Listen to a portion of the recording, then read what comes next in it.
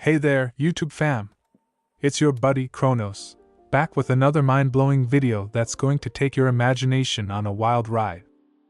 Welcome to a cinematic experience like no other. What if Deku could edit reality, the movie? Buckle up, because in this epic adventure, we're going to dive deep into the world of My Hero Academia and explore a mind-bending scenario. But before we get started, make sure you hit that subscribe button and ring that notification bell, so you never miss out on our thrilling content. But wait, there's more! Stick around to the end, because we've got an incredible surprise waiting for you. Trust me, you won't want to miss it.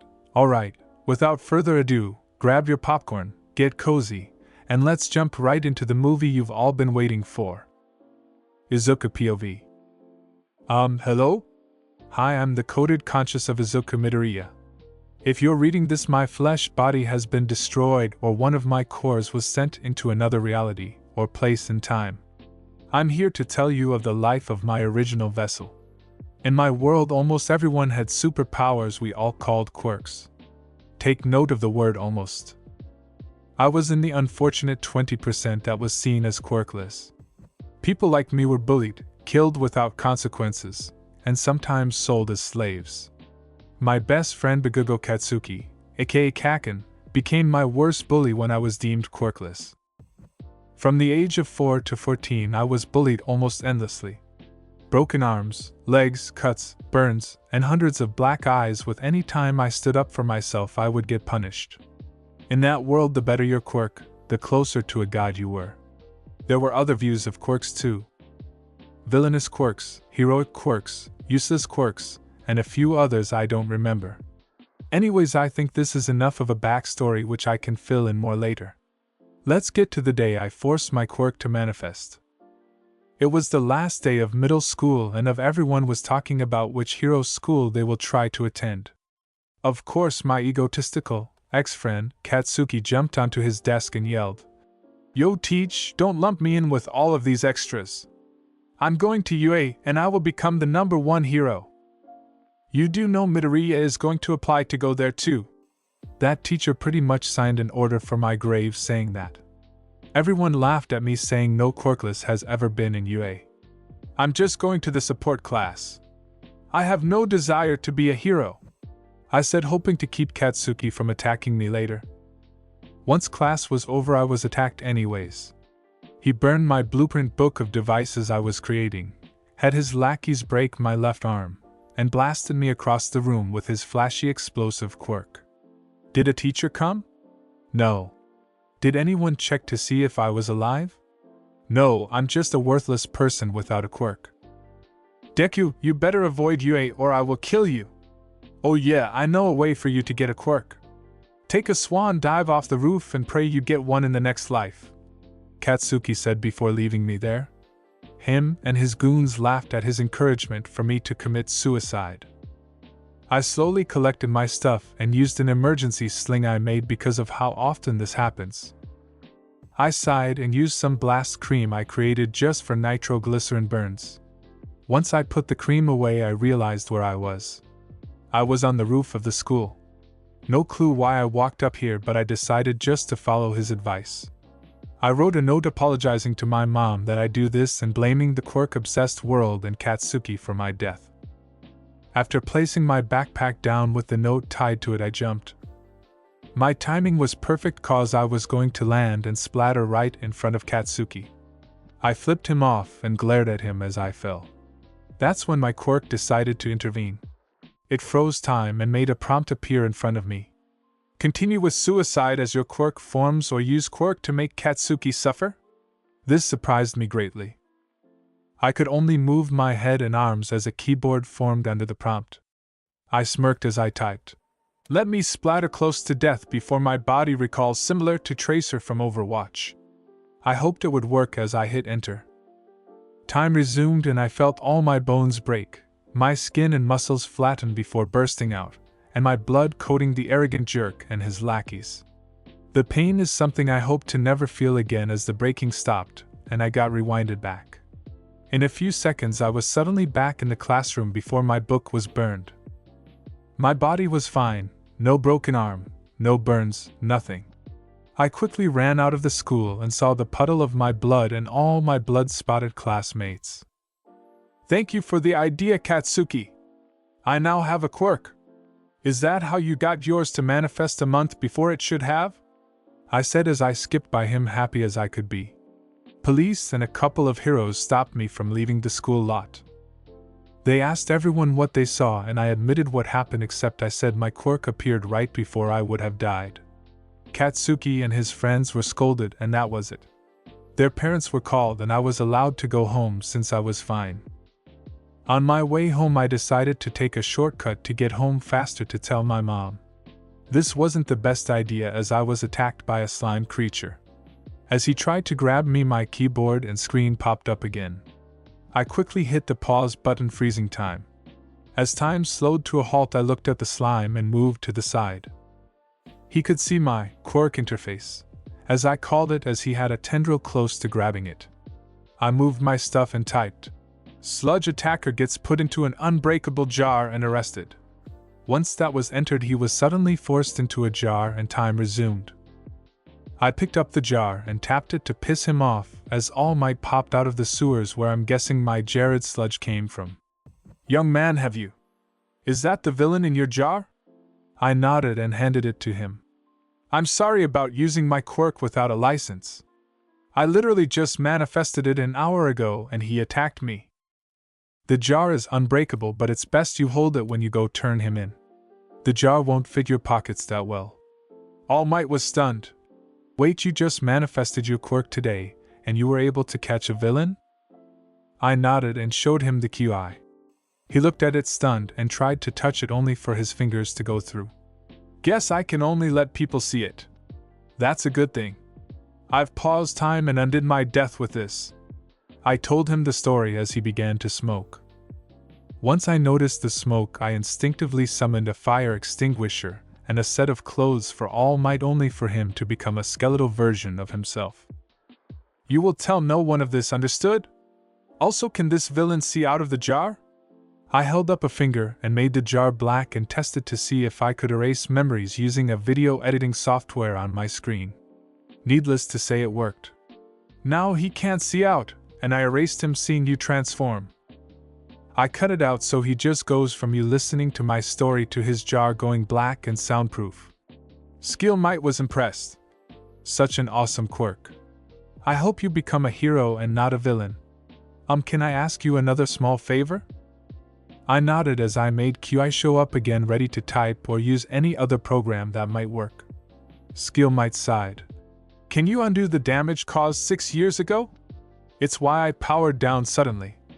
"Sure, but I want an autograph and you keep being an awesome hero," I said as I did a mix of Photoshop and Notepad editing to fix Skill Might. He laughed. "Done, and what all are you doing?" "A mix of Photoshop to get rid of your physical damage, and in case that's not enough, I'm causing your injury to suddenly heal as if it never happened. I'm thinking roughly 15 minutes ago shall do. And I am done." Once I saved it all, Skill Might returned to All Might. His scar was gone, and I had secretly added more power to his body and quirk. All Might hugged me and gave me his autograph as I created a small bag similar to a one-strap backpack. I quickly put the bag on him and the Jared villain in it. "This is a custom bag which can hold almost anything as long as it's no bigger than you. It's now your bottomless Might pack." He laughed and thanked me before he ran into a wall. Young Midoriya, did you boost my power or did my injury really weaken me?" I fidgeted with my notebook, which I had All Might sign in. "Actually, a mix of both. I only added 25% of your total power from your prime. I didn't think you were that hindered and assumed the boost would be welcomed. I'm sorry." He made sure to get used to it before he patted my head. "It's okay, young Midoriya. This will definitely help me save everyone. If you want, I can recommend you into UA. That way you don't have to do the regular test." I perked up as he said that. "You think I could get into your old school?" He nodded and gave me his number before running off to turn in the villain. I stood still for a few minutes before I pulled up QI and looked through my programs. There were programs just released and some from the year 1990. With some scrolling, I found a game called Minecraft, and gave myself a speed potion from it. I drank it and ran home to my mom. "Mom, I am home and I got a surprise for you," I yelled as I ran into the living room where I saw her, Katsuki, and his mom Mitsuki. Hi Auntie Mitsuki. Is this about what happened at school?" My mom nodded.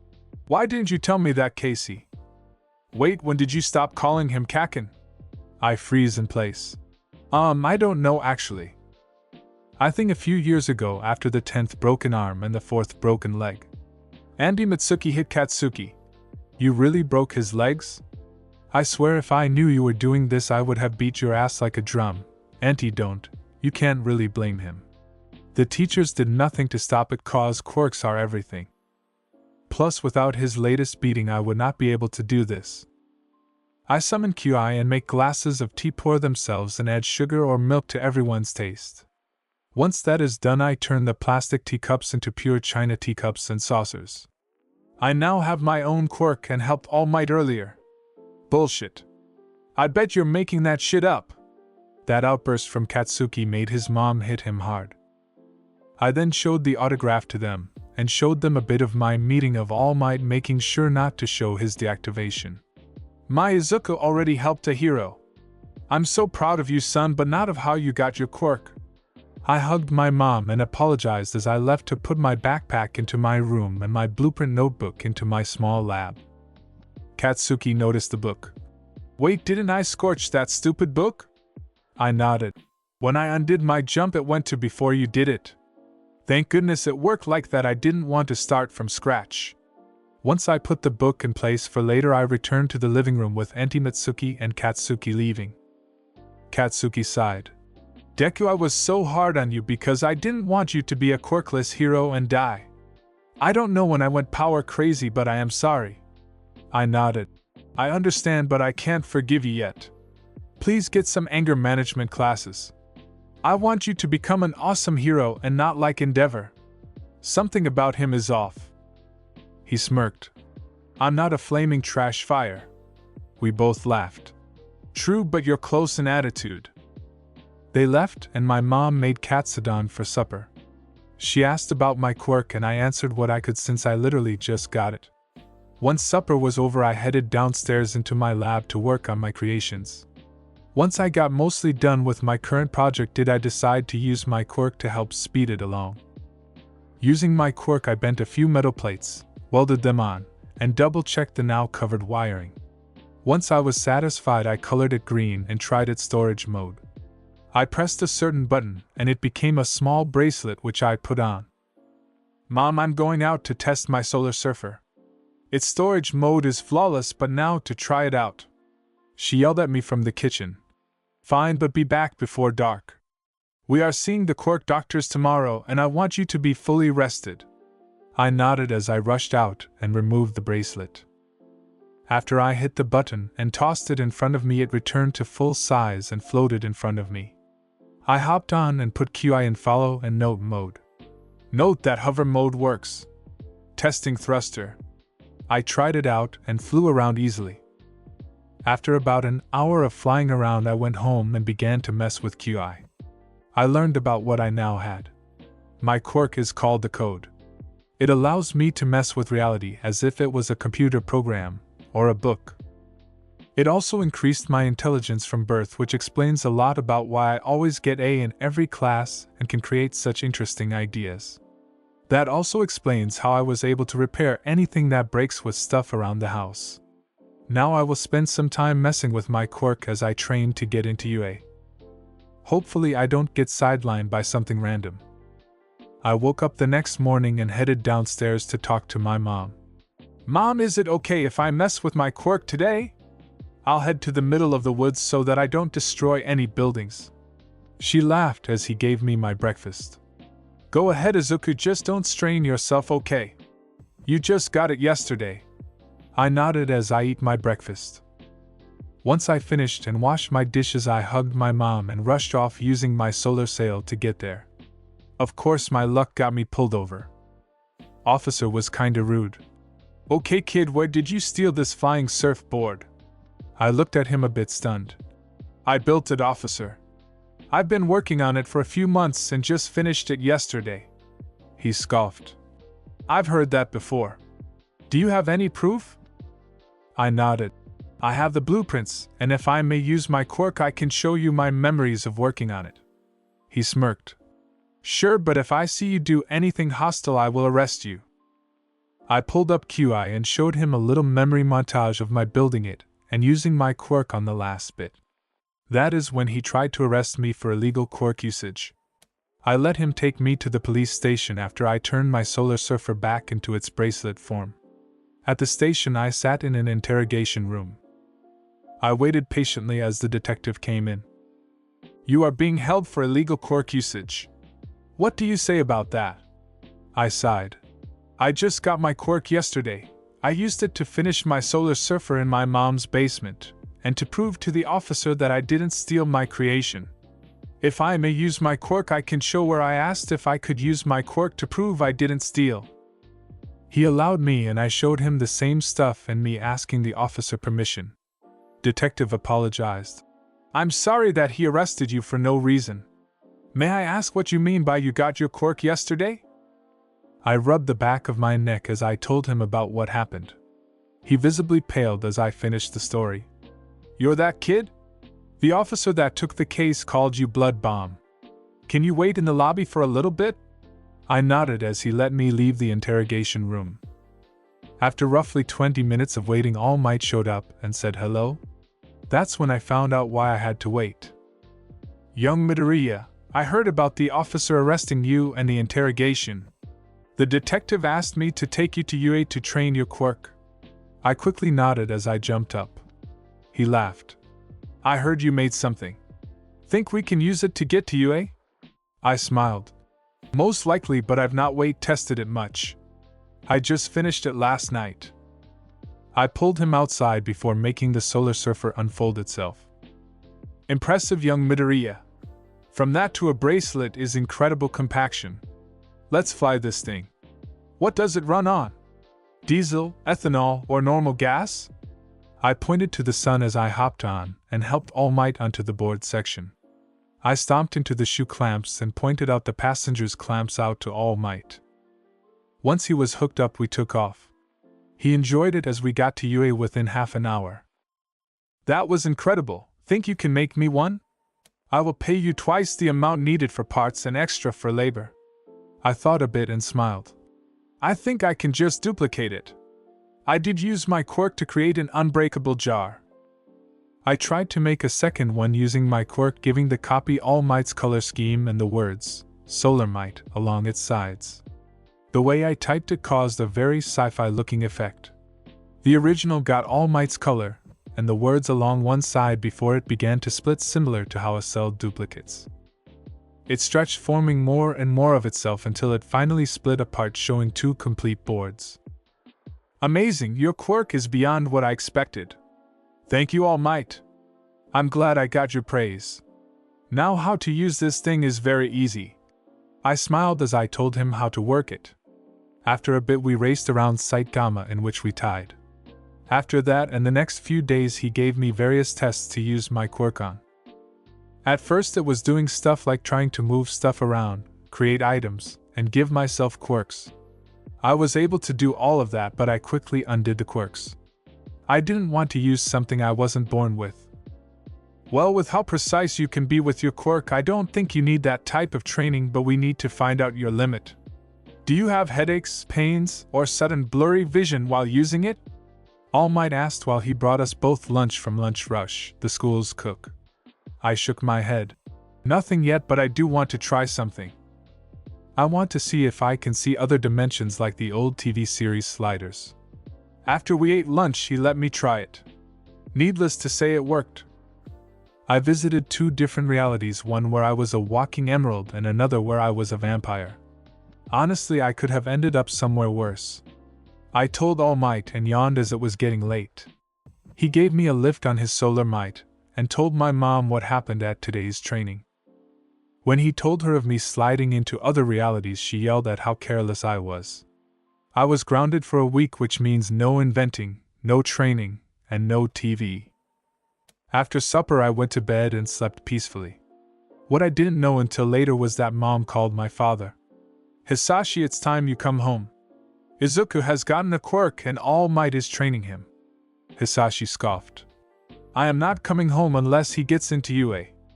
I don't care if his quirk can delete the universe.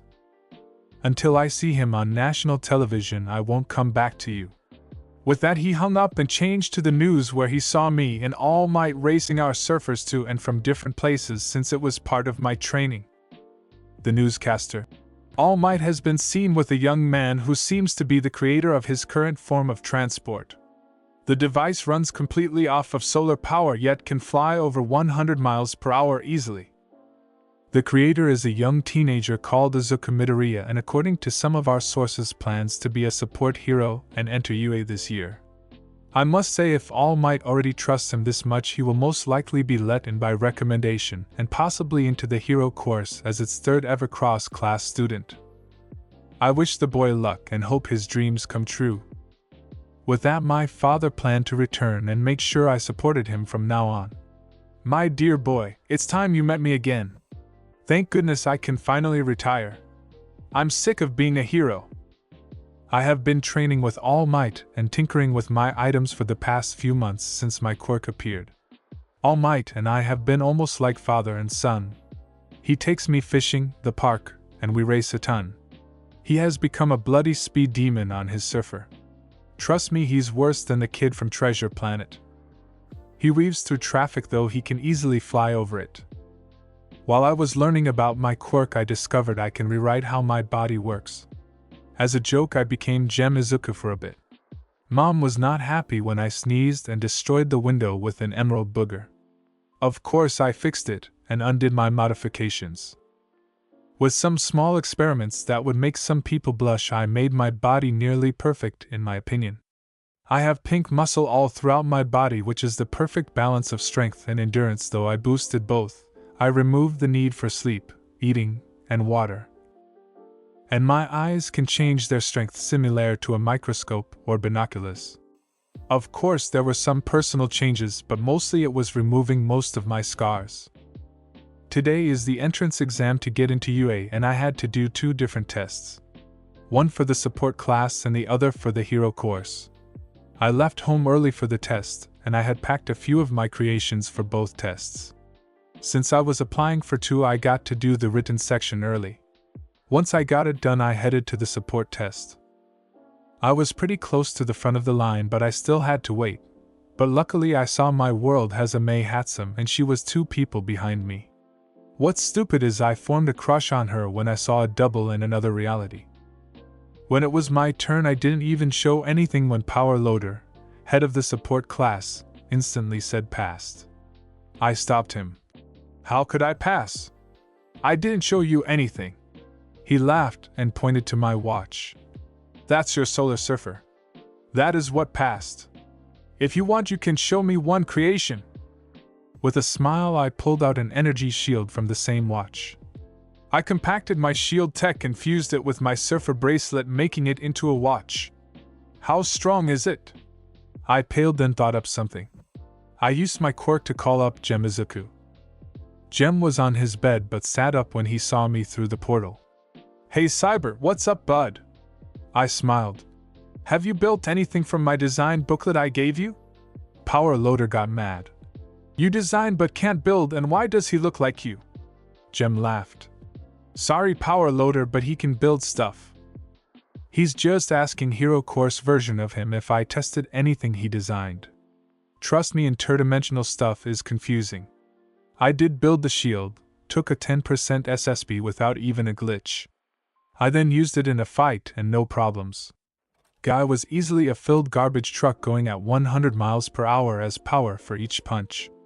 He got at least 100 punches.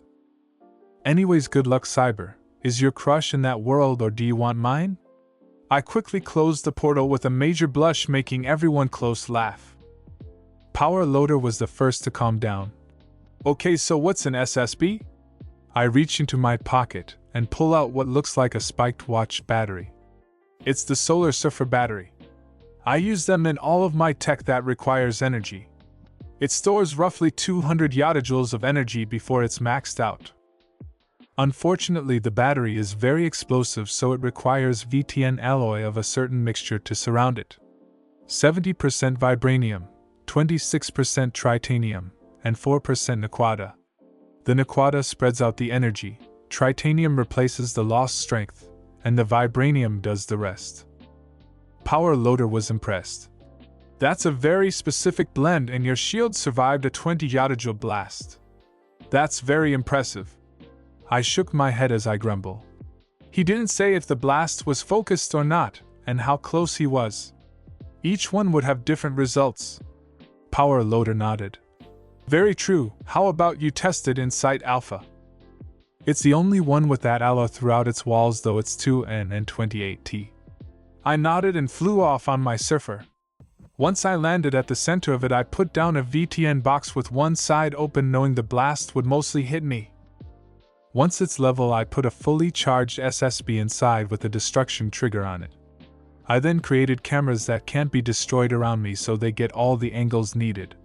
With that setup, I typed up a revive code for myself, set up the shield to be point blank, and started recording. The blast was mostly absorbed by my shield, but when there was about 20% left of the explosion's power, it broke and killed me. According to the recording, my entire body was instantly incinerated and reformed by pixels shooting off the cameras to rebuild me. With that test done, I flew back to the test area with the results, but what I didn't know is that they saw it all. The second I landed, people rushed me to see if I was okay. I nodded and walked over to Power Loader, who was pale. My shield took 160 YJ before it broke, and the death was painless. 1 second my shield broke, and the next was me standing there as if nothing happened. That's when May came over to me. Have you died before now? How soft her voice was surprised me. Actually, twice. My quirk fully manifested right before I died the first time, and the second time was accidental while training with daggers and such. Don't worry, it doesn't bug me. It's like I am in a video game with lots of lives. That seemed to calm everyone down but made May hyper. Wait, does that mean you have a HUD in your eyes? Can you see other people's stats? With those questions, I pulled up QI and started to type up some code, mumbling a bit. As I kept typing, Power Loader looked at other people's creations, which sometimes worked or exploded in their faces. I would toss splash healing potions from Minecraft at them as I kept coding. Since the bottle would completely vanish in game, it did so in real life. Once the code was finished, I looked at May and smiled. May Hatsum, 15, female. Quirk is zoom, which lets you zoom in on people or objects in your line of sight, similar to a telescope. Nice quirk, very useful in covert spying missions. You would need a way to hear them or just read lips. That made her bounce around some as my watch dinged. Power Loader, I have to go to my other test. May I be dismissed? He nodded as he yelled. If you do get into the hero course as well, I will see you in the afternoon of the first day. Good luck, bud, though you don't need it. I thanked him and ran to the auditorium where they would explain the physical aspect of the test.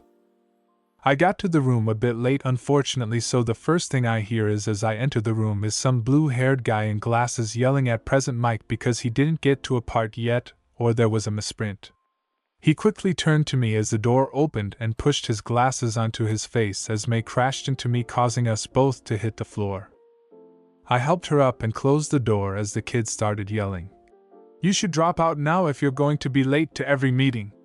Coming in late is a distraction and an insult to those on time. I simply ignored him as I waved to Present Mike. Sorry, Present Mike, my other test took longer than expected. Thank goodness you insisted on telling me about the physical when I took the written test at 7 a.m. This made Blue Hair stiffen before I turned to him. Apologize to Present Mike, please. I bet he just explained the 3 bots worth points. The 4th is an obstacle worth nothing, which he was going to save for when he explained the environments with each testing site. That boy quickly apologized to me and Present Mike. Present Mike laughed. Izuku, did you get another of the support class to join the test for the hero course? Also, the upgrades you did to my speakers are awesome. How did you triple their power and reduce the vibration problem? I chuckled. Not telling you. Oh yeah, you might want to change people going to Site Alpha elsewhere. I kinda destroyed it, showing off my shield. He nodded and looked at May, who shook her head. I just wanna see him and his babies in the hero test. When the room gasped, I sighed. By babies she means inventions. Is it okay if she watches it, Big Mouth? Present Mike laughed. Sure thing, Broccoli Head. Still working on your taunts? I nodded and he continued explaining the test. Once he was done explaining and everyone was at their necessary site, I relaxed and went through my support gear. May wished me luck before he went up to the observing room. That's when I saw a brown-haired girl looking like she was about to hurl from nervousness. I quickly walked over, jumping over blue hair. Calm down, you'll do fine. If anything goes wrong, I will help you, okay? She nodded but still seemed tensed as I looked at the info card I coded into my site. Oh, you're nervous about your quirk's drawback. I have something that might help. She looked at me stunned as I gave her a small mask with a small empty vial on the side of it. This mask is to help people who get motion sickness. No mess and they don't choke on their own upchuck. She hesitantly took it. How do you know about my drawback and my quirk? I don't know you and I've not told anyone here about it. I literally face-palmed. I am so sorry, my name is Izuku Midoriya and my quirk is the code.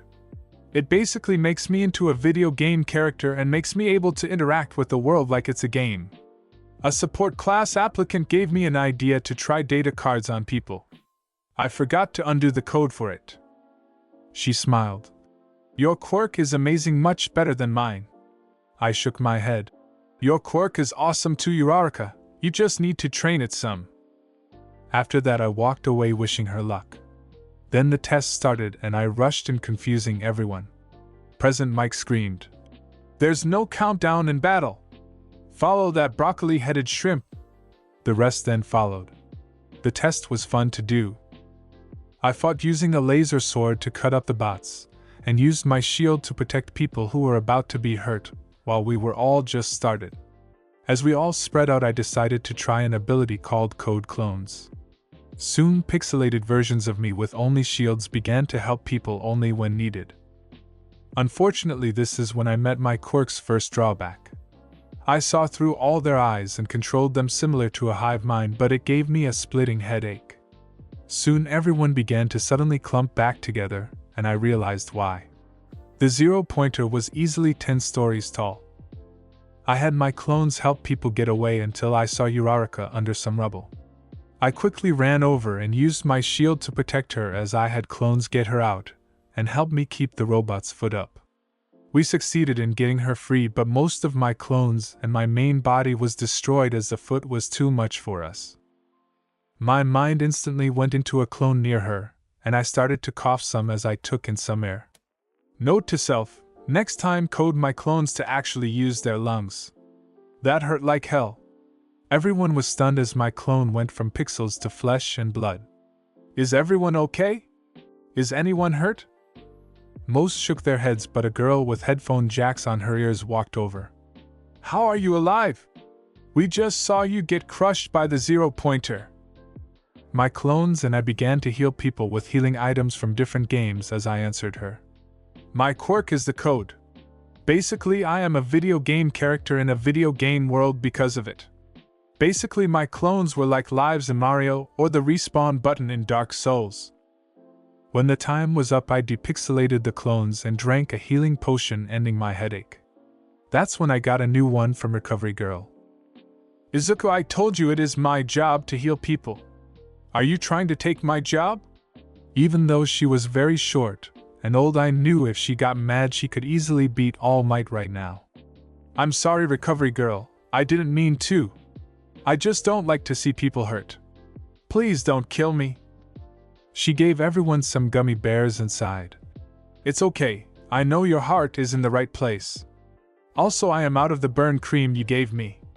You were correct about your friend getting people with his quirk. I quickly went through my backpack giving her some more of it, but because the bottle was bigger than her, I had one of her medbots carry it for her. With that, everyone got shuttled back to the school, where we changed back into our street clothes and left to go home. I ran into May as she apparently was waiting for me. You impressed everyone, including All Might. I bet you'd get into the hero course. I would bet 2 of my babies on it. I laughed as I shook my head. I'd rather not win that bet. I want to take people's inventions from them. With that, we talked about inventions and heroes we liked until we had to go separate ways home. A week later, I got the letter saying I got into the hero course and that I would start in A1 until the afternoon, where I would go to support for the first day. After that, unless told otherwise, I would be in support during the morning and hero classes in the afternoon. When I told my mom, she congratulated me and we went out for Katsudan. I couldn't wait for classes to start, and I hope that Kaken got in even though he is somewhat reckless. Maybe classes with other heroes in training will help him learn control. I sigh as I begin to get ready for the first day of school. My mom was already awake and cooking me a big breakfast. I eat it even though I don't need to survive. It just becomes extra energy, and I nearly coughed as she dropped a bombshell. Izuku, your father will be coming home soon. He left to get a better paying job for us. I gulped down my juice and cleared my throat. What do you mean he is coming back? I thought he left because I was quirkless and he didn't want a quirkless son. I was very blunt and mad, so I just left after that. On my way to school, I ran into the girl I saved and nearly knocked her over. Sorry, I wasn't paying attention. She blushed. Oh, you're the boy who saved me. I was never able to really thank you. I'm Uraraka Achiko, and thank you for saving my life. Oh yeah, I wasn't able to return this. She dug into her bag, pulling out the motion sickness mask. I'm Midoriya Izuku, and it's okay, you keep it. I've already made a few. She smiled. Thanks, I will give it to the support class to add it to my costume. I began to laugh some at that statement. No need to do that, Uraraka. I will build one for it when I get started on the hero costumes for A1. I'm in both, so why not? Uraraka looked at me confused. What do you mean you're in both? I chuckled and had my surfer pop out. Once it fully formed, she recognized me from the news. Wait, you're the kid who made that for All Might? I nodded. Get on or we will be late. She gets on and I break a few speed limits to get us to UA. Once we get there, I store our ride and I lead her to A1. I sighed and shook my head. First day and 2 idiots are already fighting. After bracing myself, I open the door and head to my seat. The blue-haired guy who insulted me for being late walked over. I am sorry about yelling at you during the section they explained the test. Please forgive me. I smiled. It's okay, Ida Tenya. You were just trying to instill punctuality. I am Midoriya Izuku, and I know your name and quirk due to mine. He nodded and went back to telling Katsuki to get his feet off the desk. Once I saw it was Katsuki, I walked over. Kaken, will you please put your feet down? I'd rather not get a migraine. My head still hurts from the last day. I acted sweetly to him like I used to. His reaction was his feet hitting the ground so fast Ida was surprised. Thanks, Kaken. Actually, I do need to use your name. Katsuki, please try to behave. I don't want your only friend to be me. He sighed. Sorry, Izuku. It's just a bad habit. With that over, I sat back in my seat and waited for our teacher to arrive.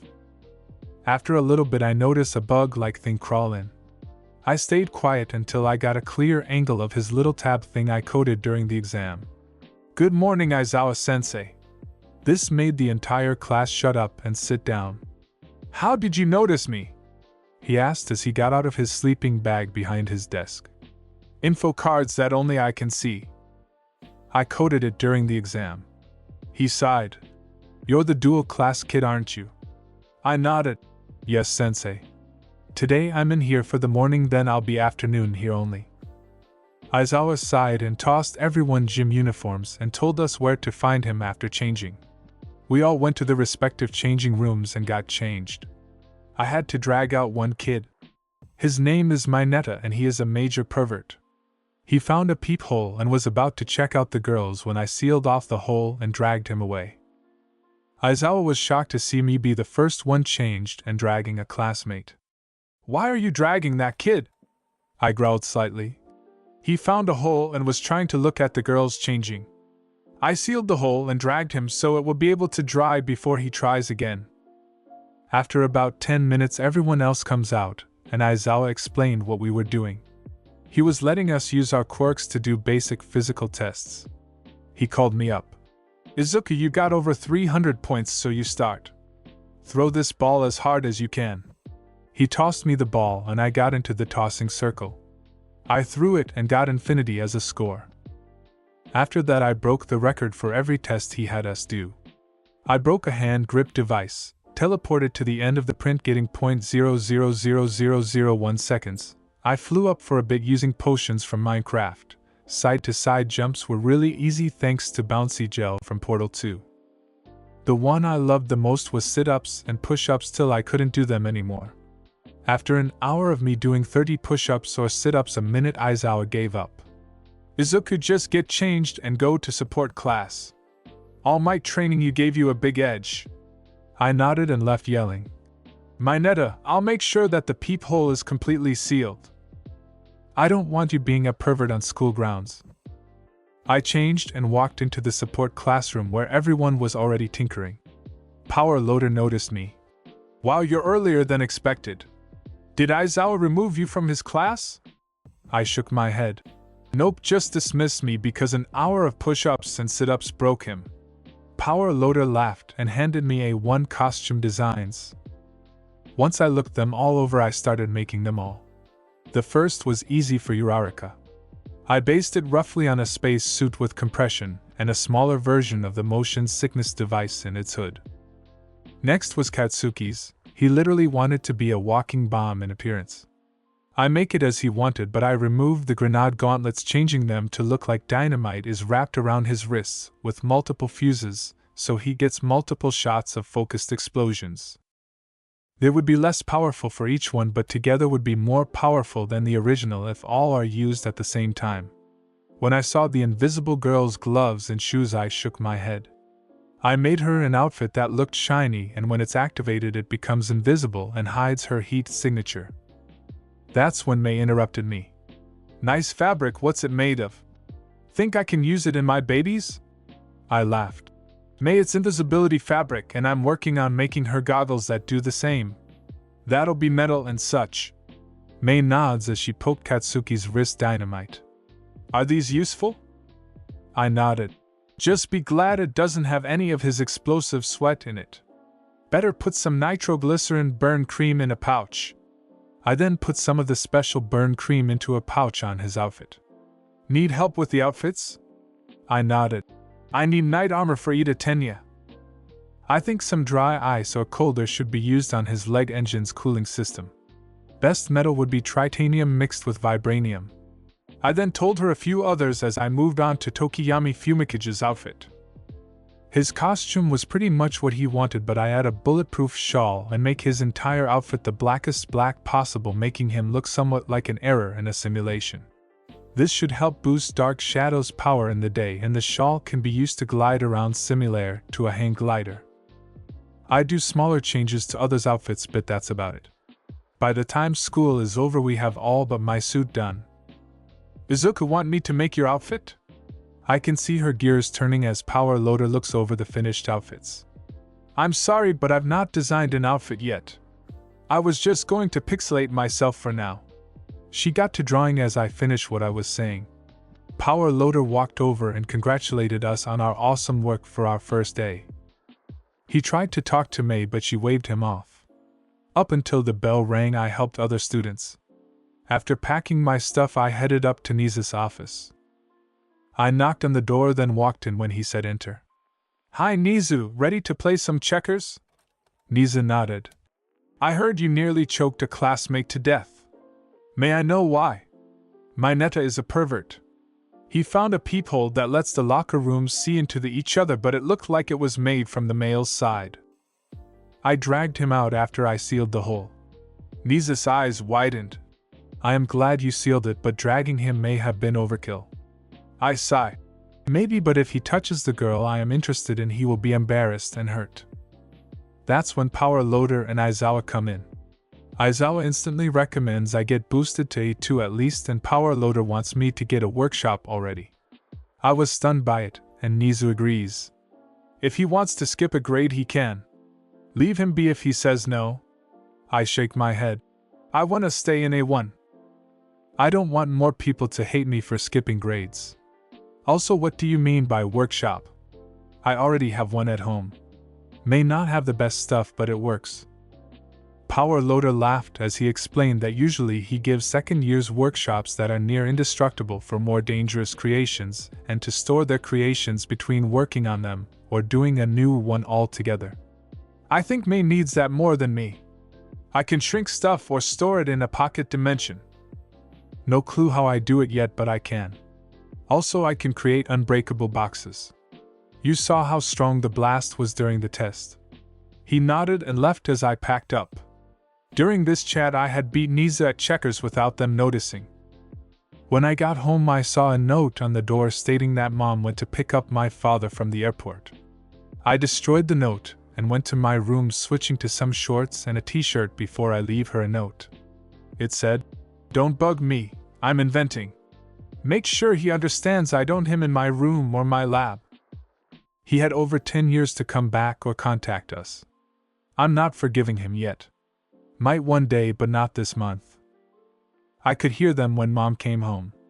She read the note and sighed. "He won't meet you tonight, hun.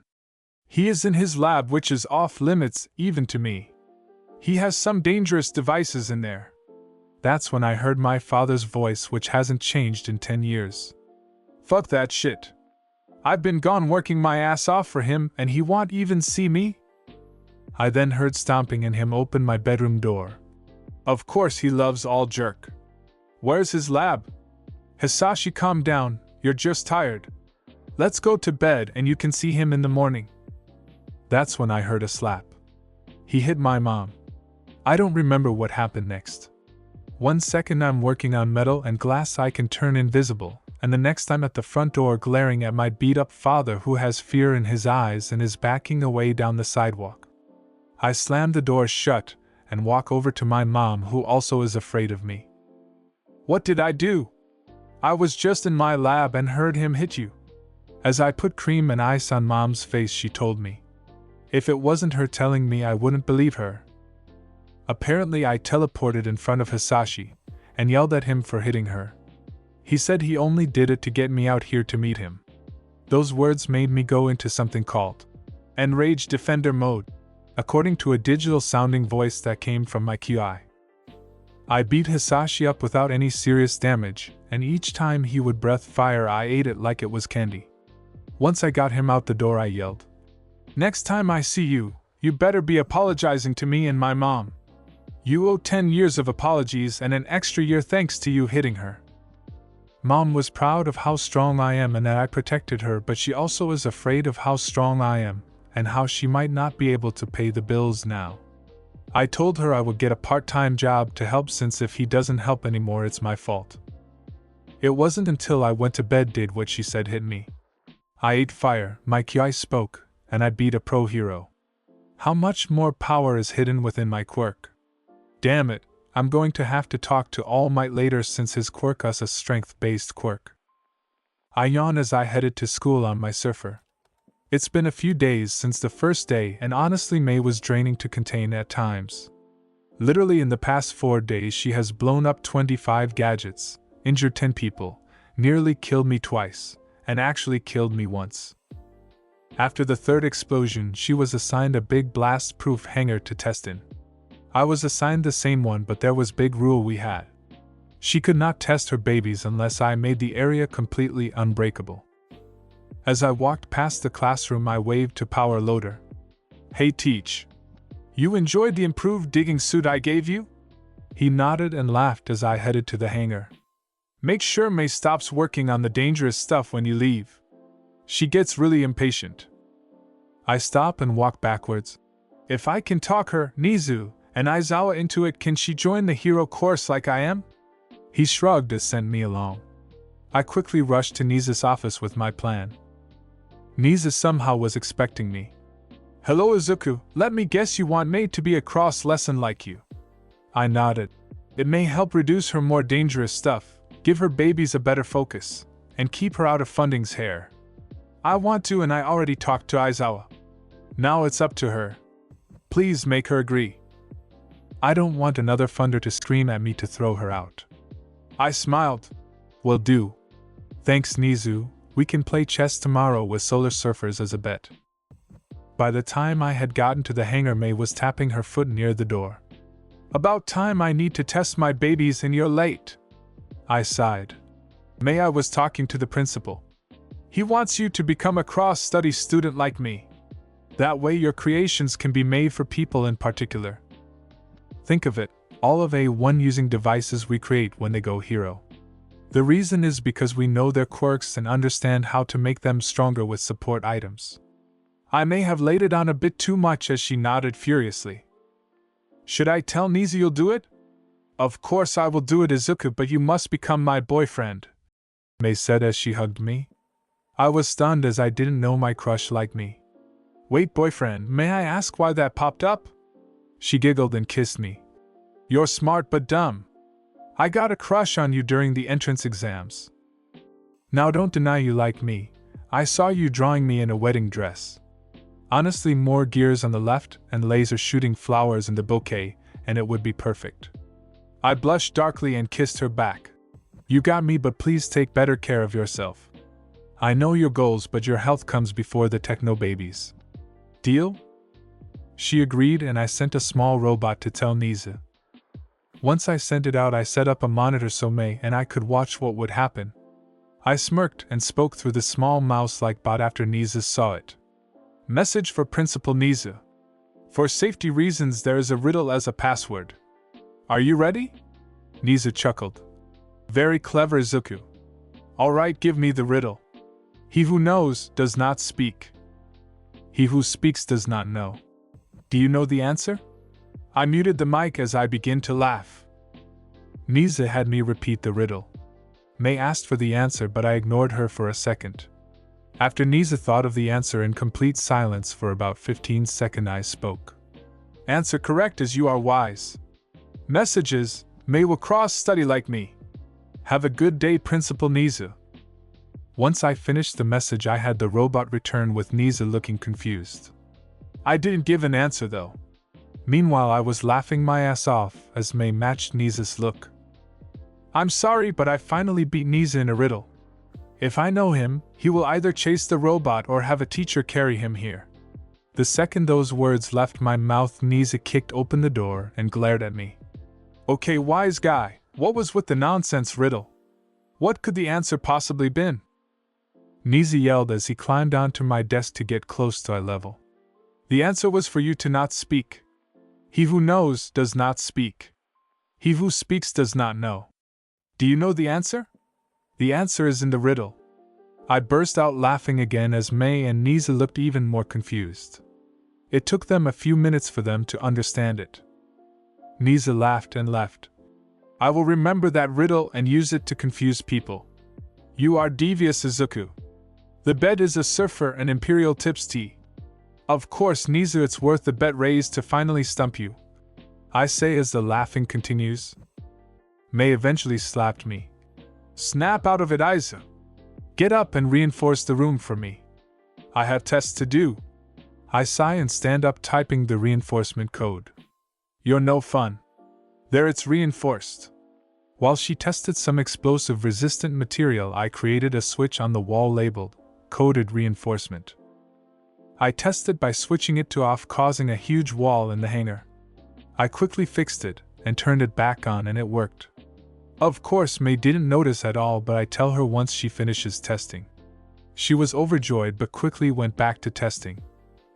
I finished a new nausea-stopping device and tried making a nutrient blend for Momo to use in emergencies to create items. I was close to getting what I wanted, but it would instantly make her as big as Fatgum, a really awesome, but really big hero. With some of the nutrient blend in small vials and a costume for Momo, I knocked on the glass of the testing area to get Mai's attention. She quickly put her current test away, hit the switch, and left to go to lunch.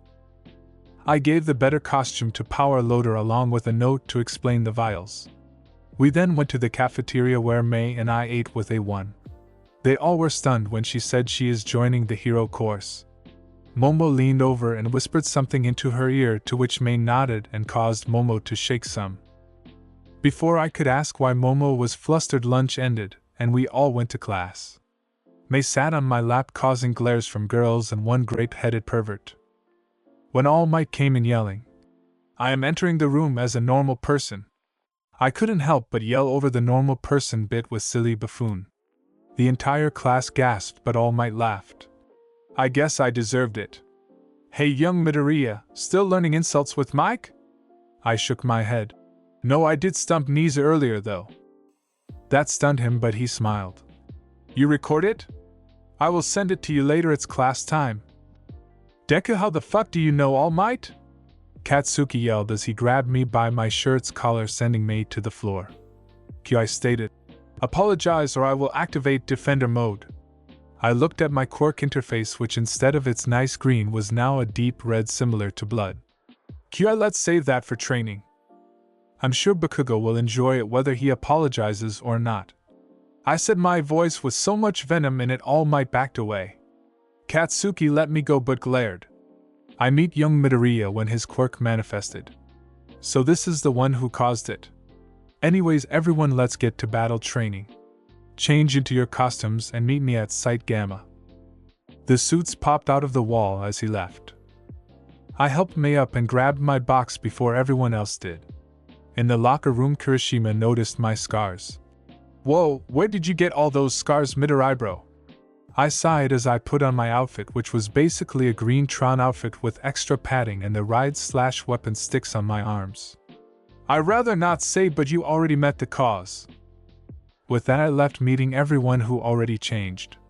Momo walked over. "Midoriya, why is there an opening on my back and just a small hole in my cleavage? I need as much skin visible as possible." I pointed to a button on her wristband.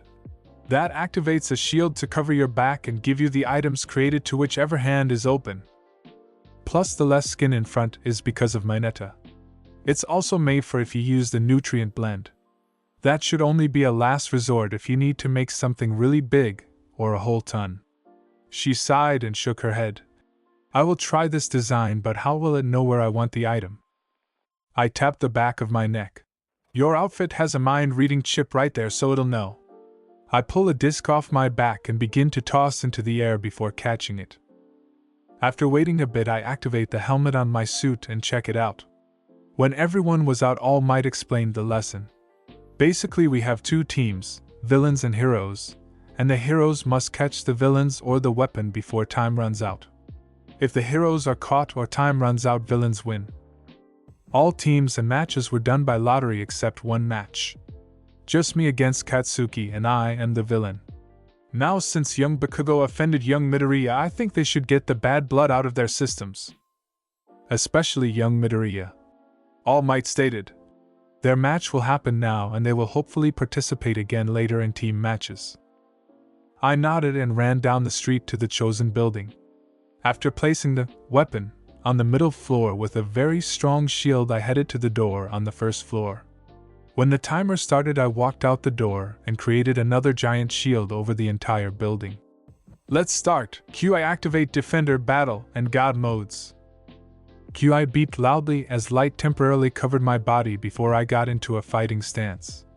When Katsuki tried his usual starter right hook, I kicked him away with great speed and force, crashing him through another building. When the jerk came flying at me using his explosions, I did it again, not even leaving my spot. "If you can make me leave this spot completely, the building's shield will fall. Then you will have to destroy the shield around the weapon. Now knock me over like you used to, or am I finally not a simple Deku?" The last word was definitely venom-filled as I stand up straight and pull a book out of my pocket dimension.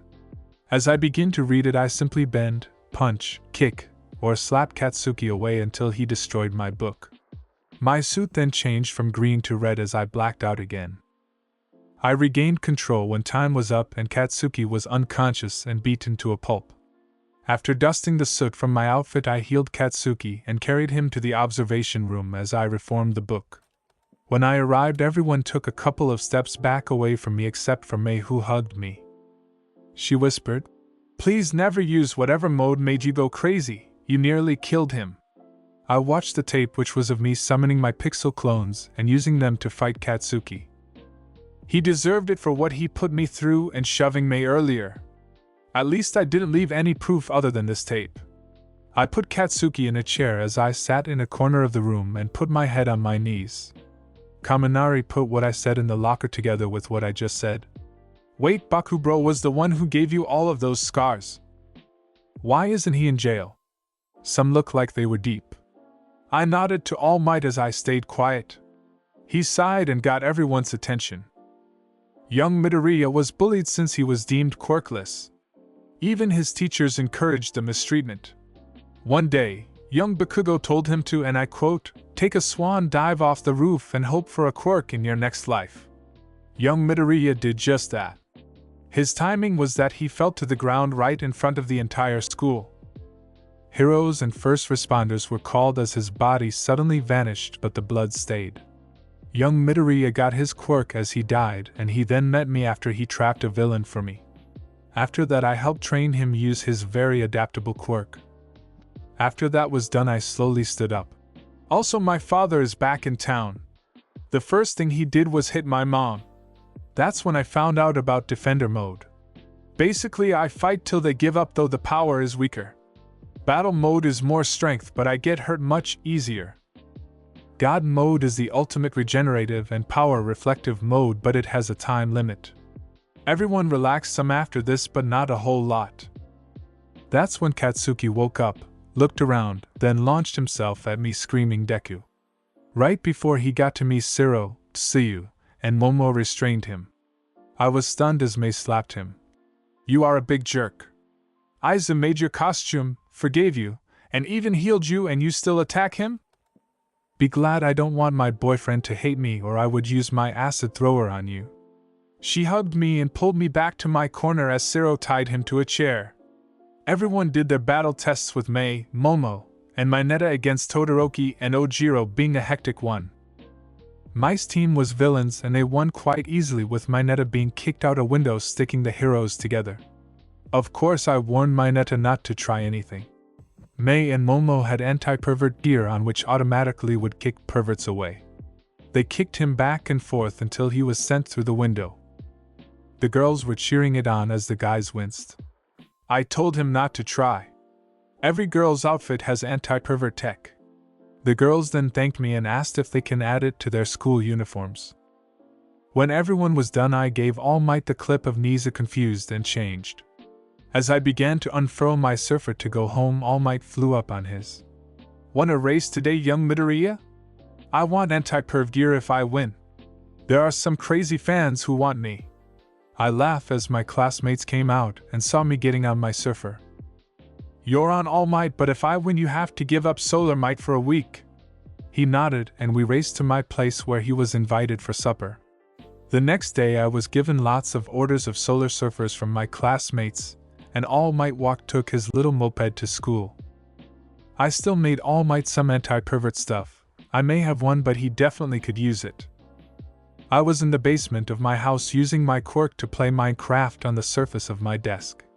It was fun using something called redstone to automate some items, and I came up with a dumb idea. With a couple of hours of searching, I found out you could create mods for the game and started to do so.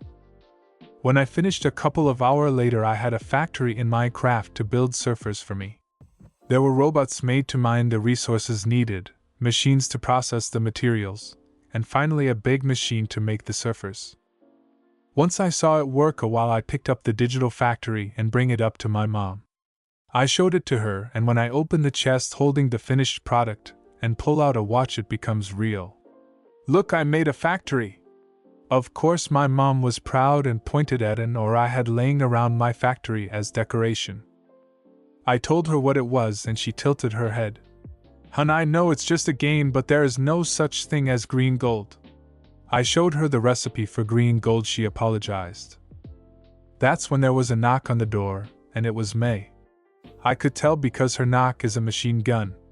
Mom was confused until I warped her and causing her to cough some. "Hun, warn me next time you plan to warp me." "Oh, what's that on the table?" Mom and I laughed as I showed it off. May was really interested and asked if I can make fabrics this way like her super fabric, which is cut, acid, explosion, fire, freezing, and a lot more proof, and it reacts to the user's quirks. She used it for my Tron-like hero outfit, which is why it glowed and changed colors. I looked at its elemental structure and used it in an odd mod which you can turn stuff like silk and dirt into its elemental components. Once I figured out how to make thread and a way to automatically weave it into different outfits and colors. I hand-made her digital factory for outfits and teach her how to put in the measurements and everything. She screams in joy and measures my mom. I watch her make a dress for my mom. When mom tries it on, its hem seems to float and move like there's a breeze, and it changes colors to match her mood. Wow, Inko, that dress looks awesome on you. I froze when I heard that from my father. May glances at him, then me. Hun, who's the dude standing there? Why does he look like Defender Mode hit him? I growled and QI formed next to me. He is my father. He helped me discover Defender Mode. What do you want, you waste of flesh? He glared at me. I am here to talk to Inko, not you. Hun, we need to get back together. I know I left to get us more money, but since Izuku is in UA and very powerful, I can retire and make up for our lost time. My mom paled with the dress turning a dark red. With that, I was shaking with rage. You vanish for 10 years only to return since I can make you money? Leave the house now or I will activate Reaper mode. May quickly hugged me and tried to calm me down. Hun, don't you dare activate that again.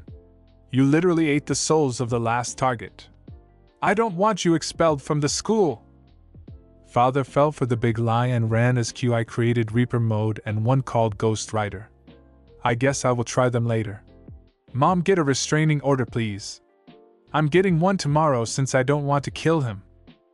With that, I head to a nearby park and use a laser knife from a sci-fi video game to carve logs from Minecraft into different action figures, video game characters, even make a few villain carvings as I zone out some. After about an hour, I notice kids and adults looking at the carvings. If they had questions about who is who, how much, where did you get that wood, etc., I would answer as I used QI to paint them.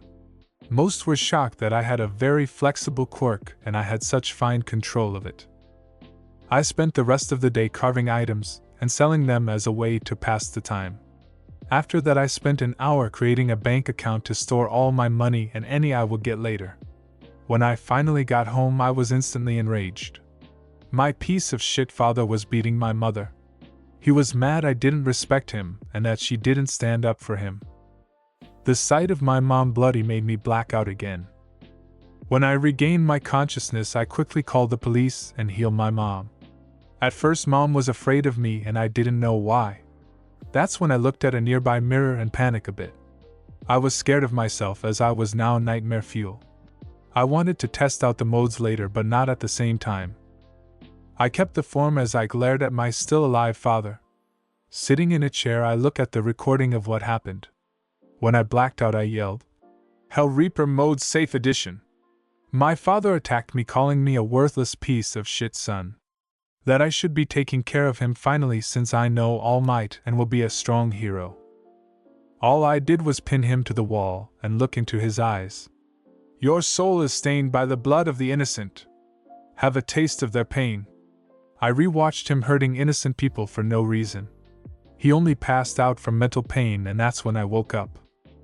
Police arrived and assume I am the criminal until my mom said, "That's my son, he just saved me from my ex-husband.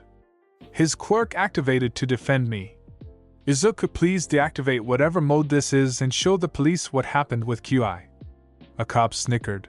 "Don't you mean IQ, ma'am?" I deactivate Hell Reaper and glare. QI is short for quirk interface. My quirk is similar to a PC. Don't worry about that piece of shit. All I did was knock him out with a watered-down version of the pain he caused innocent people. I showed them what happened and they took him away. After a bit, I was grabbed as well and dragged to UA, where I saw Nizu and Aizawa waiting for me. Nizu spoke first. "Izuku, you need to control your anger, okay? This is the third time you've blacked out thanks to your quirk." I growled. "He was beating my mom like she was a fucking bongo drum. Be glad my blackout mode didn't kill him. I literally had to reduce it to 0.000001% power not to cause any damage. That made Aizawa pale. How many innocent people did he hurt? I don't answer as I head to a training gym. Niza POV. I watch Izuku walk to a gym on campus. So his father is a piece of work. He has great potential, but his father's actions will stain his name. Aizawa nodded. Yes, but his quirk is evolving much faster than any other I have ever seen. He might go unstable more often now. With that, I climb up into his capture gear scarf.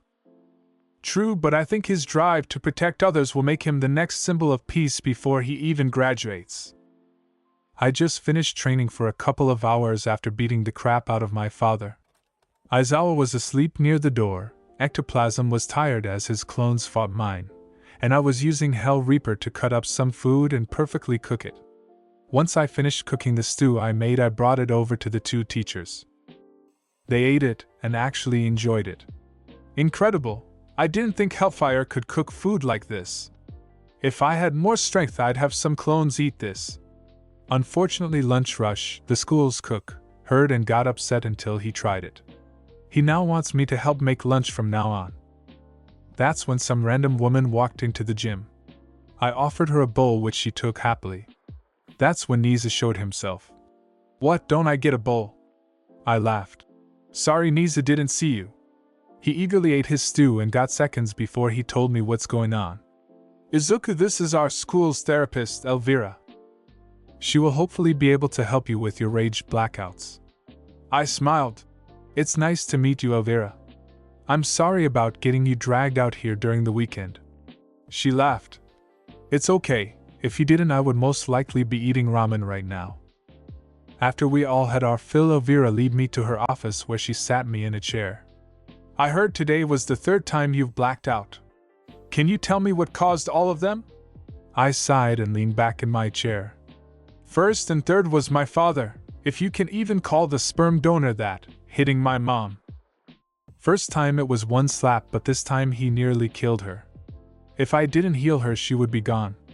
The second was Katsuki burning my book like he did the day I jumped. She stopped me. Jumped as an attempted suicide? With a nod I told her about my childhood as a quirkless kid. The bullying, the scars both physical and emotional, and some of my fears. When I told her about the day I jumped she gently hugged me. She helped me through some of my issues and recommended a very unique anger management idea. I was to use my quirk to carve items or build something in Minecraft to burn off the rage. When she said that I kinda laughed, and showed her some I carved earlier. I kinda tried that earlier. Before he attacked my mom he told me his plan. I was to support him like he supposedly supported us. As if $200 a month helps much. I had to tutor other kids, even helped out people in higher grades to help support my mom. After a bit of me raging about him not being there, him hurting my mom, and the crap he is trying now, Elvira handed me a test. I did it and gave it back a few minutes later. She had a machine grade it, and was shocked. Do you remember your previous IQ score? I shook my head as she triple-checked the test. Izuku, you are the highest score ever. You beat Niza's score, and it may be because of your quirk was fully manifested. I checked the test as well and looked it over. None of the right or wrong answers were marked, but I knew which ones I got wrong and it scared me. May I go home, please? I asked as I used red pen to fix the ones I got wrong. She let me leave and I surfed home, where I instantly went to my room and thought about what I just learned about my quirk. It's increasing my IQ drastically every few seconds, and I am finding out about stuff I know I never read before. I've had no interest in Hawaii, yet I know that they believe that the stretched molten glass and magma that usually comes out when one of their volcanoes erupted was hair of a goddess. I also know that bad luck usually follows people who take lava rocks from the island until they return it. I spent the entire night awake and stressed out. When my mom saw me in the morning, she saw that I had worn a path into my floor from my pacing. She sat me down and I told her, I know some people with high intelligence lose emotions and become bored with everything. Will I end up like them? My mom laughed and hugged me. You're silly, Izuku. They are that way because they have giant egos. You don't have one and you're afraid of what others think. Just remember this, just because you're smarter does not mean you're above or below anyone else. Use your brain to help others. Maybe you can help solve why we have quirks. That's when she left to make breakfast, and I relaxed some. After taking a shower and putting on a simple pair of shorts and a t-shirt, I headed downstairs to see my father there. Calm down, son. I am just here to apologize to you and Inko. I know I haven't been a good father and I would like to make up for it.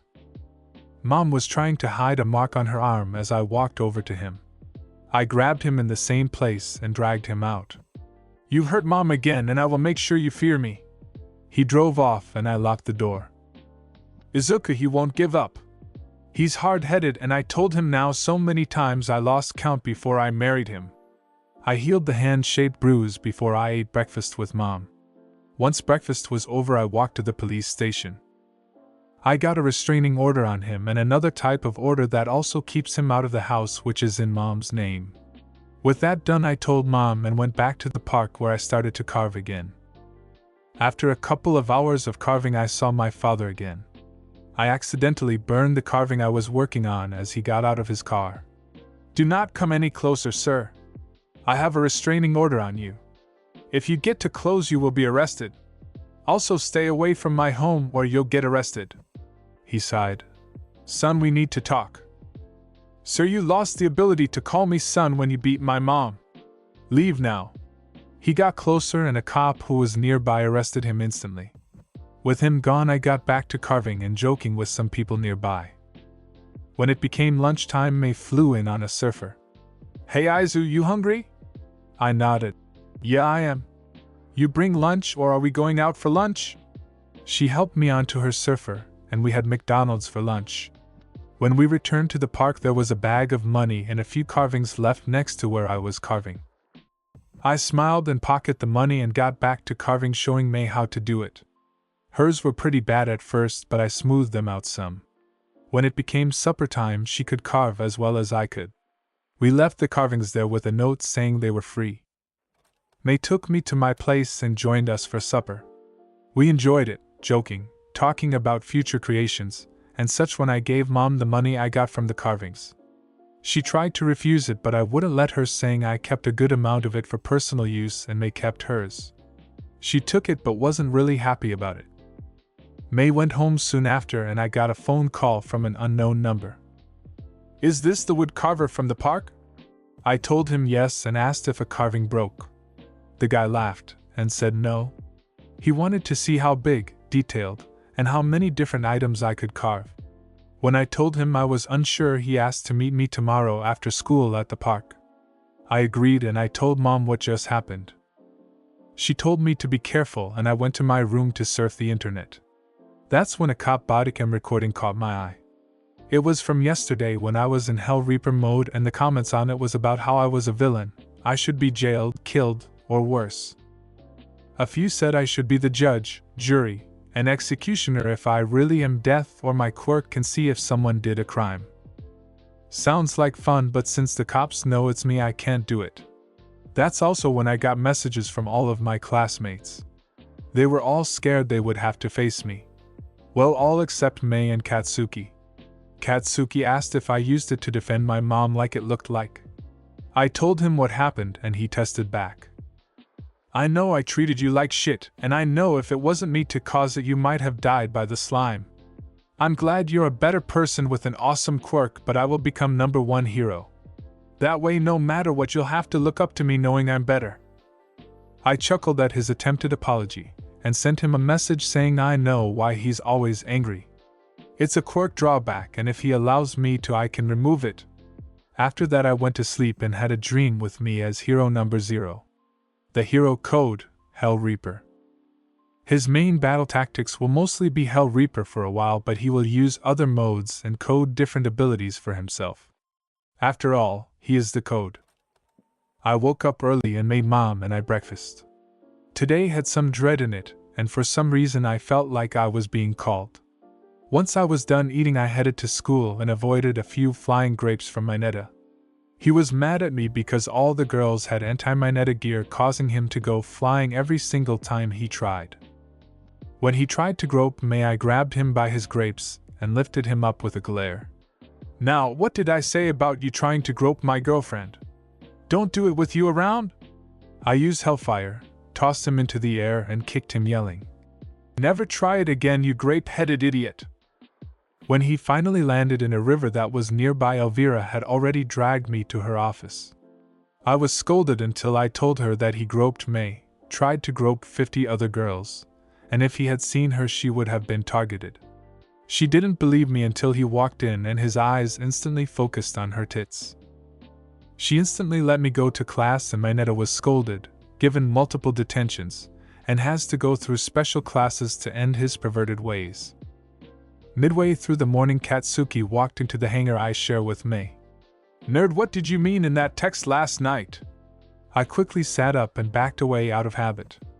After I steadied my nerves, I told him, "My quirk let me create a HUD display which lets me see quirks, stamina, health, and a few other things. Now let me see your hands, please." He sat down in my chair and put his hands on my desk, palm down. I gently flipped them and began to mess with his quirk. After removing the anger/easily irritated bit from it, I saw some dormant parts to it. Wow, I did not expect this. "Katsuki, your quirk isn't fully active. There are bits still dormant." He was surprised. "Wait, my quirk isn't being fully used?" I shook my head and looked into it. May walked over as I made a hologram of Katsuki's body with it obviously censored where needed. "You have your explosive sweat glands in your hands, but you also have them on the soles of your feet, your elbows, back of your calves, and your tear ducts can make it too. Fortunately, if all of them get taken out of dormancy, you'll become blast-proof, gain more control over it, and control over when, where, and how much you sweat." May started to cuss before making him a new outfit as he yelled, "Fuck yeah, break that limit and boost me up." I nodded and removed it along with a bit of his ego so he has full quirk control. Once that's done, I heard a voice. I looked around, causing Katsuki look at me confused. "Deku, are you okay? You just went pale." After convincing him that I'm fine, I sent him back to class and got myself a drink. I drank some water and heard the voice again. This time it said something along the lines of trouble and the letters U, S, and J. I didn't understand and headed back to my hangar to work on Katsuki's new outfit. Luckily, May and I got it done before lunch, and we turned it in. We all ate lunch together. When we headed to class together, I froze in the doorway. The voice was back. "USJ. Death. Reaper. Must." May asked if I was okay, and I simply nodded as I headed to my seat. She of course sat on my lap again, even though she has her own seat now. Aizawa crawled into the room, not leaving his sleeping bag. "Everyone put on your gym or hero outfits. I want you at the bus in 10 minutes. We all did as told, and I sat near the back of the bus so I could think. That's when Suyu, nice girl with a frog quirk, decided to bug me. Pun definitely not intended. "Midoriya, what exactly is your quirk? I know you call it the code, but that's about it." Kirishima looked up. "Wait. Midoriya bro, you're the pixel clone dude from my test?" I nodded as I tried to figure out what the voice meant. "Pixel clone? What does that mean?" Uraraka chuckled. "During the entrance exam, he created a pixelated army of himself. He saved me and died in the process. This got Katsuki's attention. Wait, you died twice already?" I flinched and sighed. Over 7 times. Most was because I was learning my quirk. Mineta growled. "Of course the immortal of the class hates me." This is when Katsuki made the first joke I've heard not aimed at me. "Be glad he doesn't eat grapes. If you were Katsudan, you'd be doomed." I smirked. "Maybe I should edit your quirk from sticky grapes to infinite Katsudan." He cowered until I started to laugh. "Don't worry, I don't want my Katsudan to be flavored with a heap of pervert." This made everyone laugh, including Aizawa, who I though was asleep. "Wait, Midoriya bro, you can edit quirks?" I flinched and nodded. "Yeah, but it takes a long time to do and make sure your body can handle it." Katsuki actually got the dormant bits of his quirk activated. Now before you all ask, no. Maybe when we get the week off next month. Problem is it'll take at least an hour each and there are 19 of you I have to do. Of course the voice returned right then. Program. Upgrade. Time. Now. This time Momo noticed me stiffening and going pale. Izuku, are you okay? You suddenly went pale.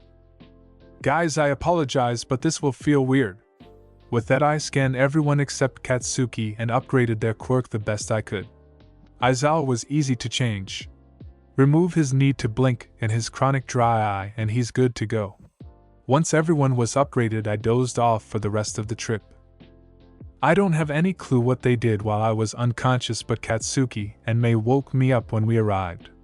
Mei thanked me for the boosted zoom and now her fingers can become tools. She was ecstatic that she has both her parents' quirks and stronger too. I slowly stood up and followed everyone into the building we were at. We met 13 who gave us a warning speech about dangerous quirks. Once they were done they said, "It is because of quirks we created this place, the Unseen Simulation Join or USJ." I paled and saw a portal appear as the voice returned.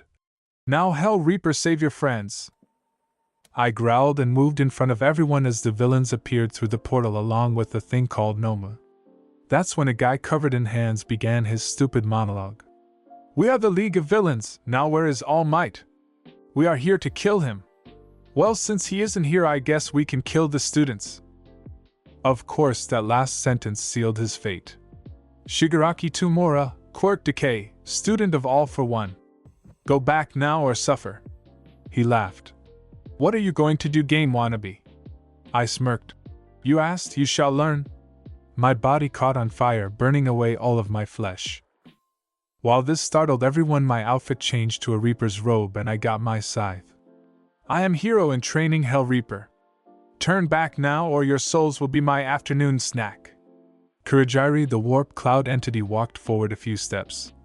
"Why are you a hero when that quirk suits a villain better? Join us and let's raise this corrupt world."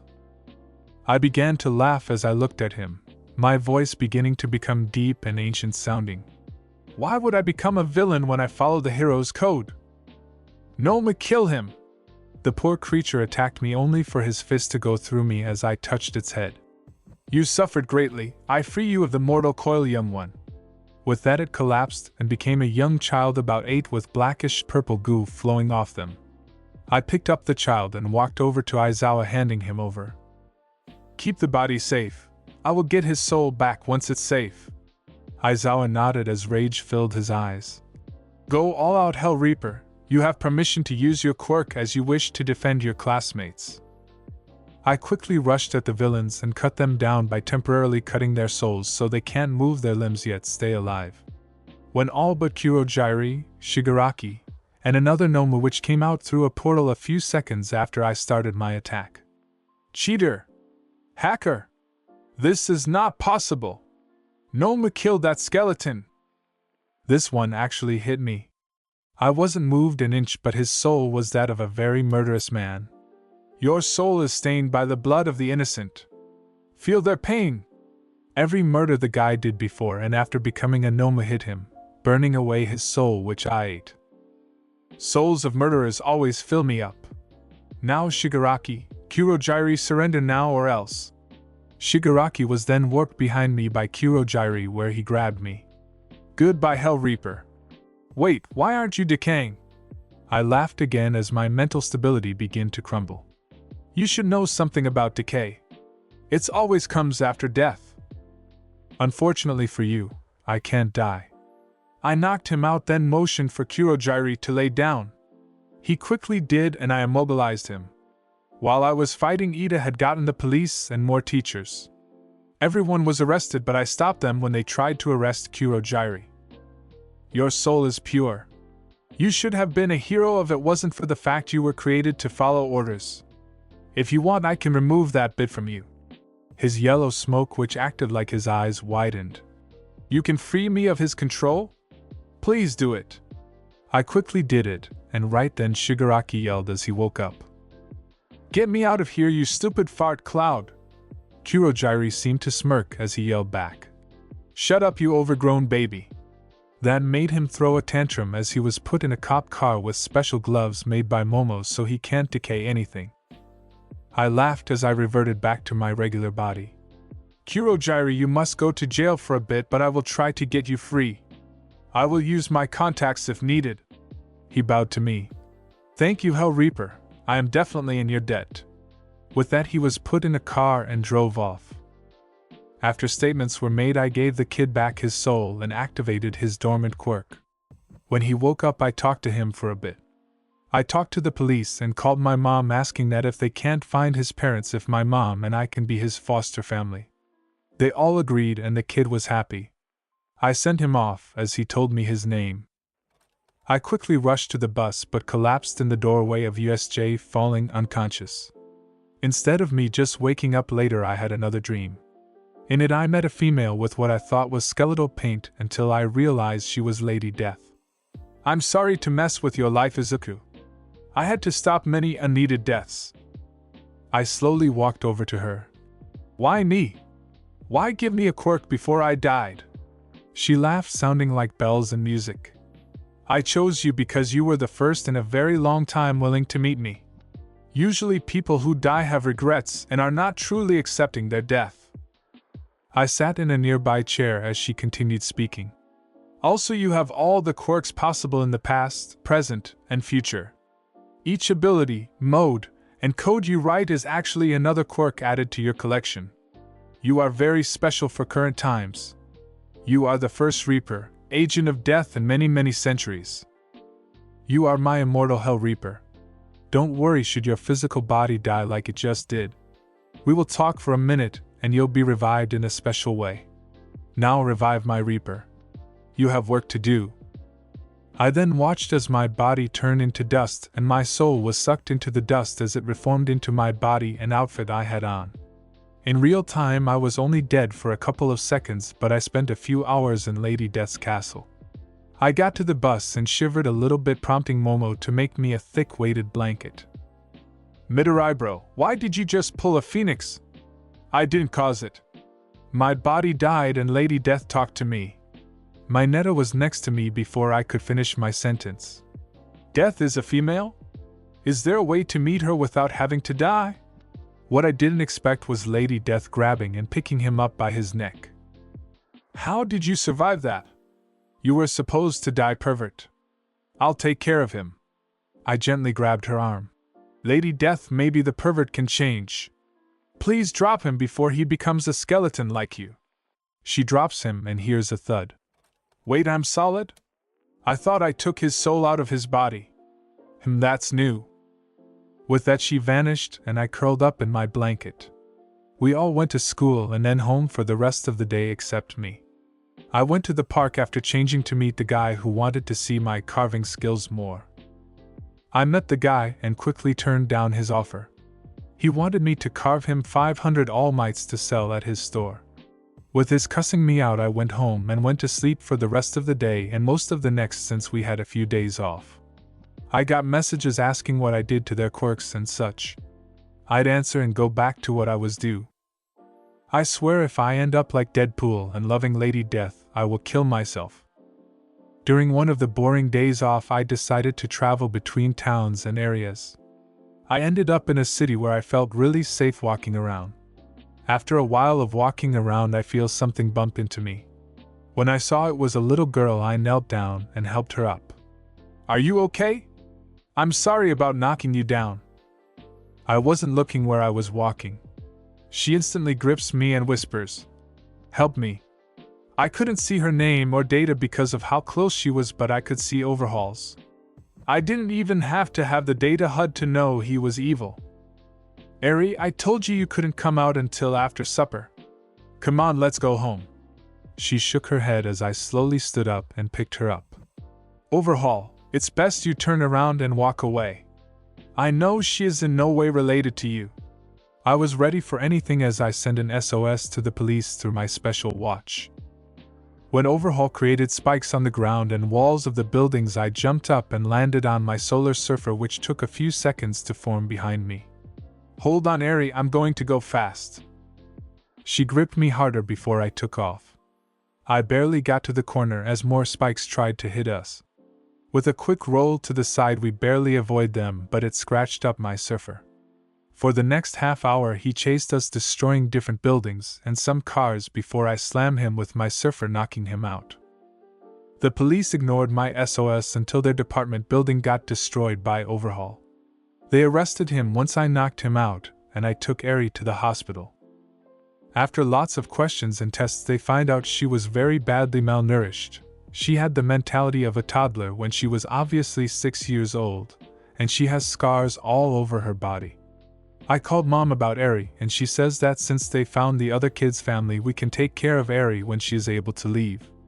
I smile and look at Eri. Hey Eri, I just talked to my mom. She says that if you want to you can live with us. She instantly hugs me and cries. I spent the night there, and after the pediatrician gave me a diet for Eri we went home. Eri, this is your new home. My mom and I will take care of you, okay? She nods as Mom quickly walks over and kneels in front of her. Hello Eri, I am Inko, but you can call me Mom or Grandma if either is easier. Eri looked up at me. What will you be is Izuku? I knelt next to her laughing. Your brother or I can be your parent, but I don't know if I can adopt you or not. This is when Eri smiles, pointing to me, then my mom. Papa, Grandma? This makes Mom cry, muttering that she's finally a grandma. I give Eri a tour of the house and notice her bed is in my room. She pointed to her pink bed. Is that my bed? I nodded and put her on it. Yes, it is. Do you want to take a nap or play some games? That is when my mom said lunch is ready. Actually, let's eat and then choose, okay? Eri nodded and followed me to the kitchen. We ate and she yawned. I gently put her on the couch for a nap and covered her with a blanket. After I put on a child's show for her to listen to, May comes in. May looked at Eri and then me. I didn't know you were a babysitter, Izu. I told May what happened as Eri took her nap. When Eri wakes up an hour later, she points to May. Papa, who is she? May squealed softly. So cute. I froze for a bit, trying to think of an answer as Mom walked into the room. Oh, good afternoon, May. I see you met your boyfriend's daughter. Eri tilted her head. Boyfriend? I sighed and put Eri on my lap. You understand Mom and Dad are together, right? Eri nods as she looks up at me. Before they become a mommy and daddy, they date as boyfriend and girlfriend. I hope that Eri understood as she looked between me and May. So May is not yet mommy? This caused May, my mom, and I to laugh. May was the first to calm down enough to talk. You can call me mommy if you want to. Eri hugged her and I smiled. Looks like I need to ask May to marry me sooner than later. Of course, May ruins the moment by trying to give Eri a flamethrower. May, no! Eri, give me that please, I don't want you to get hurt with it. I gently took the flamethrower and glare at May. May, this is not a kid's toy. You and I will definitely discuss this later. May looks a bit scared as I never glared before. After putting every single dangerous item that May had in a safe, we spend the evening with Eri, teaching her some games and songs. After supper, May and I put Eri to bed. We talked for a while with me at my desk and May on my bed. After a bit of silence, I find out May is asleep. I quickly put a blanket on her, text her parents, and go to sleep on the couch in the living room. In the early morning, I hear a scream and I rush to Eri. She was scared that she made me vanish like her birth father. I quickly calmed her down and told her what happened. Why did you sleep there instead of in bed with mommy? I laugh a bit and kiss Eri on the forehead. Mommy and I aren't that far in our relationship yet. We are only dating, okay? Eri nods as May begins FO wake up. May apologized for dozing off in my bed, but I quickly silence her by picking up her and Eri, bringing them downstairs to watch TV as I make breakfast. By the time Mom woke up, I had already done the dishes, left her a plate, and was playing with Eri as May went home. As Eri took her afternoon nap, Aizawa stopped by with Niza. They understood the situation and said I could bring Eri to class with me, but during support gear testing she can't be in the room. I nodded as I agreed and told them I would tell May. That's when Eri woke up and looked at Nizu. She walked over to him, wearing her blanket kinda like a giant robe. "Mister, what kind of kitty is this?" This caused Nizu to laugh. "I am not a cat. My name is Nizu and it is nice to meet you." Eri fell backwards in shock, but I caught her. "It's okay, Eri, Nizu won't hurt you." Nizu and Eri played for a little bit as Aizawa asked to talk with me outside. "Thank you for getting rid of my dry eyes and protecting your classmates. Even my Netta, though Lady Death could have taken him." I chuckled some and nodded. "Not a problem, but I am worried though. Someone else will take Overhaul's place and cause us trouble later." Aizawa agreed as Nizu and Eri walked out with both wearing folded newspaper hats. I quickly took a picture. Definitely putting this in the family scrapbook. Eri gave me a smile as she handed me one as well. I picked her up and said goodbye to Nizu and Aizawa as they got into their car. "Eri, in a few days you will be going to school with me. I will do my best to teach you, okay?" Eri gave me a determined look. "Can you teach me now?" I laughed and kissed her on the nose. "I can try to. Grandma might need to help me some when she gets home from work." We headed inside and all I could think about is how Monday will suck. I used my quirk to make Eri's hair to be mice color and gave it my hair's unruly, fluffy nature. She loves how it looks after she makes me give her streaks of green and one small clump of white. Once that was all done, I messaged All Might telling him I am going to check another dimension. He asked me to be careful and Mom made sure I knew that Eri is not allowed to slide between dimensions till she is 14. I set up my stuff and got ready to slide when May grabbed me by my shirt. "Nope, you are not leaving me behind this time." This made me chuckle and bring her with me. The wormhole took a few minutes to ride as we ended up on the Eiffel Tower in Paris. After we figured out where we were, a dude in a black cat costume ran by with an extending bow staff. I took a picture as a girl in a ladybug costume using a yo-yo to travel started to follow him. "So we just saw a black cat and a bug? This place is really out there." I nodded, agreeing with May as a Parisian walked over. "Oh, you've not heard of Ladybug and Cat Noir?" When I heard that, I sat on a nearby bench. In our dimension they were just cartoon characters, so I just slid us into a TV series. "I have, but never saw any good pictures of them. Their costumes are not like how I imagined them." The Parisian shrugged and left as I caught May up. "So we are in a cartoon reality? Okay, I just hope they didn't see us pop out of a portal," May said as the duo landed in front of us ready to fight. "May, they heard you." We both sighed as we got ready. Cat Noir was the first to speak. "Okay, who are you two and why didn't you want us to see you?" I came up with an idea and stood up. "I am Izuku and this is May. We are watchers. We are only allowed to observe realities and interacting can get us stripped of our powers. Can you just pretend you've not seen us, please? Mind wipe magic isn't our forte and we don't want to accidentally erase more than needed." Ladybug scoffed. "As if we would believe that. Now who are you really?" I sighed. "Of course we get stubborn heroes." With a flourish I snapped my fingers. "I have an idea. I will tell you both a secret that only you would know. Now it's best I whisper it in your ears or the other will know your identities." This made both look at each other nervously as I walked to a corner of the tower which is empty now for some reason. "How about we just talk over here so the other can't eavesdrop? I know Cat Noir wants to know your identity." May laughed. "Hun, don't tease the poor kitty. He's love-struck by the bug heroine." Ladybug walked over and crossed her arms. "Okay, prove your lie if you can." I formed a chair out of digital data and sat down as I made a similar chair for her. "Your name is Marinette de Painchen, your Kwame is named Tiki, and you have a crush on Adrian Agreste. You are clumsy out of costume since you lack confidence. Need I go on?" She sat in her chair stunned. "How do you know all of that?" I laughed. "I watched your world from my reality. I won't tell Cat, so don't worry. Trade places with him, please." She did and Cat ran over. "Tell me who Bugaboo is." I shook my head. "I can't do that, Adrian Agreste. I can tell you that you do know her out of costume and Plag knows who she is, but her Kwame would kill him if he told. He looked sad, but I laughed some. I will tell you that she does like you though. She hated you at first, but an umbrella changed that. With that said, I walked back over to May with the sad hero following me. Now we just want to explore the world a little bit. Don't bug us and we won't cause trouble. May and I heard of an awesome bakery here and we want to try it.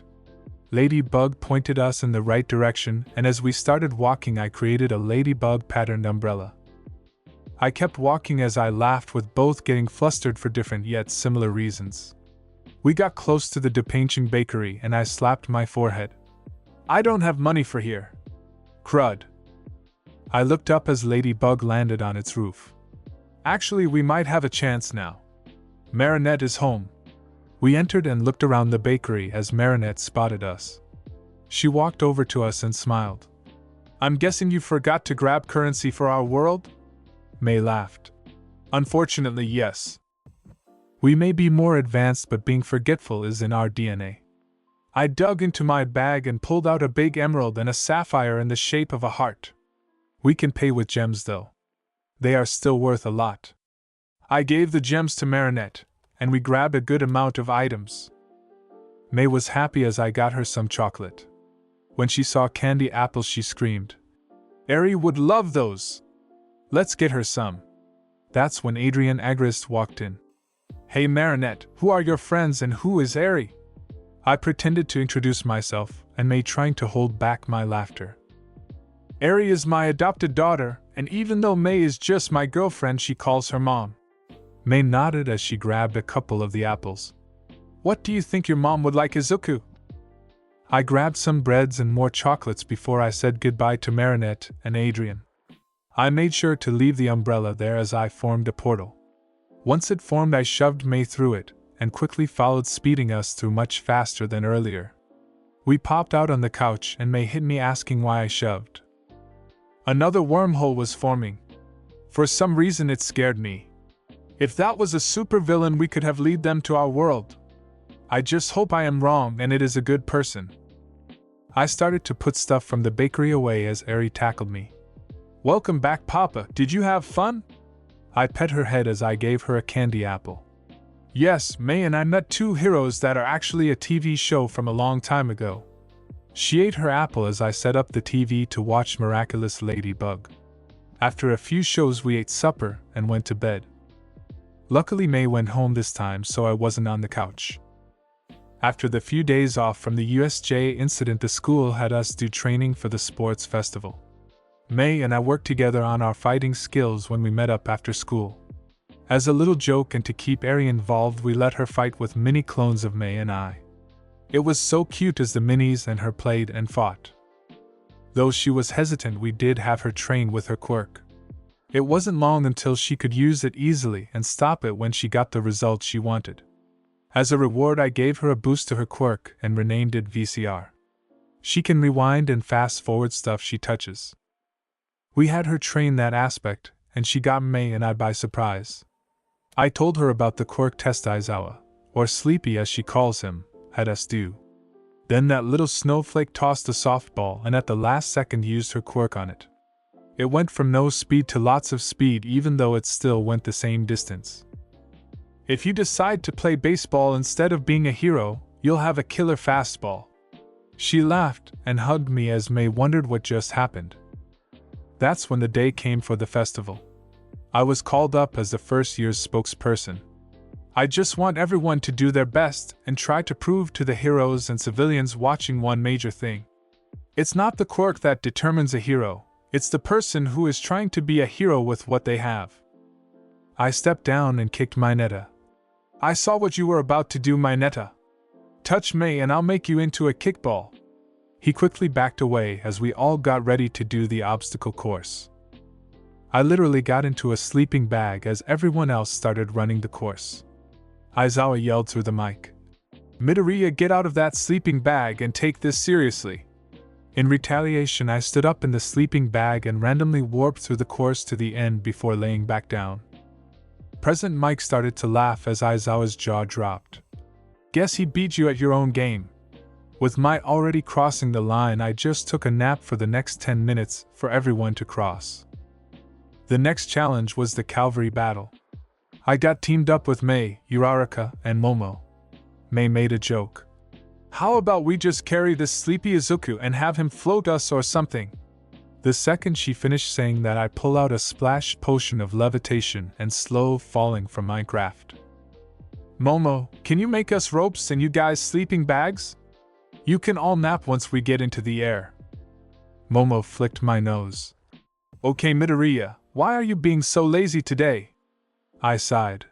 "Just haven't slept well since the incident. I'd rather not push myself to death again." Mei slapped me on the back of the head through my sleeping bag. "Izu, get out of the sleeping bag or I will use my bomb on your lab at home." I get out of the sleeping bag and turn it into a platform of some sort. "Just get on." We all got on with Mei on our shoulders.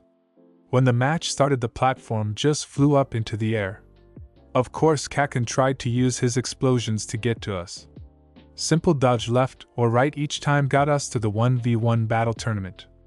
We got a lunch break and I helped lunch rush feed everyone by making food with my hellfire.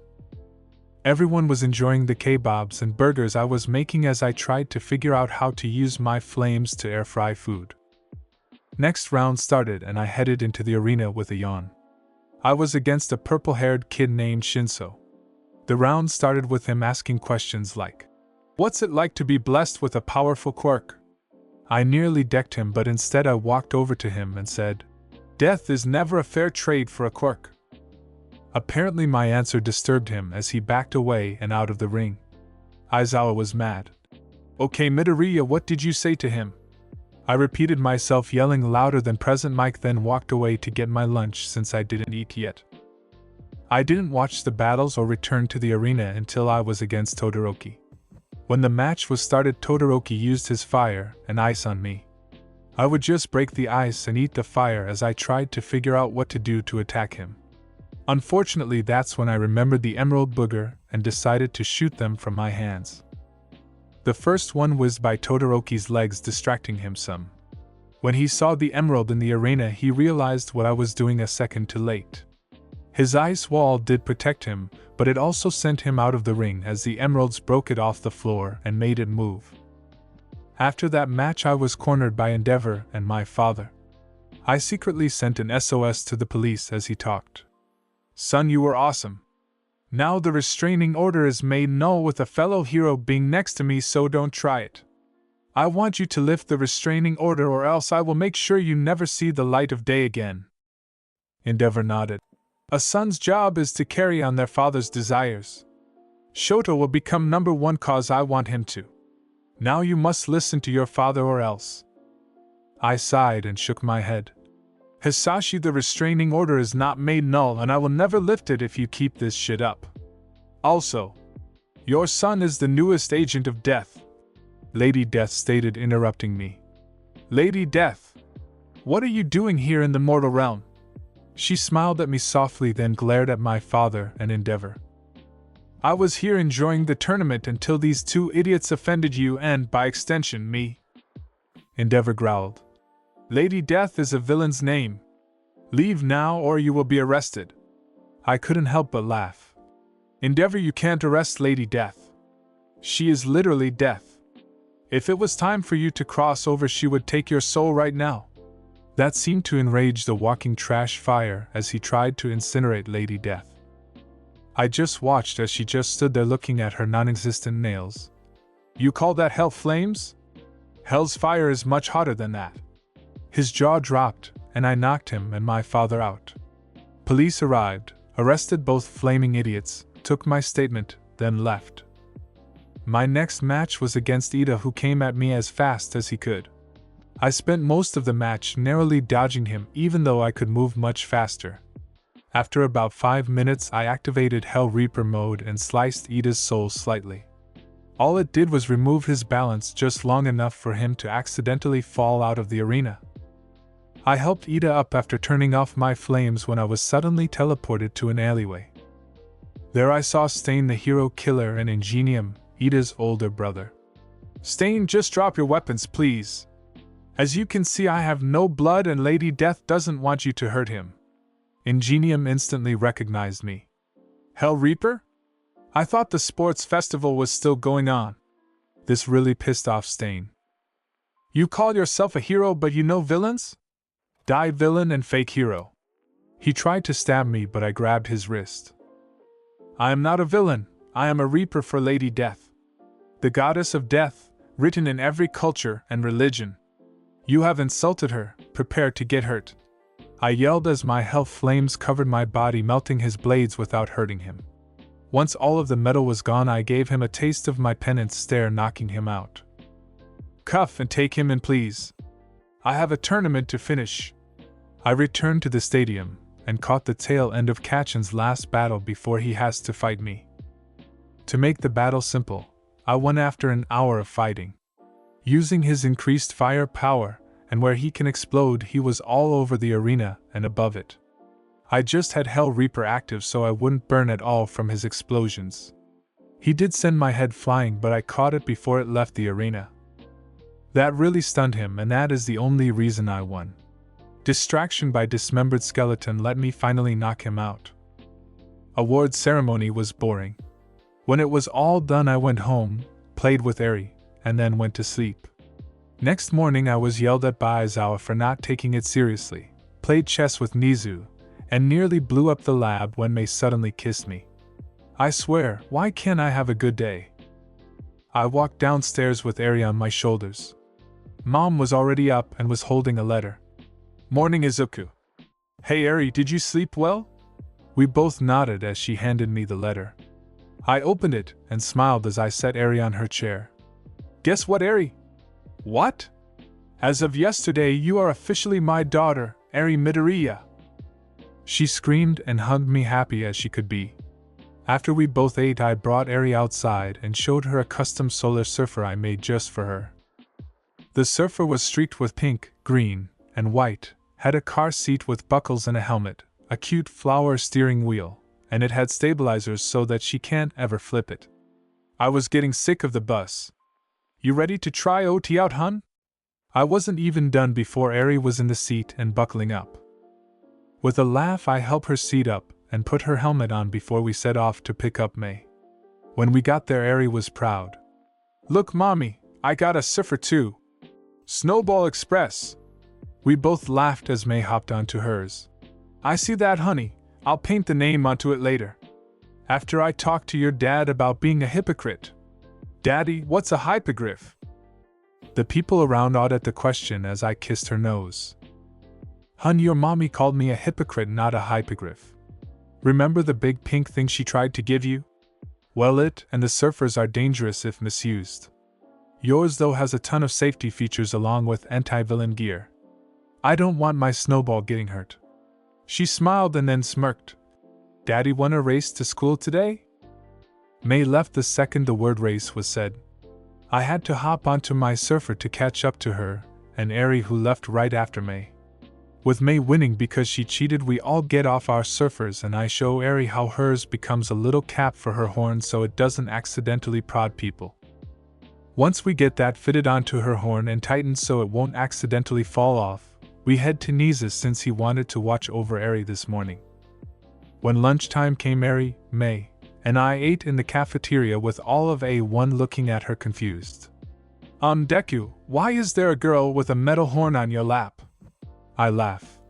Sorry, I mean Katsuki. This is my daughter Eri. I just adopted her after rescuing her. Eri removed the metal cover. Can I show them the Snowball Express? I shook my head. Not inside, sweetie. You might hurt someone unfolding your custom surfer. That resulted in Momo slapping me. You seriously gave a 5-year-old a surfer? Those things are dangerous. Mei laughed and showed a picture of Eri's custom surfer. Aiza went all out. I looked it over for a bit, and he has it using more than 3 SSBs for all the defensive measures. Shields, perfect cloaking, tasers, AI. Mommy, what's AI? Mei kissed Eri on the nose. It's a program with a mind of its own.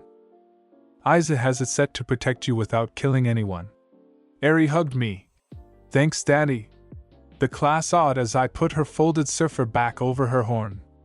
I'm always going to protect my snowball. We finished eating and headed up to class. Eri sat on my lap and May was behind me when Mineta finally saw my daughter. Hey, Mineta. I can't wait to see what you look like in 15 years. I quietly gave Eri to May and grabbed the great pervert. I will be right back. Mineta just tried to perv on my daughter.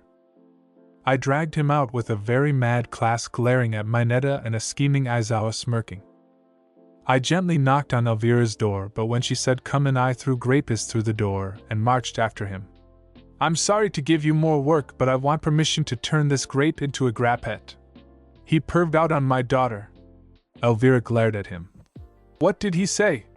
Something about can't wait to see her body in 15 years. Elvira gave the pervert a waking nightmare using her quirk, and we talked about his punishment. Once we were done talking, she removed the nightmare, and we went back to class. Aizawa was playing rock, paper, scissors with Eri when we returned. Hi Daddy, Mr. Sleepy taught me a new game. I keep losing though. I ruffled her hair as I tossed the perv into his seat. Mineta was nightmared and Elvira is planning his punishment. He nodded as I took Eri back to our seat. That's when we said what he wanted to earlier. Now, as I was going to say before, Mineta's statement is that usually we let second and third years do internships. This year we are allowing all but Midoriya to get an internship. Midoriya, you'll be going to a special testing area for your quirk and to see if you can get your license much earlier than most. Especially since you beat Overhaul, League of Villains, and Lady Death chose you. I nodded and Eri looked up at me. Is Lady Death a colorful skeleton lady? I nodded. Yes, Eri, how did you do that? Eri smiled. She visits me at night calling me her surrogate granddaughter, whatever that means. I smiled. I guess she kinda is Grandma Death to you. The class got distracted by what Eri said until Katsuki yelled, finally registering what Aizawa said. What do you mean Deku gets to test for his license already? Why can't we test as well? I froze as Lady Death grabbed him, snarling. Shut up, you nuclear Pomeranian. It's your fault Izuku is a Reaper. Eri yelled. Grandma Death, let Mr. Angry go. He's becoming like you.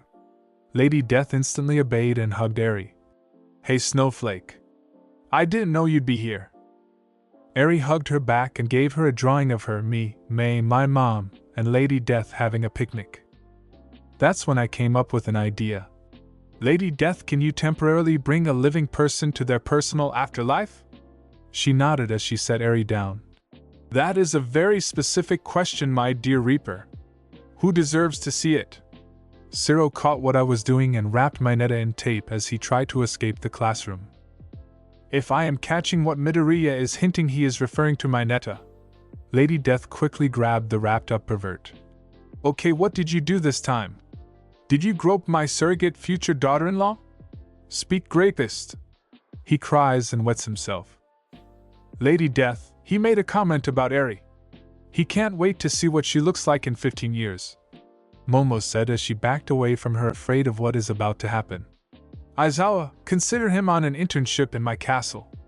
I'm sure seeing his afterlife will scare the perverted ways out of him. He nods. As you wish, but there is a test today and internships don't start till Monday morning. Please put him down. She drops him like a sack of potatoes. Fine, just tell his parents I will be collecting him at 1 second past midnight. With that she vanished and Aizawa passed out the test with him taking Eri up front to continue playing rock, paper, scissors. I honestly have no clue what was on Mineta's test, but I was smirking as I read mine. 1. Don't tell Mineta anything. 2. Write your name. 3. Wait 5 minutes and turn it saying that was easy. 4. Before anyone asks, yes, I made this just in case Mineta makes everyone mad. I will show you all his tests after internships. The fool was sweating like a hooker in a church. I waited a bit less than 5 minutes before turning it in. I brought Eri back to my seat and gave her a small ball to play with. It was cute and fluffy, and as she played with it until it became this. She squeaked and played with it for the rest of class. That's when Midnight walked in and saw Eri. Hey Snowball, I thought you would be with Niza all day. Eri showed her the small fox ball. Nope, Daddy brought me to class today. I saw Grandma Death and Daddy gave me this. Midnight smiled as she asked what Mineta was doing. I filled her in and she smirked. Think Lady Death will let me help? I shrugged and we all went to choose our hero names as Mineta kept doing his test. I stopped Katsuki and wrote Ground Zero on his mini whiteboard. Trust me, it suits you and I'd rather you not make Lady Death any matter. He nodded and put that in. After a little bit I went up with the hero code, Hell Reaper. Midnight was about to reject it when Lady Death showed up. All Reapers have the word Reaper in their name. It has been so long since I have had one, so please let it go. If you do, you can help. Midnight agreed and she walked out with Lady Death so they can meet up with Elvira to help punish Mineta. Mineta, your week of hell is just getting worse and worse. I just hope it's not Class SS hell. I smirked as he relaxed, thinking as was easy. Don't relax, Grapist. From least to worst the rankings are E, D, C, B, A, S, and SS. Last time I checked, only Kane has seen that level of hell. Class ended and we left with Mineta looking like a husk out of fear. We all talked and planned a class and Eri outing for the weekend. We did it, and Eri got toys and dresses to play with. I hope Mineta has fun with Lady Death. I stumbled downstairs and head over to the school for my test for a license. Honestly, I was really tired from using a lot of my health flame and Eri having some nightmares. With my mom watching over Eri this morning, I was alone as I head to the school on my surfer in autopilot, and with me in a sleeping bag. When I arrive at the school, I get off the surfer and switch to another sleeping bag made for mobility. After a bit I get to my classroom and wait for Aizawa to walk in since I was told to wait for him here. When he got in and saw me in the odd sleeping bag asleep, he sighed. After waking me, he asked where I got it and for me to follow him. I toss him a yellow one I had got for him as I followed to him to the testing area. The test area was Site Alpha, which still had some burns from my SSB test. The first test was for me to fight all of my teachers and defend a gem statue at the same time. Test sounds like fun, but can I stay in this sleeping bag? Eri had nightmares last night and I didn't get much sleep. The person overseeing the test wanted to postpone it, but I insisted to get this done. I formed clones, put a giant moving shield shaped like a spider around the item I was protecting in me. I dozed off to sleep as my clones defeated all of my teachers as the shield spider moved around and kept me safe. Trust me, I freaked out a few teachers afraid of bugs. Present Mike, Midnight, though she was more unsettled, and a few teachers I don't really know. Lunch Rush tried to wake me up with the smell of his good cooking, which I had clones steal and keep away from him. After an hour of people trying to wake me, steal the gem, or destroy all of my clones, I won. The main thing that made it last so long is that they kept breaking each other free. When it was done, I woke up and undid it all. Sorry I wasn't more serious about it. I really needed that nap. The overseer walked over and sighed. Since it took so long, I can't give you your license. But if you beat the next test, you will get it. I nodded and got out of my sleeping bag and putting it in storage ready to go. The teachers removed their weights and I had to do it again. This time I must do as much as possible before the 10-minute time limit was up. I smirked and nodded. Make the time limit 1 minute and I will still beat it. He humored me and got into his seat saying start. The second he said the word start, I froze time. I began to sing the theme song from an old movie series called The 10th Kingdom. I sing the song with clones making the music a cappella. I took my time using rainbow-colored ribbons to tie all of the teachers together. Once I get them tied up, I began to eat the food my clones stole earlier as I unfroze time. The overseer was greatly stunned when 1 second I was next to him, and the next I was on a giant stack of tied-up heroes eating gumbo that was stolen earlier. The teachers who didn't know me were stunned, with All Might laughing his ass off. Well done, young Midoriya. What code did you use this time? I finished eating and hopped off. I just froze time and created rainbow ribbons only I or my pixel clones can break. I untied them after the timer for a minute was over and got my license. With my test done, I decided to use the rest of the week to spend time with my family, earn money for them, and hopefully get a lot of sleep. When I got home, I showed them my license, and my mom noticed something I didn't. Izu, you said you have a provisional hero license, right? Either this is a misprint, or they jumped straight to pro for you. I quickly checked and sat back stunned. After she called All Might and spoke for a while, he came over. Something wrong, young Midoriya? Your mother sounded worried. I showed him the license and pointed to the part that said professional license. Your overseer decided to make you a pro after you caught us all in less than 1 second. I was stunned, and after he talked to my mom, he left. Mom and Eri took me out after we picked up May to celebrate my license. I wish we just ate at home. Halfway through our meal, a group of idiots came into the restaurant and used their quirks to get everyone to hand over their wallets and to get the manager to open the safe. When the idiots came to my table, I was eating as if they weren't there. Broccoli head, hand over your money and wallet. I glared at the dude. What did you just call me? Do you not watch the UA Sports Festival? I slowly stood up and pulled out my wallet with my hero license in clear view. They looked and tried to attack me. I froze time, knocked them all out, tied them up, and put them outside on a pole. I returned all the property I could and left the rest in the bag before sitting down and resuming time. What a bunch of idiots! I swear villains don't learn. Everyone collected their property from the bag, and who would walk in but Endeavor? Who tied up the idiots on the pole and why? I groaned. I swear this afternoon is getting worse and worse. I tied up the idiots as they tried to rob the place. Before you yell at me for illegal usage, come here and look at my license. He walked over, then burned it in front of me. I just see a fake license. I got dragged away by him and sent to jail. I'm going to destroy that dumpster fire later. I was of course released soon after with a new copy of the license. As I walked out, I saw my father smirking and talking with Endeavor. My son is an idiot. As if he can be a pro already. Provisional maybe, but not pro. Endeavor smirked. Yeah, I hope he doesn't get out for fake ID. I slapped both as I walked by. That was for burning my license and for being assholes. Plus, I am a pro like you too. I showed the license and walked away, flipping them both off.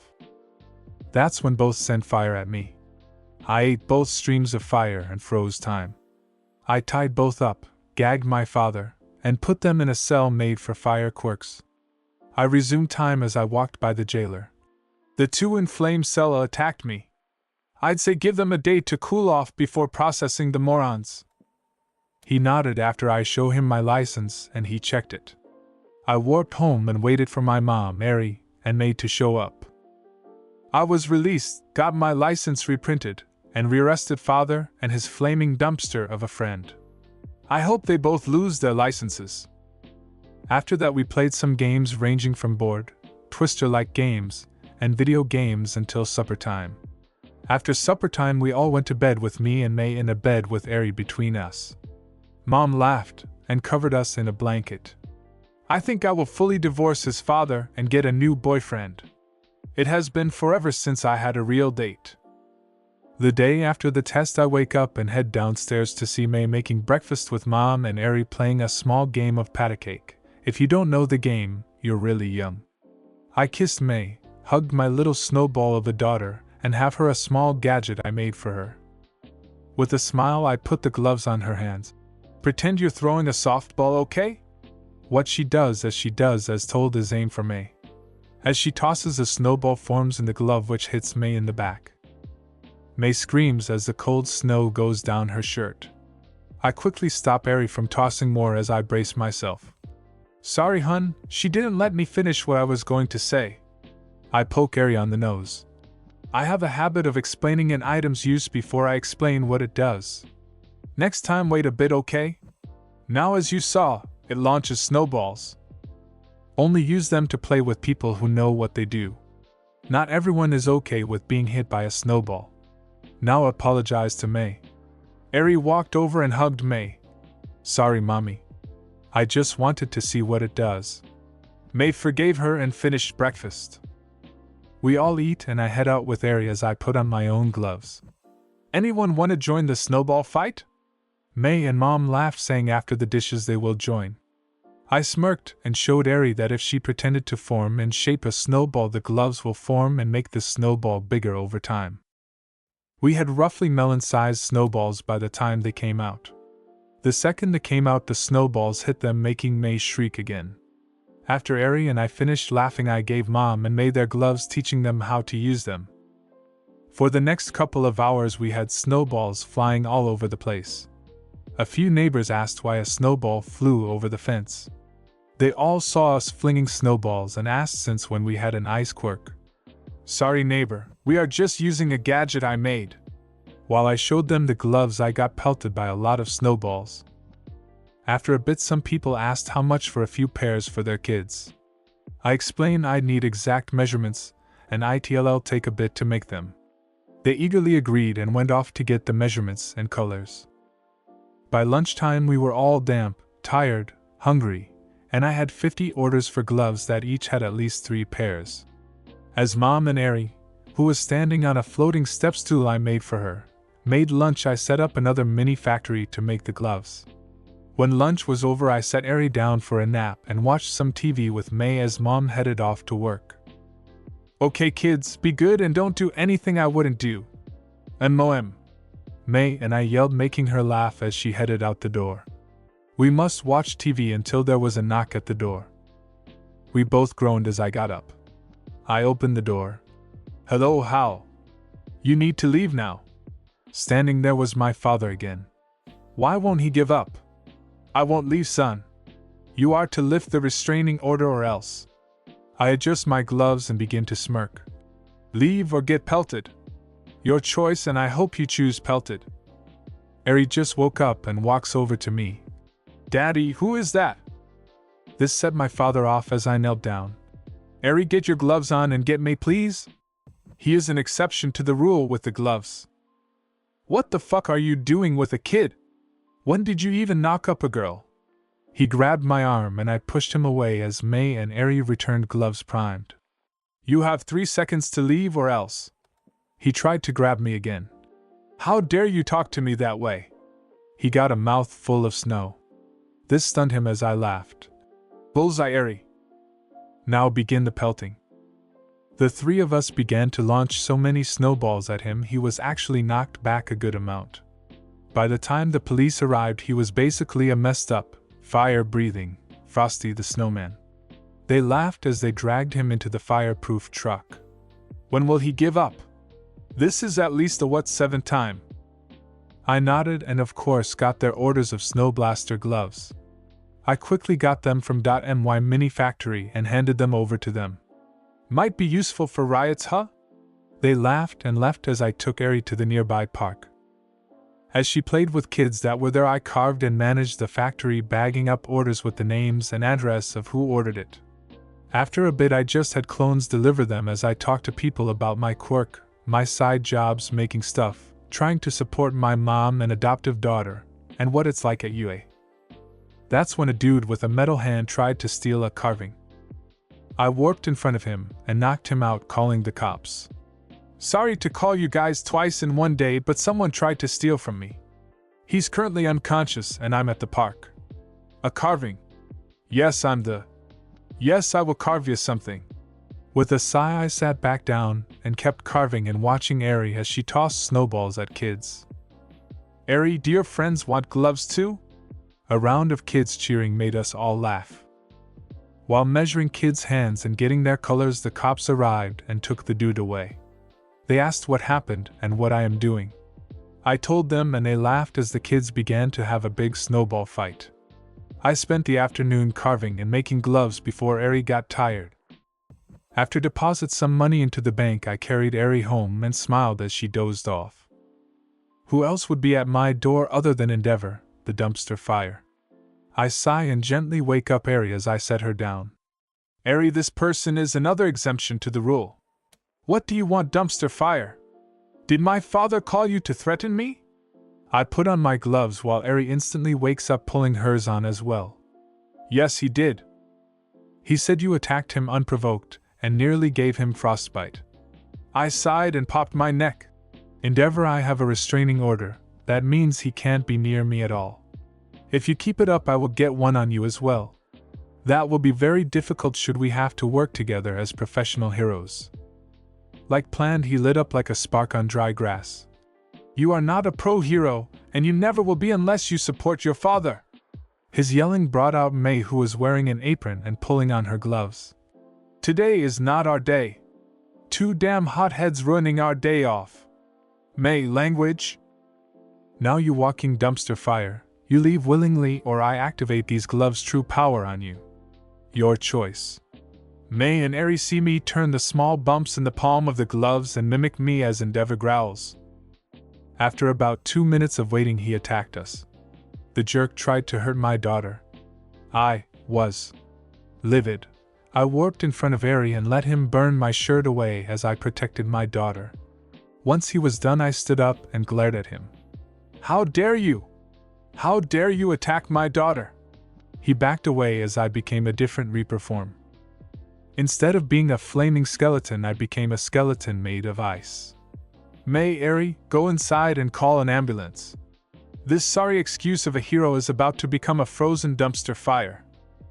They ran in as frost and ice began to form on the ground around of me. I slowly walked to him. If your first idea is to attack a person's kid, you don't deserve a kid or your license. He was in awe of me. Your power is better than my son's. I punched him in the gut, making his fire there and up to his neck freeze solid, then break. This stunned him as I then kicked him into a tree. If you don't want Hisashi as your father, I could be. That made me even more angry as I froze the air around him to keep him attached to the tree. I became my normal self and slapped him using my Niflheim Frost to put out all of his fire. You are the third abusive parent I've dealt with. First was my own, second was Overhaul. That's right, I took down a high-level villain on my own before I had a license. I saved Eri from him and you tried to hurt her. I'm surprised Todoroki hasn't tried to kill you yet. I'm going to get his mom out of that asylum you put her in. The cops arrive and dragged him away as All Might lands his surfer next to me. One of those days, son? I nodded. Yep, first my father and then him. At least my father avoided hurting Eri. This dumpster fire went straight for her. I walked into my house. Come on, Surf Might. I think May brewed some tea. All Might stopped me, grabbing my forearm. Your back is badly burned. We should get it treated. Before he could yell for someone, I covered my back in Niflheim Frost, healing the burn instantly, cause anything fire-related vanishes when the frost touches it. Sorry, I forgot he did that. At least I found another Reaper form. Niflheim Reaper, the Frozen Death. Only Hell's Flame will counter it, and only I have it currently. All Might sighed and hugged me. I know you're unkillable, but don't scare me, okay? I nodded and headed inside with him following me. Eri ran over and hugged me. Is that meant gone? I nodded. Yes, my little snowball, that dumpster fire is gone. She smiled and I got All Might a drink. So what's up, All Might? Enjoying having your old energy back? He nodded. Yes, I am. It's awesome not having to worry about my time limit now that it is gone. I actually came here to talk to your mom. I want to ask her out. I chuckled. Fine with me, but she is still married to my father, so might want to wait a bit. That's of course when my mom came home and walked in. I have news and a question. Who froze my front flower patch? I chuckled. Sorry, Mom, Endeavor attacked Eri and I retaliated. She looks me and Eri over. Did either of you get hurt? I simply shake my head. She relaxes. I have started the paperwork to divorce your father. If he signs the papers, I will be single again. I chuckled a little bit. Talk about timing, All Might? My mom then turned and saw him. I am so sorry, I was so worried about my son and granddaughter I didn't notice you. She bowed a bit, making All Might laugh. It's okay, Ms. Midoriya. Also, I agree timing is a bit crazy. Why is that, All Might? Mom asked as she sat down. I just hope your husband signs those papers soon. I was hoping you'd go out on a date with me. Mom quickly hugged him. I wish you asked in high school. Been forever, Tashinori. You grew up with All Might? Mom and All Might nodded before me yelled, "Supper is done, everyone, and I made more than enough for Dad Might to stay." All Might and Mom blushed as Eri and I headed to the table with me laughing at Mike's joke. Supper was fun, we all joked, had fun, and ate plenty. I had Eri shower and change to her PJs as I began to do the dishes from supper. May helped put stuff away and we joked as Mom and All Might flirted some. "Get a room, you two!" I yelled and smirked as they both looked at me stunned. "That is revenge, Mom. You've been driving me crazy with similar jokes since May and I got together." May hugged me when we finished.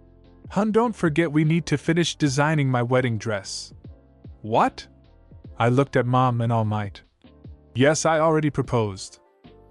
I did it after I rescued Eri." They laughed as May showed them her ring with a very weird-looking band. "I'm guessing that it's packed with machinery?"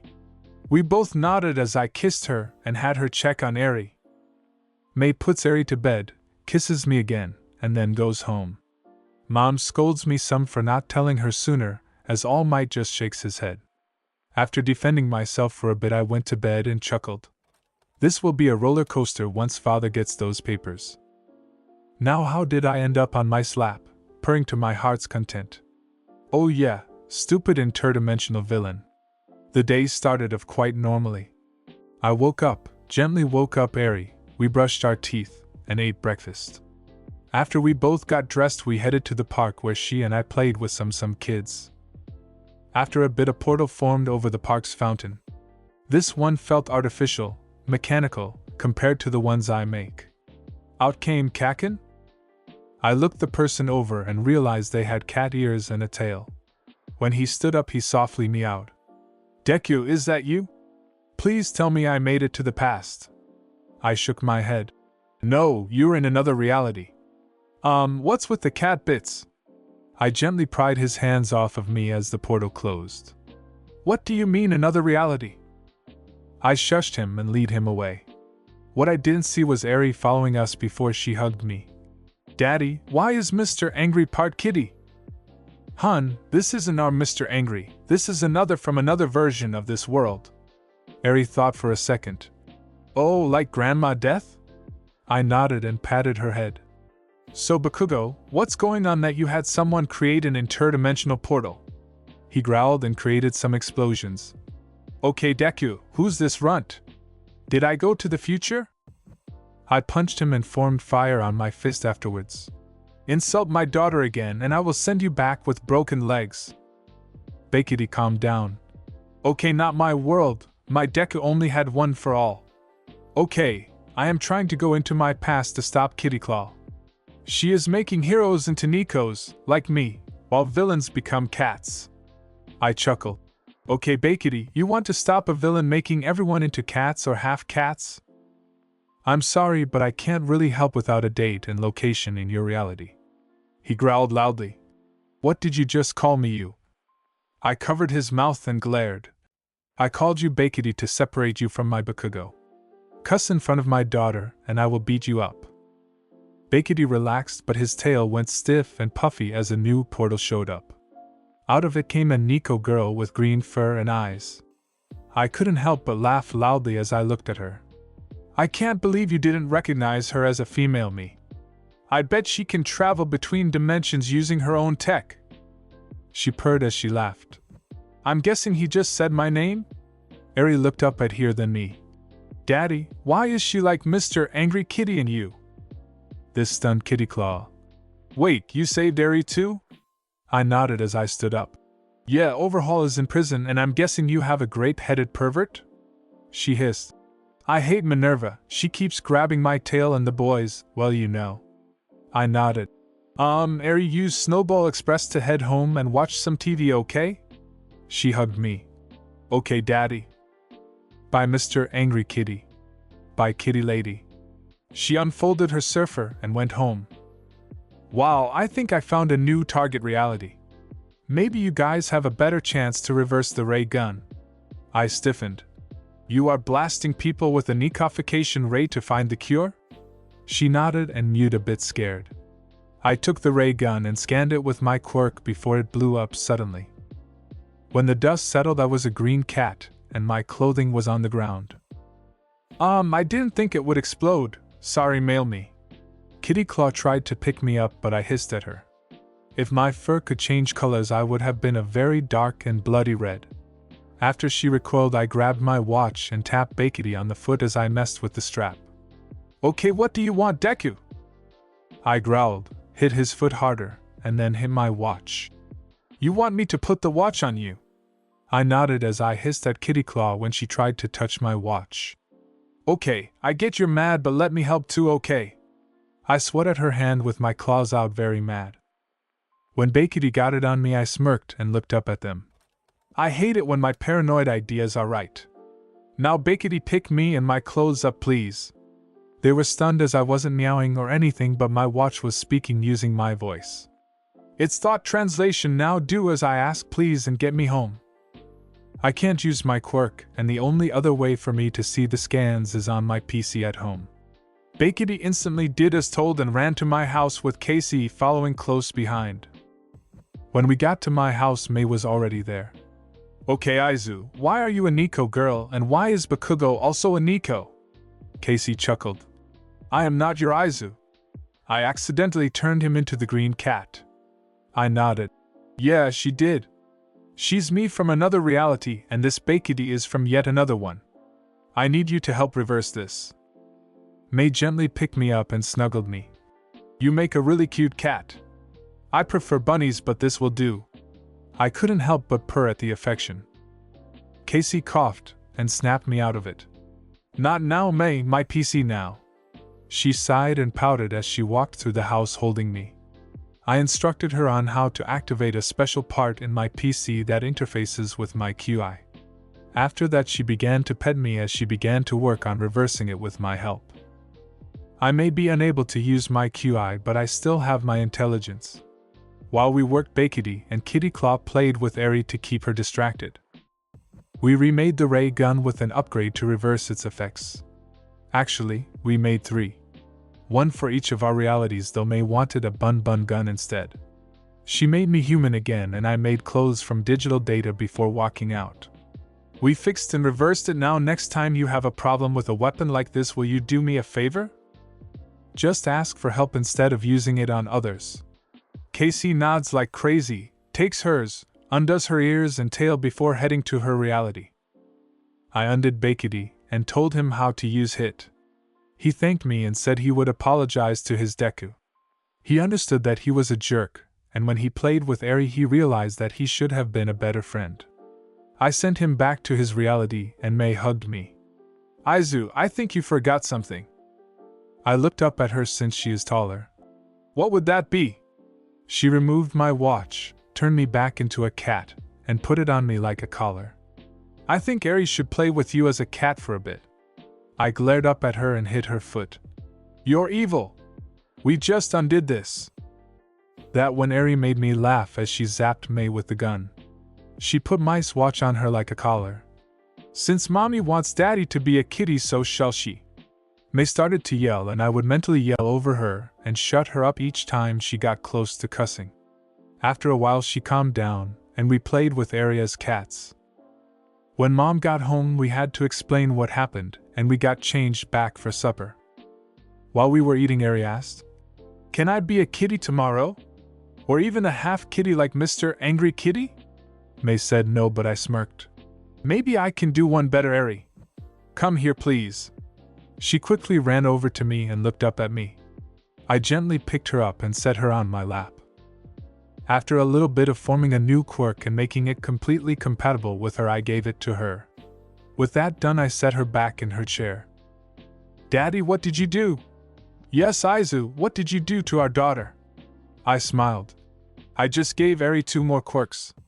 The ability to become a Nico or a full-on cat yet still be able to use her other quirks, and I made her able to walk on walls or fly once she masters the walking on walls."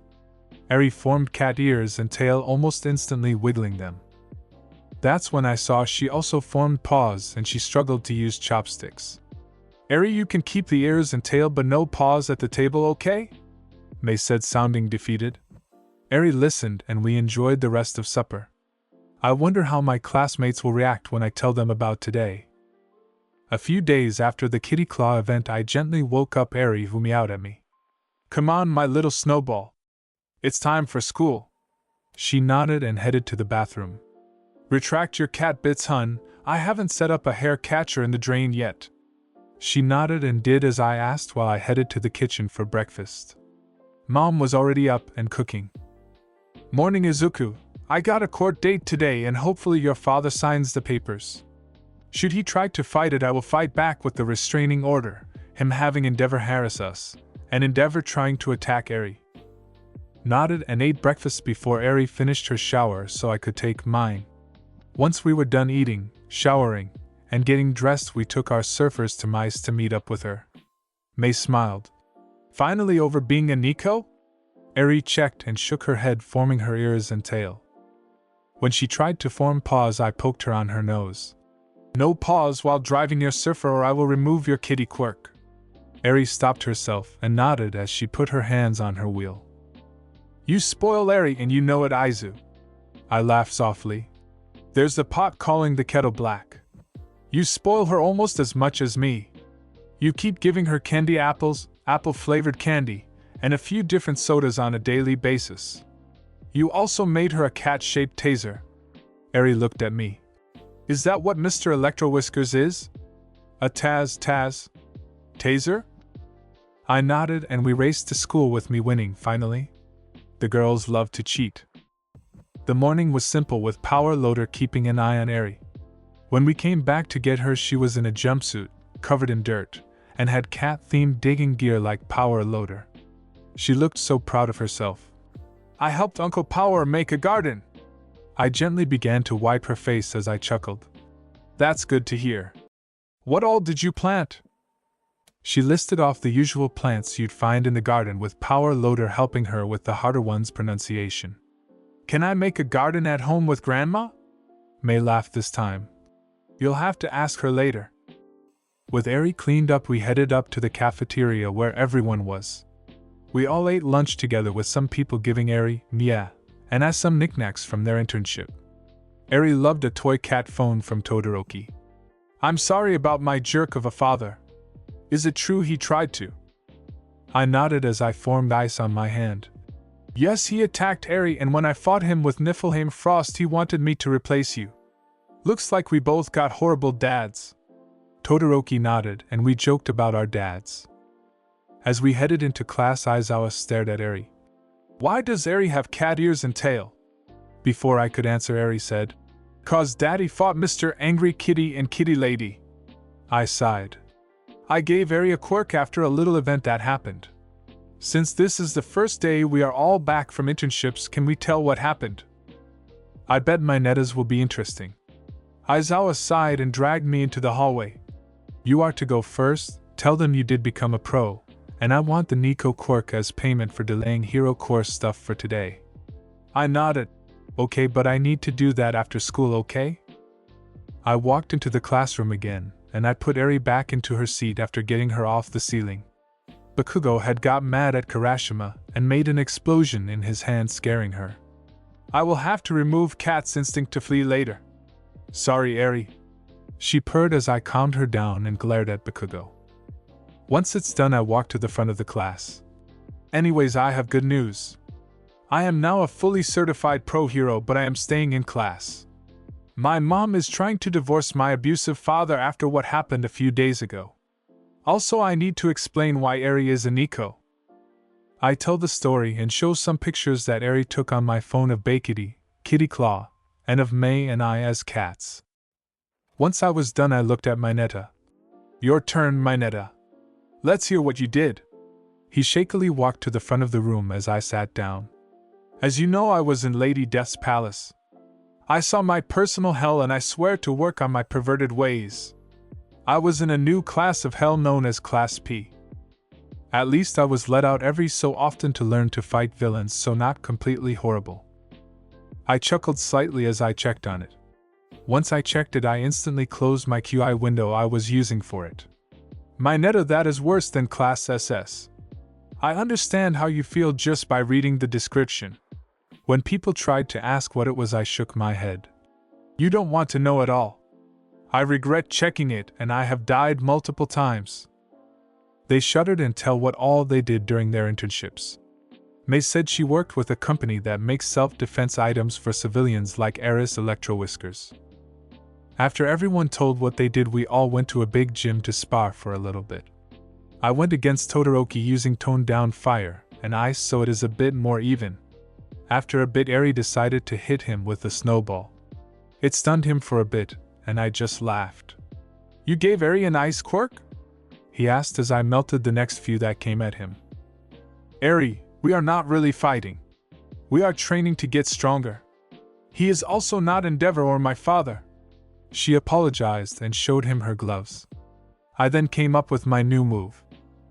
"Todoroki, can you form snowballs using your quirk?" When he showed me and explained how he did it, I mimicked it and tossed it at a nearby wall where it suddenly exploded. Explodasno worked. So I can put fire in snow crystals. I then spent a bit trying to teach Todoroki to do it before he gave up because he can't perfectly control both sides at the same time. I had May take Eri home as I looked at Todoroki's quirk and gave Aizawa his Nico quirk. When I finished looking at Todoroki's, I shake my head. I could have fixed this before the USJ incident. All I did was remove the drawback of using one side too long without using the other to balance it. I can make it so both sides can use either element, but there is one side effect that will happen that I can't change. Todoroki looked at the screen as he saw what I couldn't change. So my hair color will change depend on which element I am using and where? I nodded as I showed him what his new hair color will be even if he cuts his hair. His hair will be mostly white with red tips, very similar to an old cartoon character called Johnny Test. He likes it and I edit his quirk. After a couple of tries he makes frozen fire, Explodasno, and actually made some lightning on accident by quickly heating up some really cold air. Todoroki loved the upgrade and said he would practice to make lightning and his fused elements for this semester's finals. I nodded and headed home as he went off to see his mom. When I got home I saw an unknown vehicle in the driveway, my surfer on the lawn, and the front door was ajar.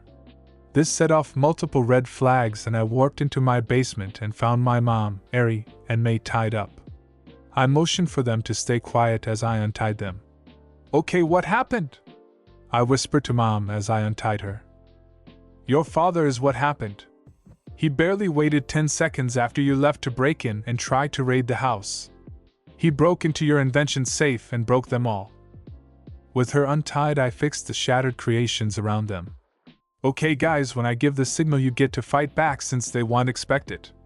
May cat gun, Mom used the mecha fists, and Eri snowballs at fast forward. They nodded and I warped into the living room where I am grabbed by my father's and Endeavor's sidekicks. "What the fuck is going on?" My father walked over and slapped me. "You abused your mom until she agreed to divorce me.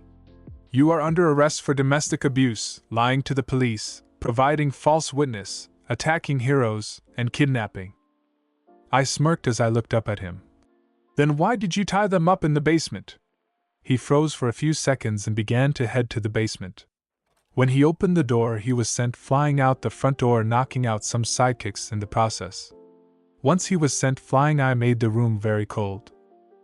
"Now you all can let go of me and get unwilling accomplices, or keep holding me and get the exact same charges as him and Endeavor." All but one went outside and held down my father. The final one got into a fighting stance and tried to fight me. Keyword here is tried. When he began to throw a fireball at me, it became a ball of ice and hit the ground, shattering.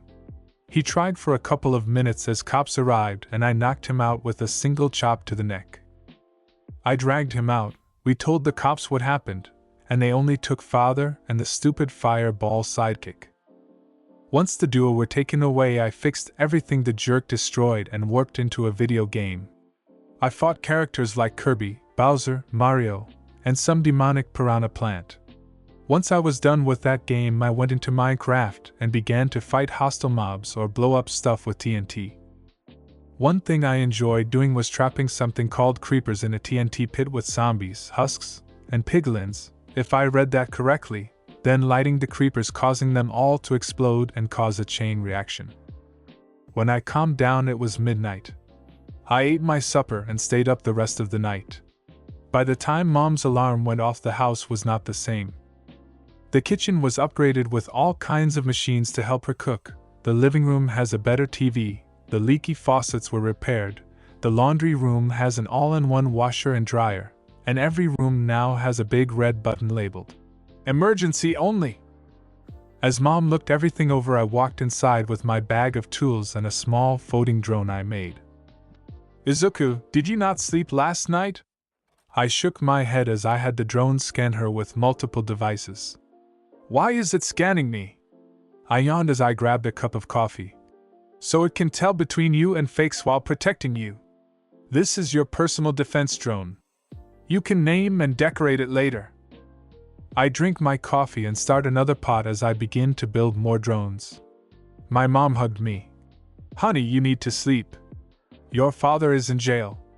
I shook my head and showed that he paid bail to get out just after midnight. "I saw this after I got out of the games I was playing. He might try again since your court date is now today. I pulled some strings for you." I finished making a robotic kitten for Eri and special drone-enhanced toolbox for May.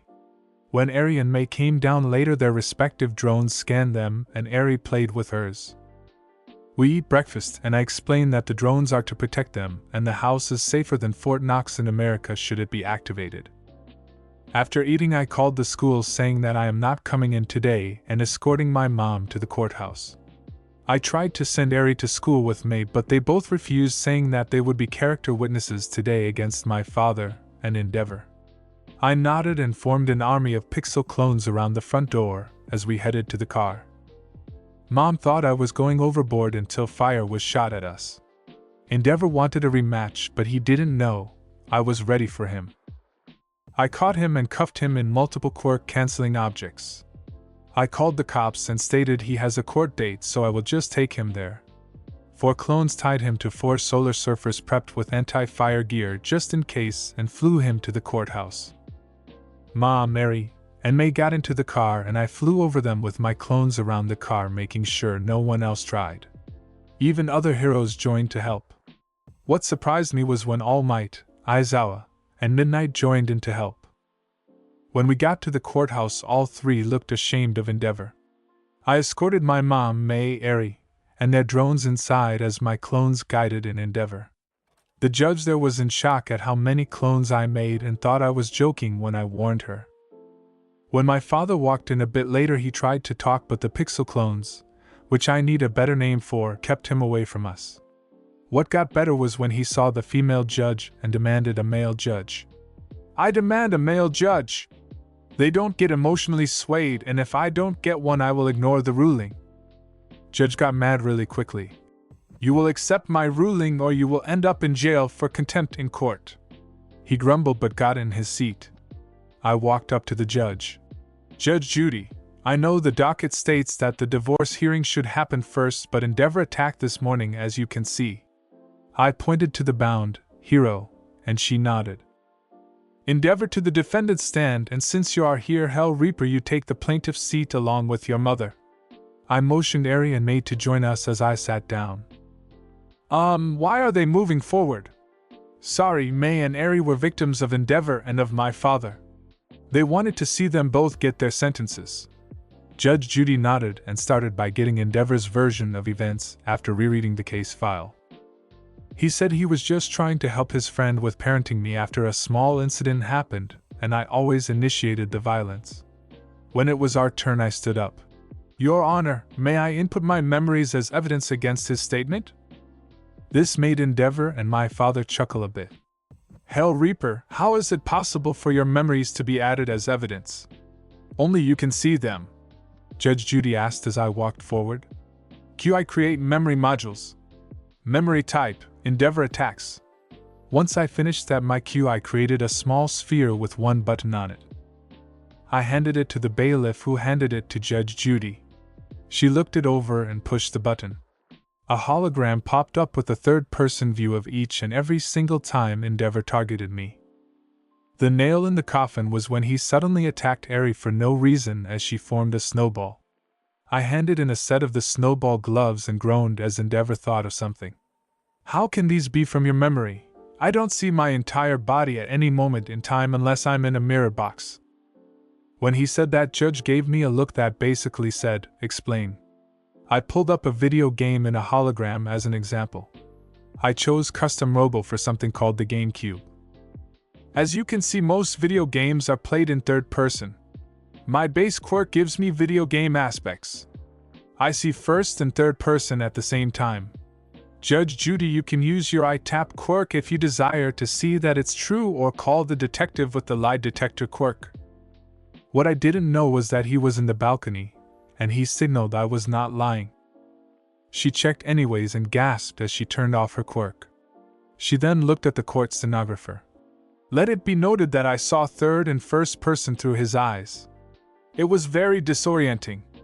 The person typed it as it's their job. I then sat down as my father, and Endeavor paled greatly. The court continued to Endeavor's sentencing.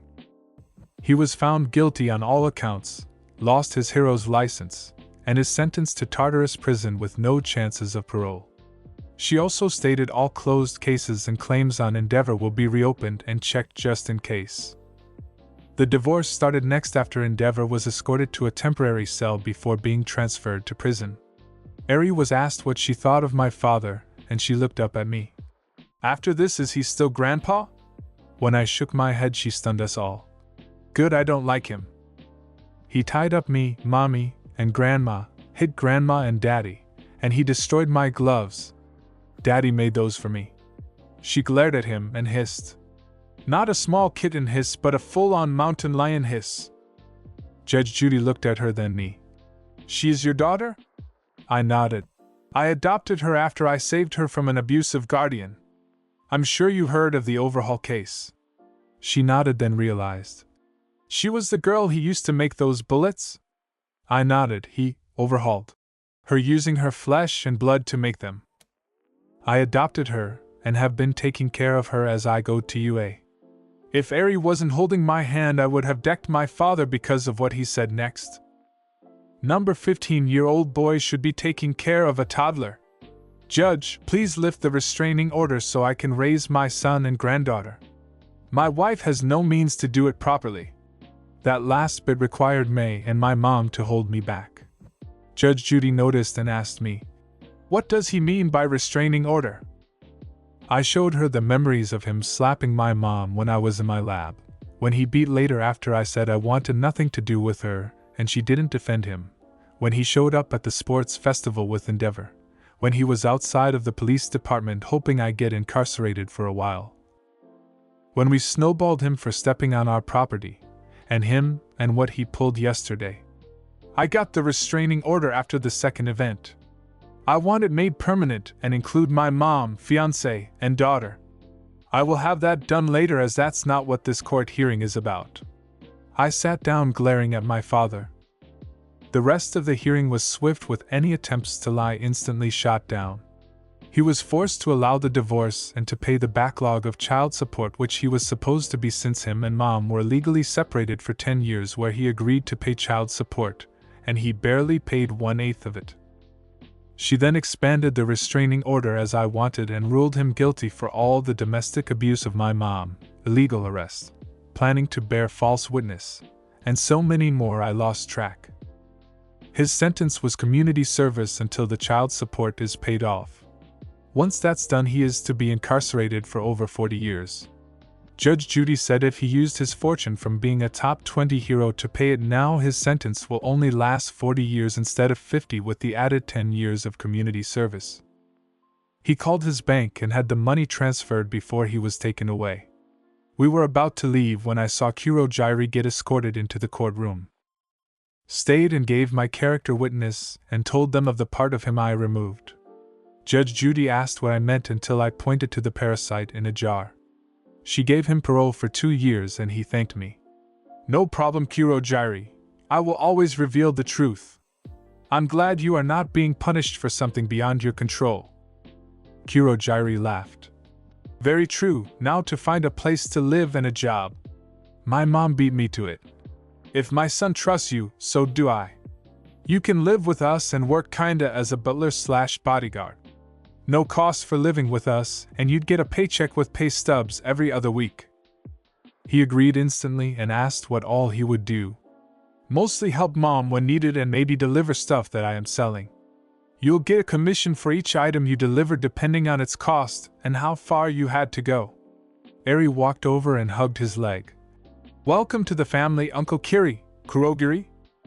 He laughed and gently picked her up. "It's Kurogiri, but I think Uncle Kuro will do." She cheered and we all laughed. We went out with Aizawa, All Might, and Midnight for lunch, which we all enjoyed. Eri was loving Kurogiri using his quirk to warp an apple around the room. We saw it flying around, popping out of empty bowls, upside-down hats, and him. After lunch, Kurogiri and Midnight escorted my mom home as All Might, Aizawa, Mei, Eri, and I went to school. When we arrived, Lunch Rush asked what happened and if we were okay. I gave him a very quick rundown so he would calm down. He gave Eri a candy apple and went back to cleaning the dishes from lunch, which wasn't fully done yet. He literally was checking the parking lot through the window because he liked me and loved cooking with both Eri and I. We barely entered the classroom when everyone was checking on us. The usual questions, and before I could say anything, Eri let out that hiss again. Everyone, even Bakugo, backed away like crazy. "Let Daddy speak! Also too loud!" The entire class said sorry and Eri went back to eating her candy apple. I set her in her seat and said that I can't talk about the court cases but only the results. My mom is divorced, my father was in jail for 40 years and his license was being suspended. I then asked Todoroki to talk with me in the hall since it's about his father. He smirked and simply said, "Please tell me the book was tossed at him." I nodded and gave a small glance to Eri as the day he tried to fry her popped into my mind. Momo noticed the glance. "Please don't say he tried to hurt Eri." I sighed. "Yes, that's why I found my Niflheim Frost. He lost his hero's license, is in jail without parole, and all cases or claims against him are being looked at again." Everyone suddenly had murderous aura until Eri spoke up. "You forgot about Uncle Kuro." Everyone, "Uncle Kuro?" I laughed and scratched her behind her ears. "Thank you for reminding me, Eri. Remember the warped quirk villain from USJ? Before he was hauled off, I removed a parasite in his body. He was only evil because of that thing. He is now protecting my mom because of what happened yesterday. I head to my seat and All Might pats my back. It wasn't your fault. You didn't know it would happen. Now you guys need to go train. You guys need to work on specialty moves. Actually, I have an idea. Everyone to the same gym as yesterday." He made a call as we left the room. By the time we got to the gym, Kurogiri was there with my snow glove factory. I smiled and shook my head. I should have seen this coming. On the keyboard, type run A1 class. He did, and gloves were printed for my classmates. I measured All Might, Aizawa, and Kurogiri so they could join in. No cheating and warping away. He nodded, and for the next few hours we had a snowball fight. We all had fun, but when Aizawa got some snow in his sleeping bag during a break, he freaked out. He jumped out, latched to the ceiling, and hissed, "Katsuwa!" Eri basically yelled, making us all fall down laughing. Bad beginning but a good ending to a day. It was finally Friday and the semester test. I gently woke up Eri and had her shower first. I installed the hair catcher in the shower. You can stay as a Nico. That got her up and she basically ran to the bathroom to shower. I laughed and made breakfast as May drove over and my mom woke up.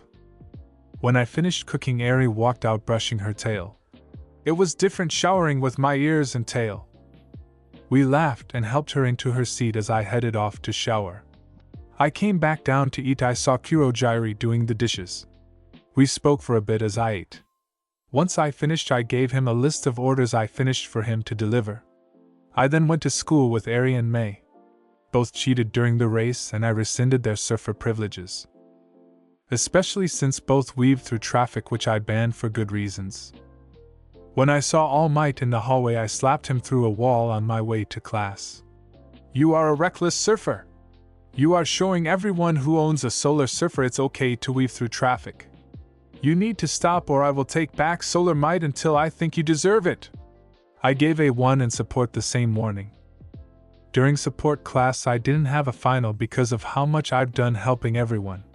So instead of being lazy I made special devices that seek out the surfers. They attached themselves to them and integrated themselves even if the surfers were in storage. When at lunch everyone wanted me to look at their surfers I told them it's okay. I just added a special set of sensors and mechanisms to stop traffic weaving. It would tell me when someone does it, and then I would collect the surfers for a while. Multiple infractions made the time longer. Before lunch ended I talked to the DMD and saw what it would take for a test to be made so surfers require licenses. I got the info and began to set up rules for writing them. Lunch ended and we got into hero costumes for our finals. The first thing I see is All Might being an idiot and collapsing his sails so he can go through the replica city windows.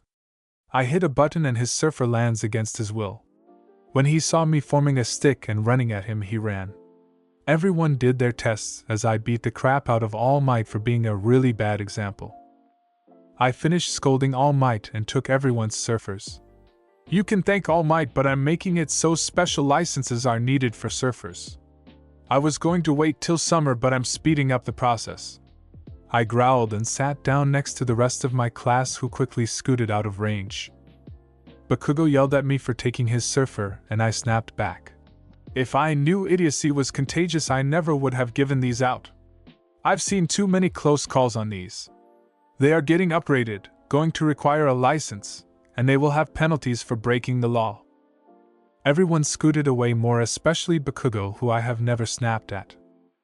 It was then my turn to do the finals with Bakugo, but All Might freaked out and tried to run. Katsuwa caught him in his scarf and told him to man up. Since I already beat his butt I passed, even though it wasn't for the test. As those two spoke I gave Bakugi some vials of green powder and told him to add it to his dynamite reservoirs. He quickly did and took my shield watch. All Might, it's just you and Bakugo, but he has one of my creations. That made All Might calm down and he and Bakugo went into the fake city. Katsuwa walked over. What did you give Bakugo? I smirked laughing. A shield watch and bubble blast additive to his left dynamite. We watched as Bakugo used the shield to knock All Might back and to take most of the punches without any trouble. When I heard a set of dings I covered my ears and motioned Eri and Katsuwa to definitely do it. What happened next was beautiful. Bakugo pulled all the strings on his dynamite and green bubbles came shooting out of them. All Might laughed and poked one big mistake in the middle of a field of explosive bubbles. Bakugo crouched down and hid under the shield as All Might became a living ping pong ball. He was instantly blasted back and into a new bubble. It caught and bent a bit before bursting him another direction. This continued for a couple of minutes until All Might was blasted into a building. Bakugo just left the testing area and I walked into it. Everyone watched me fuse the bubbles together. Once all the bubbles left were one, I warped it up into the air where it exploded harmlessly. I quickly healed up All Might and helped him out of the ruined building. I then spent the rest of class for the others' tests upgrading everyone's surfers. By the time I was done Shoto, he wanted us on a first-name basis, and Momo were against Katsuwa. I got on a simple hoverboard, grabbed Eri, and floated up enough for her to watch the battle. We watched as Katsuwa did lots of acrobatics which he couldn't do previously while Momo and Mei worked together to make something as Shoto distracted. I watched them build a catnip cannon and quickly gave Eri a face mask. Keep it on, you're too young to smell what they are up to, okay? Eri nodded confused but listened as they hit Katsuwa with that catnip cat-on, as Mei called it. At first there was no reaction except he was stunned by the blast of catnip hitting him. When it filled his nose he acted drunk and played with it some, and I made some notes on what else I needed to remove from the Nico quirk I gave him and Eri. Daddy, what's wrong with Katsuwa? He's acting silly. I hugged her and adjusted her mask. There's a plant that makes cats act a little bit crazy. I forgot to give you and Katsuwa immunity to it. I will definitely do it later. I floated us away as I shook my head. When May showed up, I stopped her and completely checked her for any catnip using a scanner. When she asked what I was doing, I pointed to Eri. Luckily, she kept on her mask and looked up at May. After a bit, I incinerated every bit of catnip within the fake city, took Katsuya to Recovery Girl, and began to work on the Nico quirk. The rest of class was everyone talking and joking a bit about Katsuya. I apologized to Katsuya when he came back up from RG. He laughed and said it's okay, just make it so he can choose when it affects him. I agreed and kept messing with the base quirk. By the time I figured it all out, I gave him the small change and gave it to Eri, but made her unable to let it affect her until 21. May, Eri, and I took the bus home once class was over. May went to her home as I went home with Eri. As we walked home, "Daddy, why can't we use the surfers?" I sighed. "You and May were being dangerous, weaving through moving cars and motorcycles. If you messed up, you could have died or killed someone else. I don't want to lose you too." She nodded and apologized for not listening to me. I walked inside with her only to see some random guy with my mom asleep on the couch. Something about the guy made me very uncomfortable, so I put Eri in a shield bubble along with my mom. "Who are you and what do you want?" He laughed. "Oh, Izuku, I thought you know your own father. Actually, never mind that. Your mother thought it was Hisashi. I am all for one and your true father. I created a plasma sword ready to fight. You're the #1 villain and you're claiming me as your son? Do you think I am an idiot?" He quickly grabbed my arm and I felt something familiar. It happened when I was 4 and I had an odd dream about taking and giving quirks. I woke up feeling this odd sensation and saw All for One. He knocked me out afterward and I just thought it was a bad dream. Now I know he took my quirk and he's returning it? "Sorry about the pain I caused you for 10 years, son. I only did it so you wouldn't be called a villain. If All Might hadn't have found me, you would have had this quirk back over 6 years ago." He hugged me and cried, "I want to make it up to you, my son. I will give you a sample of DNA for a paternity test if you want one." I pulled away and started to type on my QI. He watched me confused until I looked at him. I stepped backwards as I shook my head. "How is it possible? You're actually my father. I just added family to the info cards I see.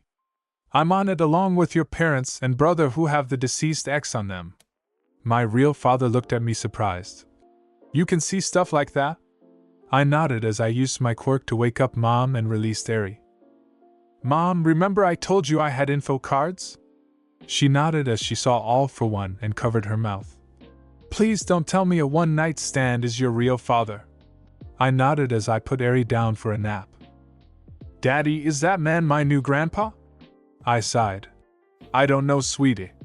It depends on his future choices. If he gives up villainy and becomes a civilian or hero, maybe, but if he keeps his ways, then no." She hugged me, then went to sleep. I walked down to Mom and All for One talking. "Sorry to be sharp, All for One, but why now? Why not years ago?" He sighed. "About 6 years ago, All Might found me and nearly killed me. I told him I would turn myself in. I told him that if he let me see my son one last time, I would give myself up and he could arrest me. Needless to say, he didn't believe me. I knew he was telling the truth as I activated a lie detector code for the cards. You're not lying, good. Now you had that doctor lie about my quirk and took it that night. What is the quirk and what all did you put in me?" He chuckled. "You are too smart for a young kid. Yes, I had my friend lie. The quirk is a better version of my own." Before he could continue, Kurojiri warped in and said hi before he backed away in fear of All for One. "All for One! I thought your wounds kept you in that chair." I calmed Kurojiri down as I had him either sit in the kitchen or go to his room. All for One looked sadly at Kurojiri. "I didn't put that parasite in you. That was Shigaraki. He didn't trust you wouldn't betray him if I asked you to. He's not lying." He sighed. "Do you not?" "Never mind, dumb question. Your quirk lets you copy and mutate quirks as well as take and give them." I chuckled. "Sorry to tell you this, but Lady Death already lets me do that." She gave me the code which lets me view the world like a video game. I actually coded that for myself as an emergency function should I have to defeat a stronger villain. He sighed and nodded. I assumed so when I saw you warp similar to Kurogiri, make flying discs out of a sleeping bag, and the solar surfers. I groaned. I regret making the surfers. All Might acts like an idiot on them, and so do my classmates, fiancé, and daughter. He sat up instantly. You have a fiancé and a daughter? I feel ancient. You are a few 100 years old and Eri, the Nico you saw me put to bed, is my adoptive daughter. He nodded. I'm guessing the Nico bit was your doing. I nodded and told him about that day, making him laugh and wish he never was a villain so he could have seen it. I knew then he was pure-hearted, just a bit misguided. Before I could speak, All Might forced his way in fighting Lady Death. I thought I killed you all for one. You need to pay for what you have done. He swung at him, and I caught his fist. Young Midoriya, what are you doing? I let go of his fist and look right at. Trying to talk to my biological father. I freeze a bit as I see something new. All Might's tag has multiple family trees and it confused me.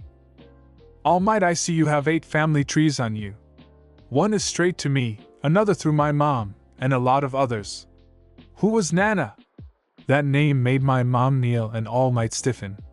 She was my master, she gave me one for all. My mom sniffled. She was my grandma. I scratched my head some as Lady Death sat me down. I will explain what you see, my Reaper. All Might's quirk was created when All for One gave his brother a quirk. The stockpiling quirk and his quirk to pass on quirks fused into one for all. That quirk was passed down to one hero and the next. Eventually it got to your grandma and All Might. If you hadn't jumped that day, you would have it now. This stunned everyone, especially All for One. Who is she and how does she know all of that? I laughed. Dad, meet Lady Death, the true gods of death. She made me a Reaper, saved my life, and gave me the code. He then quickly stood up and hugged her near tears. Thank you for saving my son. Please look over him for me. I know I must pay for my sins. She laughed and patted his head. All for One, you've mostly paid your debt. You must be a hero and try to raise your son with All Might as his stepfather. All of us stiffened except Mom and All Might, who were both blushing. He already proposed and you said yes, Mom? She nodded and I laughed as I shook my head. Hopefully two new Dad will make up for a horrible one. This made everyone laugh and Lady Death went to check on Eri only to scream when she saw the cat ears. I rushed to Eri and Lady Death, who was snuggling Eri as she was now awake. I am so sorry, Eri, you just look so much cuter with these ears. I didn't mean to wake you up. Eri formed kitty paws, booped her on the nose and dozed back off. Why didn't you warn me she was so cute? I shrugged. Sorry, I'm kinda used to it and thought you saw her every night. She shook her head and forgave me. The rest of the night was planning our first weekend as a family. May is going to get a headache tomorrow. I wake up the next morning and head downstairs to make breakfast. By the time I get to the kitchen, I see Mom and All Might making breakfast. I then see Kurogiri and All Might talking on the couch as May walks in and looks at everything going on. Morning, hun. Eri is still in bed and I have someone I want you to meet. May, meet All for One, my biological father. Dad, meet my fiancé. May freaked out and reached for her collapsible bat before I stopped her. May, he's giving up villainy. He can't lie to me and I truly am his son. I show her my QI with a link to my eyes so she can see it. She sighs and head up to Eri to wake her. I let her. She won't trust you for a while. One of your stunts hurt her family. He nodded and got up to set the table for breakfast. We all ate with me between May and AFO blocking each time she tried to stab or cut him. I sighed after attempt 112. Hun, please stop. You're draining my energy. As an example, I made the battery at 15% icon pop up as a hologram. She stopped and apologized as I yawned and finished eating. To be honest, I hoped you'd stop at the 12th attempt. Please try to at least tolerate my father. He may have a bad past, but he is trying to change, and I want to learn more about when quirks started. She nodded and jokingly shocked me with a mini taser she made. The icon popped up again, but a bit more charged up. That's new. I didn't know I could absorb electricity. I now can eat fire and absorb electricity. I quickly make a note of it as I begin to do the dishes, stunning everyone that I wasn't affected. Once I finished washing the dishes and putting them away, I got dressed and called Niza to see if he was free. He answered and I asked if I could talk to him. He said sure, just be at the school before noon. I grabbed my father and warped there, scaring Niza at the suddenness of it. Midoriya, why so sudden and why is he here? I sighed and showed him the data tag on him, especially the one where he is related to me. This stunned Niza greatly. The smartest and strongest student in ages is the son of a villain? AFO and I. Ex-villain! Niza jumps and apologizes. Sorry, but up until now you've only been a villain. I may not know why you started, but still. You do need to pay for your crimes. That's when AFO dropped a giant box, which he pulled out of nowhere, onto Niza's desk. This box holds every single illegal thing on the planet that I did and did not create. Have fun. I stopped AFO from leaving. Niza, I would like to make him a new teacher. Villainy 101. He will teach heroes to think as villains so we can do better against them. If he does anything against the rules, I will personally take his soul to the afterlife. This scared both of them and both nodded as I put a special bracelet on AFO's wrist. Sorry, but just to make Nizu and other heroes feel safe. You can't use quirks without permission until everyone trusts you. AFO nodded and accepted it. I hope there's a clause if I need to protect myself or another? I nodded and warped us back home where All Might saw the bracelet. Where did you two go so suddenly? I yawned and sit in my chair. We saw Nizu. AFO is now a teacher of Villainy 101 where he teaches about how villains think. This made May, Eri, Mom, and All Might quiet long enough for me to take a nap. After a couple of hours I woke up to everyone playing a board game with Eri napping next to me. I yawned and slowly sat up, making sure not to wake up Eri. What did I miss? How long was I out? May hugged me. You were asleep 3 hours and your mom brought out a game called Shadows in the Forest. Basically the lamp stuns the shadowlings and to win all the creatures have to meet up in one shadow. It's kinda challenging against your mom and all for one. If one is the seeker they win, but if both are against the seeker they win. Kinda infuriating. I shrugged and yawned slightly as I got up and got a drink. Before anyone asks, yes, it's a real game. I walk back to the living room and try my luck to beat Mom and AFO. After a couple of turns I froze both of their shadowlings. This made All Might laugh, my mom to make Katsudon because she bet me that I would lose, and AFO to sit back stunned. Eri woke up and stretched like a cat as she yawned. What happened? She saw me chuckling as I put the masks back on the shadowlings. Did Daddy beat Grandma and Grandpa grumpy? I burst out laughing as AFO said he wasn't grumpy, just old. AFO tried to shut me up as I kept laughing. May had to put me in another room to muffle my laughing. Eri, you might need another name for All for One. Otherwise your father will keep losing his mind. Eri gasped. Where is Daddy's mind? Did it run away? I heard this and laughed harder as I walked back into TH's living room. I didn't lose it, Eri, it's just an expression. I couldn't help but find Grandpa Grumpy funny. It really caught me off guard, thanks for the laugh, Eri. I hugged her and sat down, setting up another round. Everyone watched me against AFO in the game. It took an hour for me to win, but it became very close for either of us to win. Remind me to fear you should anyone make you evil, AFO said, shuddering a bit. I put the game up and helped Mom set the table for supper. If that day ever comes, Lady Death will hopefully remove the code and my Reaper abilities. All Might and AFO nodded as they began to make drinks for everyone. We ate lunch and May forgave AFO but stated she still doesn't trust him. The afternoon was filled with lots of board games with me trying to remove some IQ temporarily so I don't always win. We went out for supper with All Might thinking ahead and booking the entire restaurant so he isn't bugged by fans as he enjoys his food. After a while of us all enjoying supper, someone broke in. I saw the data tag and sighed. "What do you want, Katsuki? Also, how did you even find us?" He was panting as he grabbed me by the arm and dragged me out. I went out and saw some Noma. I went Niflheim Reaper and killed all of the ones made from villainous people. There were some made from innocent people who I cured of their nomuism and gave them quirks, or slightly better versions of what they started with. Once the mess was cleaned up, I went back into the restaurant to eat. Katsuki stopped me.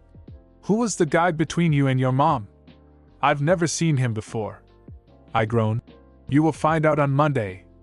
Now let me eat, please, Toga." I knocked her out and had her arrested for identity theft as her disguise fell off her like mud. I ate supper quickly and told everyone what just happened. Once I finished, I looked for Katsuki.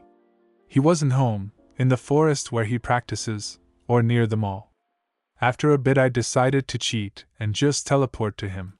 He was tied up in an alleyway with some wannabe charred Frankenstein and a depressed Deadpool standing guard. Me showing up scared them both as I sighed.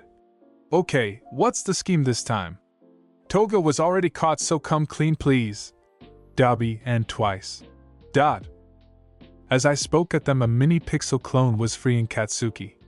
"You caught Stain and we wanted revenge," Dobby stated as he formed blue flames in his hands. Twice switched between nodding and shaking his head as Dobby spoke. I sighed. "I had no control over that. Lady Death had me catch him."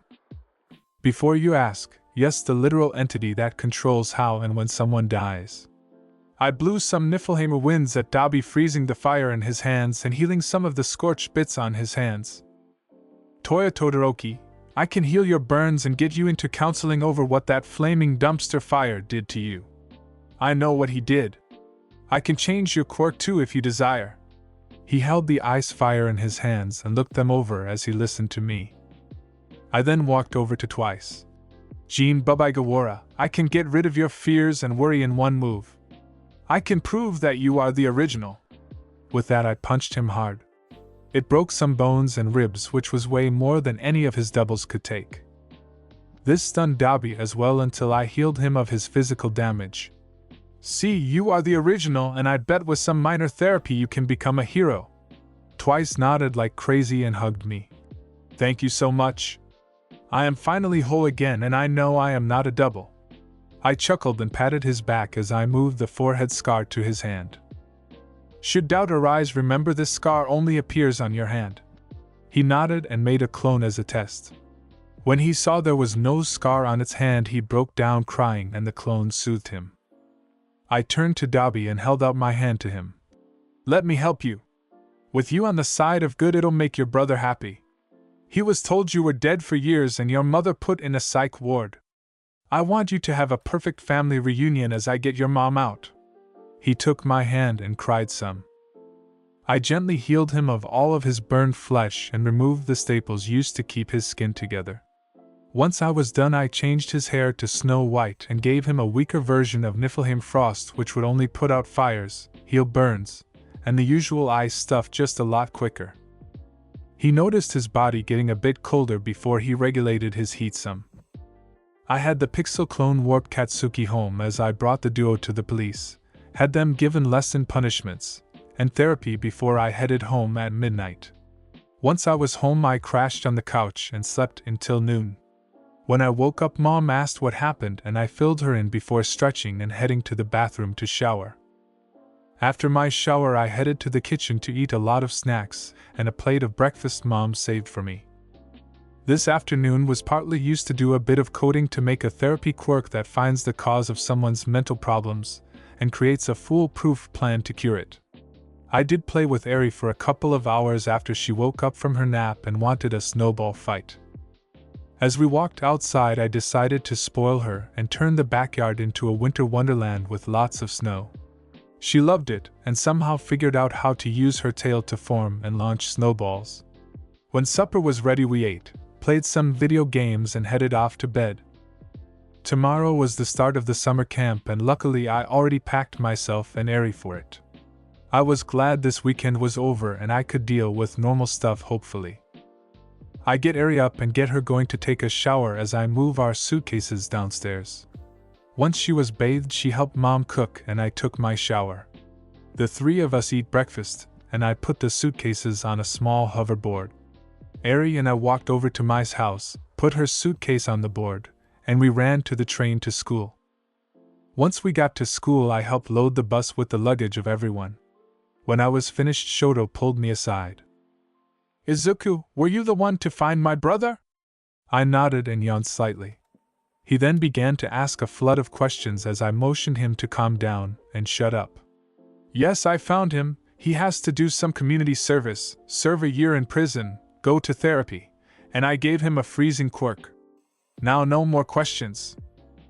I get onto the bus and sit next to Mei as Eri sat with Momo and Uraraka. I was asleep again after a bit, and didn't wake up till we got to some random cliff. I sensed a group of people coming at high speed and handed Eri to Katsuwa.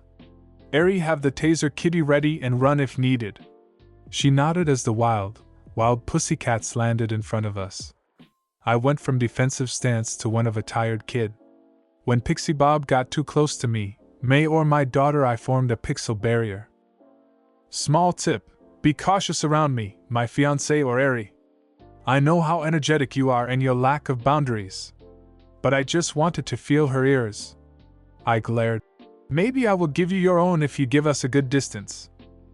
All four looked at me confused until I grew my own ears and tail. "Trust me, I can do a ton of stuff." This made Ragdoll walk over to me and looked me over. "I can't sense you with my quirk." "Why is that?" Mei slapped me. "You're in defender mode again, aren't you?" I nodded and dropped it, making Ragdoll fall backwards. "Holy crap! You're what I was sending until a tiny bit ago. Your aura is huge." I made a note of it, and shrank my aura, or the energy field that might be aura, till it matched the size of most of my classmates. She tilted her head. "You shrank your aura. How powerful are you?" I waved off the question as I dodged an attack from Katsuki. He just tried to punch me and I launched him to the camp, which would be where we are heading. "Don't worry, he will be fine. I put a bubble around him." With a yawn, I slid down the side of the cliff and started to walk. "Willing or unwilling, you'll end up down here, so brace yourselves." "Katsuwa, take Eri back on the bus, please. I don't want her hurt." I began to run as a Nico, and used the trees some to launch myself around. Each time I see an earth monster, it gets destroyed by claws I create. I guess I can keep Battle Nico mode. Not my type, but it'll be useful in infiltration missions if I change my hair color and remove the freckles. I get to the camp and pop the bubble Katsuki was stuck in. "When will you learn not to attack me?" He scoffed and stomped off as we waited for Katsuwa, Eri, and the wild pussycats. "Bakugo, where is Midoriya? I thought only he could pop the bubble," Katsuwa asked as he set Eri down. He simply pointed to me in a tree already asleep with the battery charging icon floating above me. Katsuwa and Eri just joined me, taking bigger and lower branches, cause why not? The hero team got a bit jealous and Pixie Bob tried to touch Eri's ears. I grabbed her wrist with my tail. "Try again and you'll not get the Nico quirk." She backed away quickly and I hopped down, landing quietly. "Thanks for ruining my nap. It's not easy to take care of a girl who was abused. She has made progress, but her nightmares are still constant." I notice a young kid and walk over to him. "Hello there, I'm Midoriya Izuku, Pro Hero Hell Reaper. What's your name?" I crouch and hold out my hand as I smile. When he tried to nut shot me, I had my tail catch his fist. "Okay, Nico quirk is definitely a good one to keep." I looked at the kid and made my eyes glow temporarily as I changed the data tag back on. When I saw it, my ears instantly folded. "Oh, you're the water hoses kid. I'm sorry for your loss. I'll let go of your wrist, Kota, but no trying to punch me, okay?" I let go and he backed away a bit stunned. "How did you know that about me? Did Aunt Mandalay tell you?" I shook my head and made QI show up as I had my hand become skeletal. I have two quirks, quirk vault as I call it, and the code. The code is very versatile and lets me see stuff like a video game. When he looked confused, I created a hologram of the latest Smash Brothers. See how at the bottom you can see damage and lives? I can do that, but see name, age, relations, and their quirk. Yours seems weak now, but wait and train some and eventually it'll be stronger than your parents. He nodded and tried to touch the hologram because of how real it was. I looked at Mandalay, who nodded, so I created a solid controller. Wanna play as we wait for the rest? He nodded and smiled some as we played with me just possessing my character. Once the rest arrived, I popped out, healed them, and ended the holograms for now. May made a joke about me adopting another kid and I shook my head. His name is Koda and he is Mandalay's nephew, so no adoption. Koda looked up at me. You have a kid? I chuckled. Yeah, I adopted Eri after I rescued her. With that, both Eri and Katsuwa woke up with a loud yawn. I gently picked up Eri and put her on the ground. Eri, this is Koda. How about you two play together for a while? As I spoke, I gave Koda some snow blaster gloves I just created for him. After a while, the two were having a snowball fight and enjoying it as Katsuwa had everyone start training. I was to fight all 4 members of WWP on my own. Great. After a couple of minutes of me coding up the area so nothing and no one in it really gets hurt, we started. I battled using only my Nico quirk, elemental punches / claws, and extreme flexibility which rivals Tiger's pliabody. The 4 of them could barely get a good hit in as I hit Mandalay, Ragdoll, and Pixie Bob pretty good a few times. When it was a 1v1 between me and Tiger, a flurry of snowballs came at us. The first 2 hit us before we started to easily avoid them and still kept fighting. Eri and Koda decided to try to prank us as we trained. After a bit, I thought up revenge on the 2. I formed more tails and added the elemental bit to them as well. I did it slow enough they didn't notice until suddenly a giant storm of snowballs came flying at them. The females of WWP were laughing as the trouble-making duo yelled in shock and ran away. With Tiger distracted, I caught him with my new tails and smirked. I'm now the king of cats. I put him down and apologized for my bad joke. I healed the bruising I caused and added it to the coating so I wouldn't cause any more. We kept battling and I tried different combos. One was hardening like Karashima, stockpiling, and strength boost. That combo actually would have destroyed a good amount of the forest without the coated area. They had fun and took it as both sides teaching each other, since I have a lot of quirks to use and decided to limit them.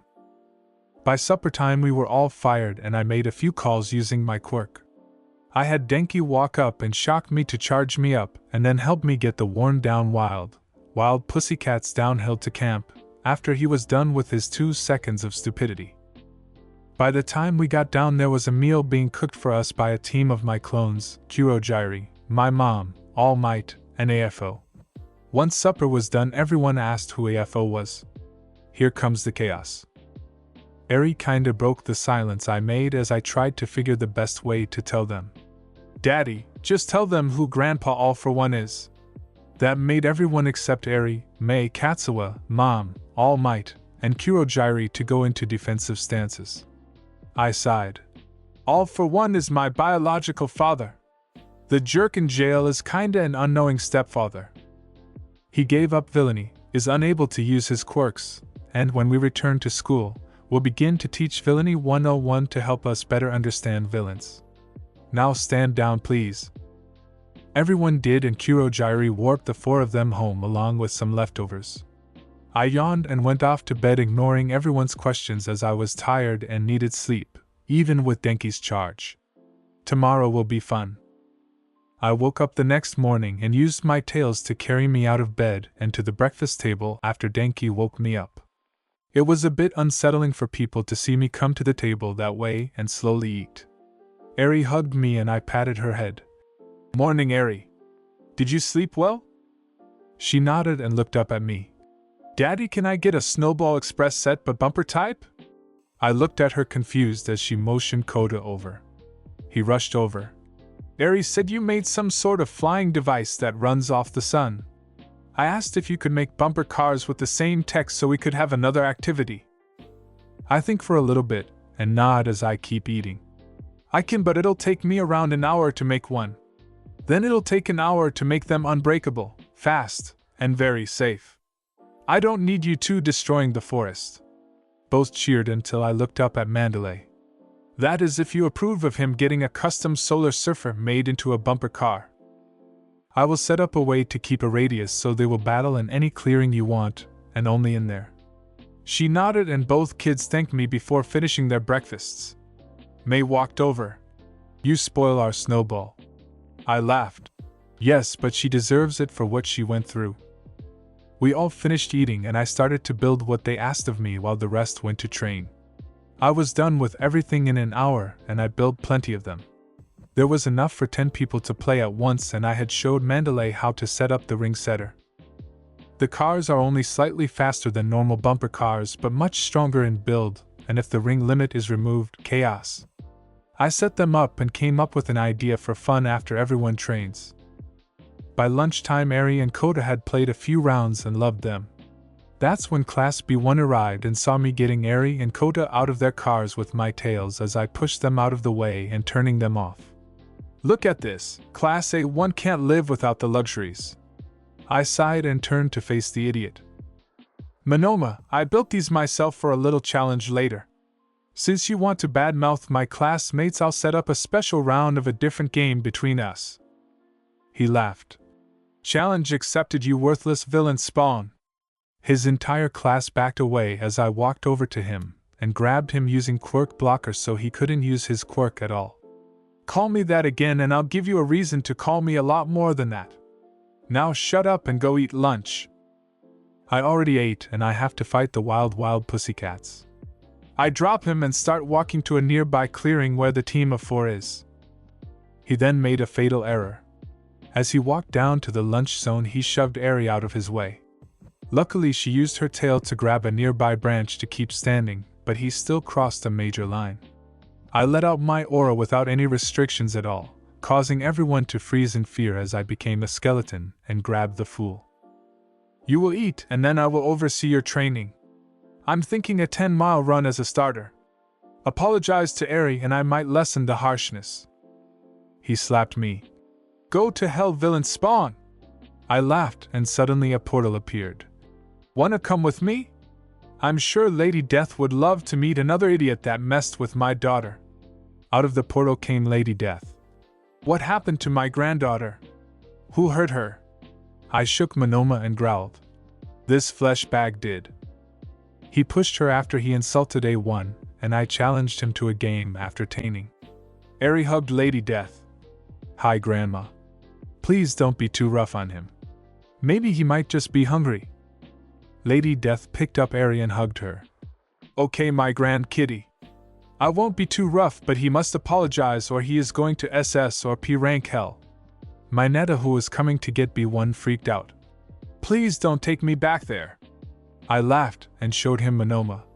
Not you, but this moron. My Netta relaxed but walked over. Trust me, apologize before it's too late. I still have nightmares from my time in hell.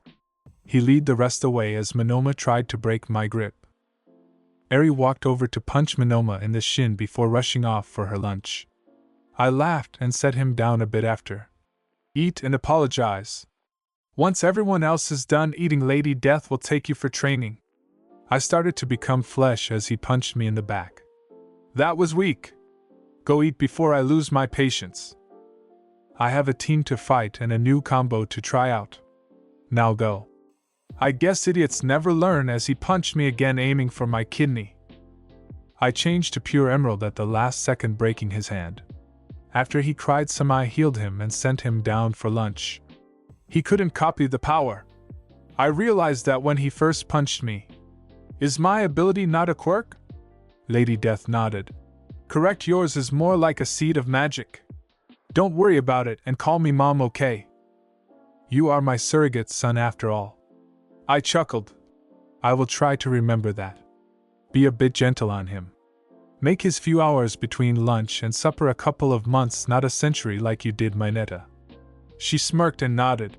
How many days is this camp? I told her and headed to my fight with the hero team. A few hours later I tried multiple combos and listed them before I saw Monoma get launched out of a portal and onto a seat at the dinner table. I jumped down to him and chuckled a bit. Have fun with my second mom? He slowly turned to look at me. How are you related to her? I shook my head. I'm not, she calls her reapers her surrogate children. I currently am the only one. Enjoy supper, we have a battle after it. I patted his back and went down to sit next to Eri and Koda, who I had to brush snow off of. For my fight with Monoma I let him copy any 4 quirks he wanted. He chose Shoto, Bakugo, Kirishima, and Katsuya. He tried to blast me as I became a skeleton. Once I was a skeleton he tried to cremate me but I turned his fire to ice. I have True Hell Flame and Niflheim Frost. Fire and ice do nothing to me. He tried to erase my power but I stayed a skeleton. This made him mad until he tried to knock my skull off. I let him but I bit his fist which he had hardened. He freaked out as I was latched to his hand as my body fought him still. After a bit I get him out of the arena and remove his cloned quirks before reassembling myself. I win but I can see you've increased from 10 minutes to an hour. I wonder if you train on quirk cloning if you'd increase the amount you can copy. With that I showed the bumper car tournament board which was 100% random. Scoring was set on avoiding collisions and causing some. The more you bump someone the better score while the more you are bumped the lower your score. The 10-person starting battles were fun to watch and the top 5 from each round moved on. We had a match between Eri, Koda, WWP, Katsuya, Vlad, and I just for fun since I wanted them to feel included. Round 2 was between the 20 who passed also scrambled up. 3 was sets of 5 with 2 of the WWP as extra points. Katsuya was laughing as Ragdoll and Tiger flipped their cars on accident. Fixed them and the top 2 from each group other than the WWP members went against each other. The winner was Mei which surprised me with Bakugo in 2nd, Momo 3rd, and Mineta in 4th. For the rest of the camp we had nightly bumper car tournaments with different rules and challenges each time. Eri and Koda loved bumper chess as they were allowed to cause chaos randomly, and tried to knock over custom bumper cars. Everyone had a laugh when the 2 went flying around the board and sometimes chased each other. When it suddenly became a snowball fight in the bumper cars it was too funny. When we finished the camp everyone was stronger and needed a small break. We spent the next month relaxing and playing games. Gem Izuku popped in for advice about something he was curious about but that was the most unusual or interesting thing to happen. I hope he finds someone to love. Shame his Uraraka was evil. I get a call from the Global Hero Bureau at 6 a.m. the day after I got home from summer camp. It's 6 a.m., who are you and what do you want? They say their name, and they are from GHB. Oh sorry, just got home late yesterday from training camp at UA. Yes, I am still going to school. You want me to do what? Be a villain for the license test? Okay, any rules I have? Don't worry, I won't use full power. How about I just reflect their own quirks against them? I won't tell anyone, don't worry. HM? No need for minions, I can make my own army. Just give me DNA samples of everyone. Just tell them it's to test their iron levels and such. Trust me, this will be a one-of-a-kind test. I hang up and stretch as I head downstairs to begin making breakfast. An hour later everyone got up and sat down to eat breakfast.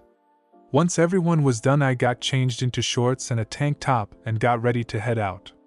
Daddy, what are you doing today? I knelt down and ruffled Era's hair. I'm going to do some community service and clean up some ruined lots. Mei and Eri perked up. Can we help out? I laughed. Sure, but if I say to stop doing something, do it. I'm doing this as a hero and I need you two not to ruin my image as I'm just starting the smallish stuff. Both nodded and got changed. On the way to a ruined beach I also told them not to mention me giving quirks. Eri asked why and I knelt down. Let's say a villain needs a specific quirk for a job and has a quirkless friend that's in on it. If I give them a quirk to do it, I would be an accomplice in the crime.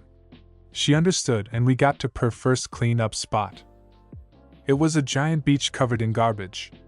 I had Eri be in charge of 2 clones and organizing the garbage. May was taking apart everything she could, and I was crushing, moving, and incinerating the trash. In the matter of a few hours we had cleaned up the beach, and a few other people from the community joined in to help us. A lot of kids tried to play with Eri, and she resisted at first until I laughed and motioned her to go ahead. Once she was playing with them, we got the work done a little bit faster and decided to let her play for an hour after we finished. I had Kurogiri warp over my floating grill and some supplies so I can make lunch for those who helped out. Once I was done serving everyone lunch, May, Eri, and I went to the next lot with the same setup. This lot wasn't as big, so an hour later it was done with just the 3 of us and a few clones.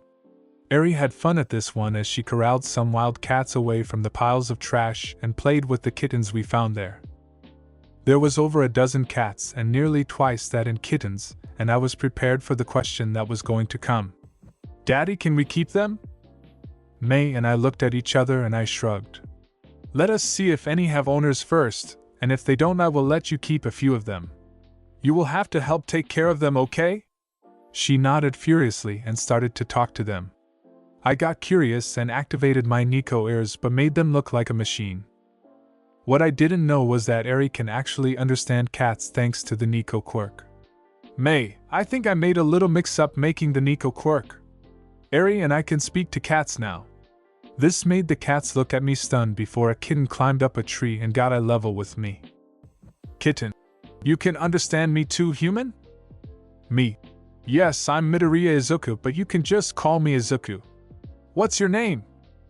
Kitten. "We just get called by coloring until we are named by a human." Me. "That is kinda cool but kinda hard since there are 3 of your litter that are orange and white too." Kitten. "True, but I'm the runt, so runt orange stripes is me." I put my hand out and the small kitten sat on it. "How about I name you Fortune? You may be the runt, but I sense you are not like your siblings."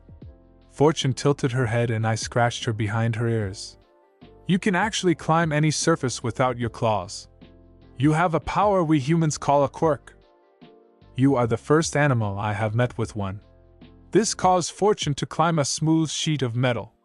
She was so happy until she lost focus and slid down onto Eri's head, as the metal was in a pile. "Sorry, Eri, did I hurt you?" Eri shook her head and petted Fortune till she dozed off. I quickly checked the other cats and none had chips, quirks, or odd mutations. All of them had thumbs, but that's it. The other kittens were jealous of Fortune and I just calmed them down. I told them maybe they would form one too, but if they don't after a year I would give them quirks if they are good kittens. The cats relaxed and nodded at me with the expressions that basically said finally a break. May and I finished the lot, and we had Eri pretend to be the Pied Piper to the cats, which everyone enjoyed and some actually recorded. When we got home, my mom, Dad, Might, all for one, and Kurogiri all gave us a death glare. It was quiet until they saw Fortune climb up the wall and sat on the ceiling. That made AFO very curious. "Did you give that kitten a quirk?" I shook my head. "Fortune, off the ceiling, please. We need to get you all clean and give your entire family names." She sighed. "Fine, but it feels nice up here." I chuckled. "Come down and I will install a cat bed up there so you can nap up there without having to keep focus." That made Fortune dive onto Eri's head. I sighed and gave all the cats a nice bath, dried them, gave them all names, and stopped one who literally just then formed their quirk. This little fluffy monster can water bend and was pulling pranks on her family. "Katara, stop splashing everyone. Just because you suddenly have a quirk doesn't mean you can abuse it." I had to temporarily block her quirk, making her fall back into the tub, making the other cats laugh. After drying her off again, I created a cat quirk board. There was a cat picture, cat given name, human given name, which we decided to leave blank until they got a quirk, and their quirk. I then created special headsets for everyone else except Kurogiri. I had to make him a handheld item that would translate cats to English. That's when Bakugo came in and looked confused. "Okay, Deku, what the fuck is going on?" I slapped him. 1. Watch your language. 2. These are our new pets. 3. So far 2 of them have natural quirks. He laughed as I said that until Katara hit him in the face with some water from my glass. Katara, thank you for proving my point, but next time ask someone to turn on the sink. I then grabbed a ladder and climbed it to set up Fortune's ceiling bed. Fortune, of course, was on the ceiling circling me as I worked on it. So one can control water and the other does what? Bakugo asked as he looked at Fortune. Eri answered him. Fortune can walk on any surface without using her claws. Fortune chuckled. Is he an idiot or just a blonde? Eri gasped. Bakugo isn't dumb, Fortune. He just thinks that everything is below his giant ego. Bakugo looked confused for a second, then got furious. Which furball insulted me? I sighed and tossed him a headset. Put that on and listen. I finished Fortune's bed and she sat in it. Is he always a short fuse or is that just because he is a blonde? Bakugo smirked. I'm always angry, you little furball. Now apologize before I make you into supper. This made Eri nut check him. Bad Mr. Angry. You will not cook my kitties. I then got a phone call from Katsuya. Hey Katsuya, what's up? Why do I understand my cats? I chuckled. Eri and I just found that out too. It seems that because we are part cat we can understand them. Also, any tips on what's best for cats and kittens? We found a bunch of cats and some are forming quirks. He then hung up after I told him how many cats I had. Everyone get away from the door and open it. I have a hunch Katsuya is about to fly through it. About half an hour later, Katsuya came in with multiple bags of food, cat toys, and his 6 cats. We spent the next hour talking to him, learning about the cats, and having to make some quirk-proof cat stuff. Another cat got a quirk. I named him Thunder as he can create storm clouds he can ride and actually create the weather. We had to set up rules with quirk usage by the cats. We called Nisa later, and he was surprised until he heard me yell at Thunder for hitting me with lightning. There is now a class for animals with quirks. I now have to make cat carriers that float and a lot of other stuff for when classes start in a month. Hopefully the house lasts long enough. Daddy! One of the kittens is now a giant kitty! Damn it. Mom, talk to your realtor. We need to move and I will help pay for it. I stumbled to the small backyard. Okay Titan, shrink back to kitten size. That's a good girl. I gave her a treat after she shrank. Yeah, moving is definitely top priority right now. I woke up in the middle of the night and looked at Titan. It's midnight, you're in giant form, and you licked my face. What is so important? Titan shrank down. More of us got quirks. I sighed and rolled to the side as a cat dive bombs my bed. Fortune, why did you decide to try to attack me? She meowed. Sorry, thought you were still asleep and I was running for momentum. I groan and get up. Okay, which one's got quirks? I stumbled downstairs where I see Kurogiri playing with a cat which looked like him. After a minute I watched the kitten create warp gates and start sneak attacking Kurogiri. Well Kurogiri, looks like you got a minigiri. The kitten and him nodded as I wrote it on the board. I had to have the kitten tell me his pre-quirk name, and took a picture of his new look. After a couple more minutes of me naming the newly quirked cats I sat down and pulled out Fruit Ninja on my QI. As I played holding a bamboo sword, a small kitten pawed my leg gently. I paused the game and knelt down. Yes, Star Mark? Can I play? It looks like fun. The kitten replied as it stood on its hind legs and grabbed a pen off the table to use as a sword. I chuckled and gave her a small QI screen to join me. Better score wins? She nodded and the game started. Honestly, I was distracted by the cute kitten playing the game, so I didn't do my best, but I still won. We played for a few hours and I noticed that Starmark was improving at a crazy rate. After a bit we started to always tie and we decided to try a new game. This is when she summoned her own QI. I watched her find Minecraft and created her own control scheme before playing it with me. Game Paw, your quirk is like mine. Now I wonder how the rest will form quirks. A few days later, of a few more kittens forming quirks, we moved to a full-on mansion with Mice family. While Mom, All Might, All for One, and I were busy looking, May was talking to her parents. What none of us knew, because honestly I didn't care, was that May was loaded. She was also staying at an apartment close to UA, so she wasn't always in a limo like Momo. Her parents own and run a support gear company. Mai's mother and father met me at a cafe I started to go to often with my horde of quirk kittens. The cafe workers enjoy the kittens, especially the one called Shadowling. That little bugger can form tentacles from shadows and use them to help the workers out. At home he just uses it to steal my Katsudon. When we first met, the mother was very standoffish, but Mai's father was eager to find out all he could about me. When I saw his took quirk, I quickly looked his hand over and healed the chip tools and strengthened a few of the weaker tools. After that I gave him more tools and then backed away blushing. I apologized and said it's a habit to heal and boost those I can. When Mai's mom walked over, I got rid of her migraine drawback and increased how far she can zoom her eyesight. After that I had to catch kitten twins just getting their quirk. Both got Mai's father's quirk, but their tails become tools instead of their paws. They are now aptly named Gadget and Gizmo. When they saw the twins and noticed the others with quirks, they both said at the same time, "Tell your mom to pack up. We have plenty of room at our place." They tried to hire movers, but with Kurojiri, his kitty, and mine's quirk, we just warped stuff over on our own. After moving in, Gamepad, Minigiri, and a cat now named Deflicity warped into Vamp Izuku's reality. Gamepad is now renamed Cyberpaw and Minigiri is now Kurokitty. I caught up with Vamp and his Momo before getting out some rage on their overhaul. Of course I copied all his quirks this time. Some interesting ones were in it. Mai's parents were not very happy about being called Grandma and Grandpa at first until I explained why I have Eri. Now they are on with it, but they do sometimes freak out when called Grandma or Grandpa. When class started back up, I had a Solar Surfer license test set up. Most of the surfer owners took it, and Eri was happy to have hers back as she passed the test at nearly 100%. All Might barely passed at 85% with an 84% as a fail.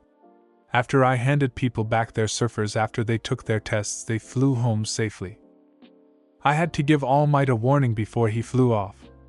Unfortunately, he didn't listen and I hit him upside the head with a newspaper. "All Might, this is why I had a license put in as a need for the surfers. If I check your board's data and you were traffic weaving, I'll revoke your license for a year." All Might instantly raised himself up and flew normally. I headed back to May and Eri, who were both shaking their heads. "Grandpa Might, big doofus." I instantly agreed and hopped onto my surfer. "Let's get back home. We have class tomorrow." We flew back to the mansion and Mai's mom got mad. "What are those things and why does Eri have one?" I explained the surfers, showed all the stuff I put in Eris, and showed the licenses and Eris score. She was stunned but relented as I showed her the patent for all my stuff. The next day at school, Eri was playing with the kittens and helping teach them quirk control. May and I were working on an Iron Man suit as a joke. We had it mostly built when we had to go up for the hero class. Katsuo was happy to see the kittens and welcomed them all by name, and when they corrected him, he apologized. Everyone in A1 was shocked as the kittens walked in. When they saw Kurokitty, they all looked at me. "Did female Nico you come back?" I shook my head and explained what happened, making them relax. Ashido started to play with a quirkless kitten and showed off her quirk some when the kittens suddenly turned pink, gained horns, and mimicked her. "Well, that proves kittens actually chose a quirk they see in action and gain it. Acid Fong is your new name." The kitten nodded and sat on Ashido's head for the rest of the day. At the end of the day, every classmate had their own kitten mimic. What was funny though was that Kachin's kitten looks like a Pomeranian. He really got mad at that but is dealing with it. For class, everyone was creating super moves as Ectoplasm, Deflicity, Cyberpaw, and I created clones for everyone to use. Everyone was in sync with their kittens and were having fun creating combos with them. All week they practiced and got stronger while Cyberpaw and I talked to the HB about my role as a villain and that A1 now has kittens with quirks which can be considered support animals.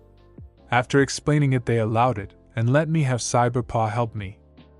When the Provisional Heroes license test happens, they will be stunned to hell and back. Made POV. I grumble as Izuku is called on the phone and says that he can't watch me take the license test to be a hero. It's totally unfair.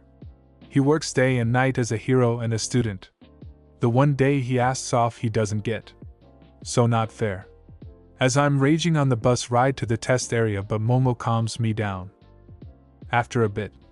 Remember that day you decided to join 1A? I looked at her. Yeah, you asked if we did it together. I'm guessing you didn't mean create inventions. She shook her head laughing. No, but your answer. Yes, we have made some babies together. Really made me think dirty. I face-palmed when I heard that. No wonder Isaac keeps correcting me in front of Eri. He was afraid she'd get in trouble for saying him and I make babies in front of her. This makes everyone who heard this laugh, even Katsuwa, who is currently entertaining Eri and her kitty. One seems to have bonded with her and has a habit of sending sonic plastic mice all over the place. We call him Vector, as he has a loves to only speed stuff up, not slow or rewind them. After we arrived, we met a few other schools and headed into the arena. The first challenge was for us to get 3 people out by hitting their targets with balls.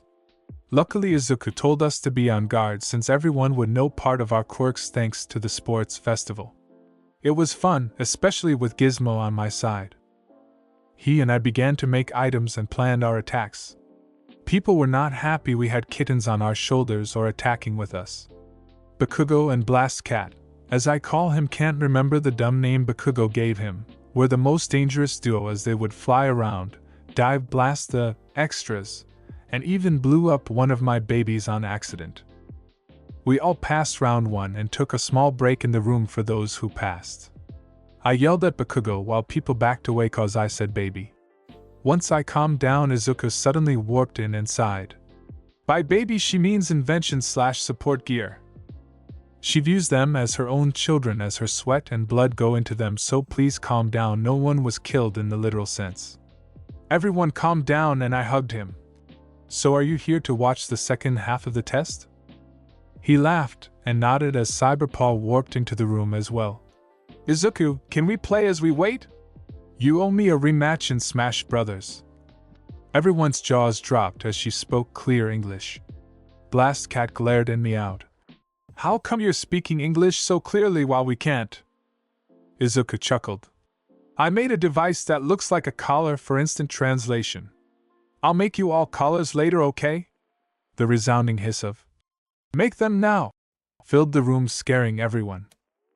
Izuku sighed and copied Cyberpaws, edited them to match their costumes, and passed them out to the quirk kittens. Soon the kittens began to speak and the people around asked why the kittens had quirks and are so smart. Izuku explained that he found them and they seem to get the quirks of whomever they think is cool or they bond to. That's when Cyberpaw created her QI and said, Izuku, we need to go. The second part is about to start. He nodded and warped away with Cyberpaw vanishing right after. We all were suddenly warped back into the arena and watched as it became ruins with Izuku blasting them with a gun from Halo, or was it Fallout? I couldn't see either clearly, so no clue. He then floated down close and yelled, There are professional victims throughout the city and you guys must rescue them. Have fun as Cyberpaw, and I kinda went overboard. Cyberpaw bowed. I am sorry, but I now understand why destruction games exist. They both warped away and we started rescuing people. We rescued roughly half when an army of fake villains suddenly broke into the arena. I used my zoom quirk to see it was an army of vampires, gem statues, robots, and some odd flying flaming skulls. They started to run out and trap heroes in training that went out solo. When people rescued the heroes and made the villains back off, I helped out by blasting the flaming skulls with water from a broken pipe. They went all out building the city for the test. After a while the villains began to draw a "What the fuck? Why are they using blood from the trainees taking the test and from the professional victims to draw a summoning circle? What in the world kind of mumbo-jumbo kind of test is this?" That's when a giant skeleton was summoned with bits and pieces of machines, some gems, different elements, and parts of the arena. That's when we hear over the speakers, Those are real villains. The fakes were found unconscious in the back along with the heroes who came with you. Fight with all you have! Everyone froze and had one single collective thought. So this is how we die. What a way to go. Made POV. I panic as I try to figure out a plan. Our test has been hijacked by vampires, living gems, robots, flying skulls, and a giant skeleton. The thing is, the skeleton was summoned like dark magic in video games. Now, according to video games and horror films, if you break the summoning ring, the summon vanishes. Now, to tell others without the villains hearing. Gizmo, can you tell the others to destroy the blood circle on the ground? Do so quickly and quietly. My cat ran off and I planned my assault. After a bit, I launch at the giant hodgepodge skeleton, trying to unscrew the robotic parts on his body. I undid a couple ribs before I was hit away. I couldn't help but laugh as the ribs landed on the army. Once that was done, Todoroki and Momo launched ice, fire, and cannonballs at the army. As those two distracted them, more joined in as the rest moved the injured further away. After a bit, I used some mixed parts from the summoned rubble skeleton. I created a dirt cannon. Once I get it built and aim, I shoot at the army. While this happens, Bakugo suddenly flew by and destroyed the circle. This causes the rubble skeleton to fall apart and vanish. With the big threat done, we all worked together to finish the other minions when we all heard clapping. As we looked around to find the source, we saw a guy covered in tattoos and holding a scythe. He was floating in the air and chuckling. "You beat my sorcery, good job, saplings. Too bad I can't let you live knowing the secrets to my magic." He started to speak something that was a mix of English, Latin, and something else. Once his chanting finished, all of his defeated minions were drawn to him, and he ate them. They didn't become energy or shrank. Tattoo, as I labeled him, had his jaw dropped to around his crotch and ate all his minions while. Once they all were consumed, his arms split, becoming 4 sets of arms. His original arms, a robotic pair, a red gem set, and a set with very long and sharp claws. "I am Shadow Reaper. I will kill all of you." I froze. Lady Death said Izuku was the only Reaper. Fakes are punished by Izuku and Lady Death. Shadow Reaper laughed. "She made me back when the Black Plague was rampant. I split from her and gained power unbelievable. Now I will give you 2 options. Bow or die." The entire testing arena yelled. I'd rather die than bow down to a villain. What happened next was beautiful. Everyone who wasn't defending the injured attacked him. There were some awesome combos like a fire tornado, water and lightning, and what I think was acid and machinery. After a few minutes, he and all the attacks suddenly vanished into a beam of light with Izuku at its base. My boyfriend ate the villain. He then coughed a bit and spit out a bit of machinery. "Damn, tungsten tastes horrible. Is everyone okay?" He healed everyone that was hurt and apologized for getting distracted by a decoy attack shadow setup. After that, he stood up with the test conductor looking tired. "Everyone, I was supposed to be your villain in this test, but I fell for a decoy villain attack. I am sorry for falling for it, but I'm glad you guys kept him pinned in place, or a lot of you would be dead." Everyone stiffened and murmured as Izuku said that. "In light that you all worked together and stopped any casualties, you all passed the test, but as Izuku said, be careful, some powerful villains are still out there. Just because you have a license doesn't mean you are unbeatable." We all got our provisional licenses, and I saw Izuku head into the tunnels where the teachers and his team of fake villains were. He looked so sad. Izuku POV. I walked right to the observation room and sighed. "Did you think they bought it?" Katsuya and Niza both nodded, along with all the teachers from other schools. "You did good, but why the name Shadow?" Katsuya asked as Ms. Joke played with his ears. I looked at a napping Eri who I had knocked out so she wouldn't accidentally tell anyone I was the test villain. "Because I beat up a shadow of regret a bit ago. One I wish I had done more to in this reality. Also because I also ate the real Shadow Reaper last week." Everyone stiffened up in shock. Niza was the first to collect his wits. "You're telling me Shadow Reaper was a real Reaper?" I nodded. "Reapers only die if another Reaper eats them. There are a few hundred still sleeping out there. Hopefully I am stronger than them, as some are older than the earth. I gently woke up Eri and carried her down to May, where I congratulated her on passing. Hopefully when the time comes everyone is strong enough to help me beat the first. I walked downstairs and jumped over Titan and Flash, racing through the mansion. Both of you need to stop that. Race outside on the dirt bike track. When they didn't listen, I warped them out onto the track. Eri meowed softly as she slid down the banister, while May chased her down. We all ate breakfast when I got a call from Mom and Dad Might. Izuku, you need to come to the hospital. All for One is dying. I dropped my food and ran to my surfer and broke lots of laws to get to the hospital. Once I found the room they were in, Mom and Dad Might left me alone with him. I'm sorry, Izuku. I shouldn't have tried to take them alone. Save your breath, Dad. I might be able to save you. Lady Death showed up and stopped me. I am sorry, my young Reaper, but his time is now. His soul will decay and make him into a demon should you save him. Let him die a hero. I nodded and Dad gave me all of his quirks before he suddenly died. Lady Death escorted his soul to eternal rest and I cried. Dad Might and Mom walked in and helped me get back to the mansion. They then told me what happened. Dad Might was busy buying some groceries to help out at the Hatsune mansion with Mom and All for One buying collars for the kittens and setting up an appointment to get them all chipped. As they were all doing their thing, some guy high on trigger attacked the vet's office. The drugged shark-looking person was trashing the place, blaming them for his pet's death. As they tried to calm him down, he suddenly attacked All for One. My mom's scream caused Dad Might to rush over and knock out the high idiot before rushing All for One to the hospital. They then called me, and now I know what led up to my dad's death. Instead of asking for a day off of school, I decided to head there even though I am slightly late. Power Loader was understanding and gave me a simple set of machines to fix along with a few orders for Snow Blaster gloves. With me working on it, a portal appeared suddenly. It was Vampire Momo with a jar of ashes. She dragged me to her world and explained. My Izuku was told that the USA's president wanted to create a treaty to save his country. Instead, he trapped Izuku in stone. After a few days with him in the stone, Izuku broke out and drank lots of trigger. I stopped her there and looked around the room he died. I found his soul crying on the bed he died on.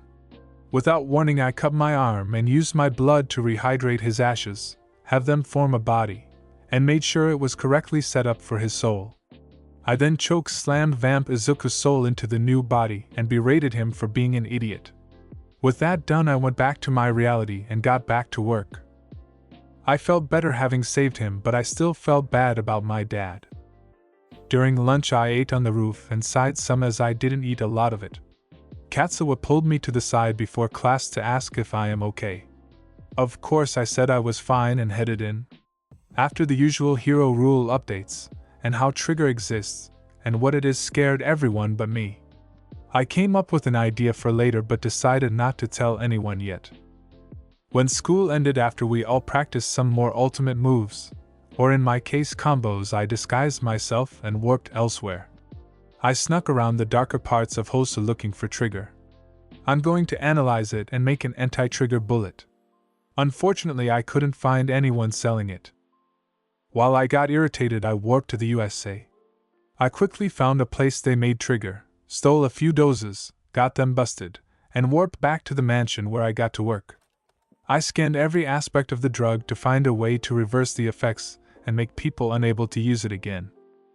After a bit, I figure it out and go on patrol looking for another trigger user to test it on. After an hour, I found a user. Their quirk was the ability to move faster than normal, but on trigger they are basically the Flash. As they came at me, I slowed down time and injected the cure into his rear. I resumed time and they almost instantly returned to their normal fast speed, causing them to flip and roll in shock. As they were stunned, I cuffed them and turned them in, telling the cops he was on trigger. They asked why he is so calm now, and I said I nullified the drug and made him unable to ever use it again. I made a factory to create anti-trigger darts and handed them to the person in charge of ammo and put them all over the world, giving every police station an AT dart. With my job, I headed home and destroyed the samples of trigger I had, incinerating them completely in extreme hellfire that destroyed it all, even the fumes. I then headed downstairs to eat breakfast with everyone looking a bit tired. Mom and Dad might instantly force me to stay home and sleep. I let them order me around and lay down in my bed, quickly falling asleep. A few hours later, Dad might entered my room and woke me. "You made anti-trigger darts? Did you actually have a source for the drugs?" I pointed to the scorched section of my desk, half asleep. Destroyed it. Simple mix, surprised no one got a cure already." He smiled and let me go back to sleep. "Such an amazing kid. Next time, tell me when you get a dangerous idea like this." I chuckled. "I want to make a stable trigger without drawbacks or anything like that. Can I do that tomorrow?" His face of fear was worth it before I signaled I was joking and waved him out of the room. We both chuckled before I dozed off again. I sleep for over 4 days, but Dad might, Mom, Ari, May, and surprisingly both of my parents made sure I would eat. After that, I went back to school without any problems. What a week. I was bored as I headed to hero class after lunch. For the past week, I've had to fix hero outfits, create better versions, return solar surfers, and fix whatever someone destroys. They won't let me do anything more since my dad died, but it's boring me to death. Before people say I am embellishing it, I'm not. I literally have died 3 times this week from pure boredom. Lady Death enjoys my visits but is starting to get irritated. As I walk into the classroom, I smirk and decide to have some fun. When Bakugo is about to sit down, I summon a whoopee cushion there, and it sounds like he crapped himself farting. The entire class laughed at him as he showed the prank item. I then targeted Uraraka, Momo, Kaminari, and Ida. Momo and Ida looked mortified, Uraraka was stunned, and Kaminari just laughed his rear off. Katsuwa walked in and was holding his nose early but let go when he saw the farts were fake. "Okay, so someone is pranking everyone. Okay, so today we are going to..." He looked at his tail, which not suddenly had a pretty pink bow with a bell. "Okay, which one of you problem children did this? Just so you guys know, I hate pink. If it was black with a sleeping bag-shaped bell, maybe." May and I looked at each other and instantly began designing a new outfit for Katsuwa. He notices and groans. "Do that later, you two. Today we are going to..." "Okay, why is there a Ken in the drawer?" He opens it, and fake snakes pop out, scaring him as they scream. He jumps and latches to the ceiling like cats in cartoons do. This made everyone laugh again as Katsuwa slowly calmed his nerves. Once he was on the ground again, we all shut up as his tails grabbed the snakes and put them on his desk. "Okay, who pranked me with this?" I raised my hand. "That would be me, sir. I thought you'd like something exciting to happen that wasn't villain-based." He sighed and shook his head. "Any more pranks planned?" I just smiled, mimicking Katsuwa's shit-eating grin, making everyone worried. He smiled back. "Any good ones?" I shrugged and let the class stew in worry. Next one was Bakugo opening his backpack only to get covered by pink Pomeranian stickers. This made everyone snicker as I jump out the window. "See you all at Saitama for more hand-to-hand training." Bakugo chased me and everyone watched me avoid his blasts, jump over his head a few times, and pants him, showing his heart-covered boxers, making him madder. By the time everyone was there, Bakugo was tired. He was looking for me, and I was a cat in a sea of quirk kittens. Deflicity was smirking. "Hi everyone, Izuku asked me to create a clone army of all the quirk kittens and you guys must find him. Winner gets any weapon they want from a video game." Everyone rushed to look through the cat army as I snuck into Katsuwa's scarf. He chuckled. "I bet it takes an hour for them to figure it out. If I win, I want a fully decked out sleeping bag suit." I nodded. "I bet it takes at least 2. If I win, the girls get to punish Mineta. He isn't fully broken from his perverted ways. He has nearly gotten Momo, Uraraka, and Hijacked. At least he avoid May. I'm going to kill him." Mineta just slapped my sass and I was mad.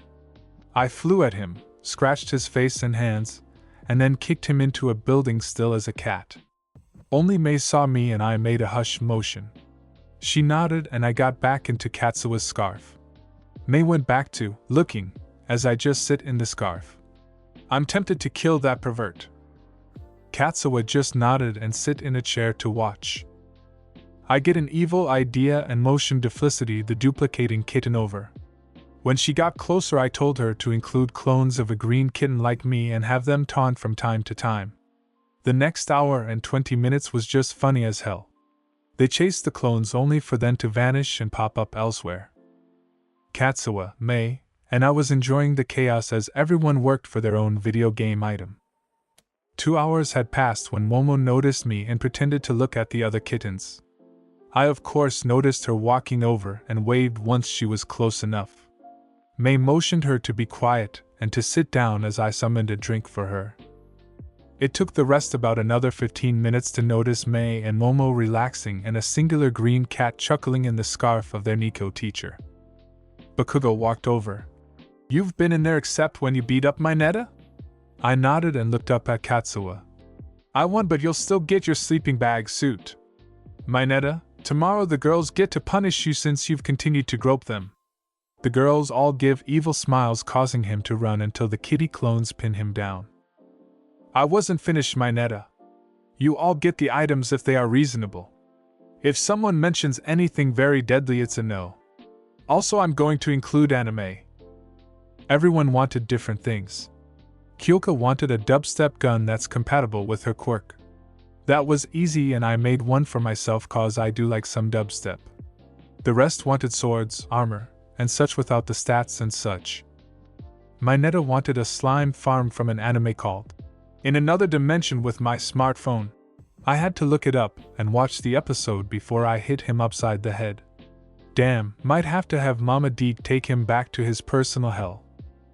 After everyone got what they wanted, the bell rang and we all went home after I put the bigger item in transport capsules that shrank them down a lot and made them lighter. I told Katsuwa I would make him his sleeping bag suit over the weekend. I jumped onto my shoulder and had her carry me home as I didn't want Eri to accidentally strangle me again and I needed sleep. Making over 20 plus items with modifications on looks. Next day, I was in the testing zone using my dubstep gun. It is now painted green, has a few emerald bits, some holographic bits, and I was put it on a flying turret base. I spent part morning practicing my aim with it. Once I was confident with my creation, I decided to cause lots of mayhem. It was fun for me, but not the targets. I'll just tell you the 3 funniest targets in my opinion. Target 1 was Nizu. It snuck out to his open window. Once it lined up, each time he was about to grab his cup of tea I would blast him and have the gun lower quickly out of sight. With my third-person sight I would see him look around confused. After a few blasts he tried to bait me out. He failed and thought I left. This time he did catch the turret and saw the tech. Midoriya, if you are going to use sound against someone, do present mic. I had the turret nod and mimic my evil laugh, making Nisa laugh as well as I search for my next target. After a bit of searching I find present Mike sleeping under a tree. I take aim and start blasting dubstep at him. His reaction was priceless. He thrashed around, started looking for an alarm clock or something. Once he saw my dubstep turret he started to yell back. After a bit he lost his voice and started to throw a tantrum. I then quickly mimicked Nisa's voice. No sleeping before class, get back up and to work. Don't make me come back here. He flipped me off, then started to walk back to class. Mei wanted to prank someone. I let her take control and watched her fly up behind Mineta as he was walking to the restroom. She made him piss himself as she played Screamo through the turret. Him pissing himself and running away was too perfect. We then flew it to A1 and projected what we just did. Everyone was laughing before I had the gun continue its chaos. I had to stop when Midnight enjoyed it blasting her. Seriously, what is wrong in her fucking head? During lunch I pranked random people with whoopee cushions. Eri was laughing a bit, making people smile. When we all went back to class I dropped a banana peel in front of Mineta. He slid right into a trash can and kinda flipped in somehow. Monoma laughed and called all of A1 trash. Needless to say, he got put in the trash via banana peel. As class started, Katsuya saw 3 cans on his desk. Using his tail, he opened them and only one exploded, the other 2 had candy. One was catnip infused, so I know he is going to get high as hell one night. He relaxed and told me not to make Mineta piss himself again. He rushed over and tried to grope her, only for me to kick him out the window. Once he got close to hitting the ground, I had him land in a pile of mud. We headed to a random site to do another villain versus hero training set. I was the villain with Mei against Mineta and Kaminari. As they walked in, nothing but whoopee cushions, fake spiders, and such with fake bombs. Mei asked me to really get Mineta, so I did. In one room I changed it into a full-on Victoria's Secret. He walked in and fell for it with Kaminari trying to hold him back. I smirked and yelled, "What do you mean those are your old bras? That's disgusting. I told you to use new ones." That was all it took for Mineta to get blown up a lot like a ping-pong ball in a minefield. I walked out of my hiding spot and tied up Kaminari to watch Mineta get blown up a lot. As he was blowing up, I asked which girl wants to be a big bomb. Everyone smirked and pointed to Momo since she was his favorite target. I created AC4 Momo and dragged Kaminari out as Mei smirked following me. Mineta eventually finished blowing up in what people later called my secret. He then saw the C4 Momo busy cleaning up his mess. When he slapped her ass, the entire building blew up and he was launched out a window. I watched as he flew right into the real Momo's cleavage. Needless to say, the girls beat him up like crazy. I had to remove the balls stuck to Momo cause Mineta couldn't. Well, that and the explosion that launched him was mine. Mei handed me the tools I would need during this. Before people ask why I couldn't just use my magic or a quirk, his quirk was mutated in his time in hell. The balls must be surgically removed or you must wait from 3 hours to a month for them to fall off. Once I removed them, I took them to find a quick and easy way to remove them without waiting. Apparently his adhesive has gotten much stronger and must dry out to fall off. Tried hair dryers, focus flame, and heating powder for all to fail. I tried Hellfire and Niflheim Frost with both working, making me groan in irritation. I later find Mineta and grab his neck, lifting him. "Listen here, Grapist, your quirk now requires me or Shoto to remove your blasted grapes early. If you try anything perverted with them, I will know and I will punish you. Is that clear?" He nodded, terrified. The rest of the class was used to my bloodlust when it's aimed at Mineta. As I watched the rest of the class's battles, I noticed a pentagram form on a building. I pointed it out, and a demoness came out of it in a slutty version of our school uniform. She saw me and flew over. "So your mom's new Reaper. Nice to meet you, I'm Lucy." Everyone looked at the demonic female floating in front of me. Ciro had to tie Mineta to the wall so he wouldn't grope her.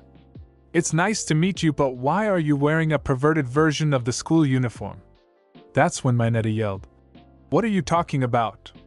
She's just in lingerie." Ciro taped his mouth shut as the rest looked confused. Lucy began to laugh. "The purer your mind, the less suggestive my outfit is." Eri walked over and asked, "Is that why I see you in a princess dress?" We all couldn't help but awe as Lucy picked her up. "Yes, it is my niece. Call me Aunt Lucy. Also Izu, I am kinda your sister. Reapers become genetic children of Mom." That stunned me and the rest. "So I'm part demon and Mama Death then?" Lucy nodded and played with Eri as Mineta struggled to get free. "Sis, can you turn off that dirty mind thing? I don't want the Grapist to get free and do something stupid." She sighed and her outfit suddenly became a normal school uniform, making Mineta calm down. "It that one the guy Mom showed the new rank of hell to?" I nodded as I stretched some. Lucy walked over and kicked him in the balls roughly. "That's for groping Mom." I stiffened a bit and looked at Mineta. "You groped Mama Death?" "Mineta, be glad I have to be nice around Eri." He passed out after pissing himself again. I cleaned up his mess and had Kaminari wake him up later as I walked home with Lucy, Eri, and Mei. I learned about my new demonic family and that Lucifer himself is kinda my dad. May was interested and Eri was listening and asking questions. The funniest one was, "Does that make me part demon too?" I ruffled her hair. "No, my snowball. On paperwork you are related to me but not by blood, so no demonic blood in you." She looked sad. "So I'm not special like you?" I picked her up. "Sweetie, you're my daughter. That makes you very special as that makes you unique. Even when you get brothers and sisters you'll be unique." That made her happy, making us all laugh as we walked into the mansion. Mr. and Mrs. Hatsune weren't very happy to see a demon with us. After explaining how we are related, they calmed down some. When I mentioned the bit about being related to Lucifer Morningstar, the devil, they freaked out again. It took an hour of me trying to calm them down before I gave up and yelled, "Mama Death, I need some help please." Lady Death warped in and sighed. "Lucy, I told you not to explain that bit to him yet. Look, his skeleton which you see when he goes Reaper is made out of a mix of mine, my husband's, and Izuku's DNA. It's how people become Reapers, so don't hold it against him." They calmed down and Mr. Hatsune asked, "So, he is related to Satan?" "I prefer being called Lucifer." Everyone turned to see Lucifer coming out of the portal. "Now Lucy, I told you not to tell Izuku that I'm your father and kinda his. I know I told you to never lie, but you can omit some stuff. Especially if it will cause chaos." Lucy looked down. "I'm sorry, Dad. I just wanted to meet my brother." To add to the chaos, Mom and Dad might walked in. "What does she mean by brother?" Mom asked, a bit mad. "My Reaper skeleton is a mix of mine, Lady Death, and Lucifer's DNA. She is the daughter of the two." Dad might thought a bit. "Are Reaper skeletons tough?" Lucifer smirked. "Unbreakable and immune to acids. Even hell and heaven weapons can't break them." Eri looked up at me. "Daddy, can I have a Reaper skeleton too?" I sighed. "I'd prefer that you don't become a Reaper like me, but it's up to you, Mama Death and Lucifer." Eri looked at them. "Is it possible to have a skeleton but not be a weaper?" Lady Death awed and ruffled her hair. "It is possible, but you'd still have Reaper powers which will attract other Reapers. Not all are nice." "Shadow from the test." Lady Death nodded. "He was the 10th most powerful before Izuku. He would be ranked 11 if Izuku didn't defeat him." Eri shook her head. "Never mind then. Maybe when I'm in UA like Daddy."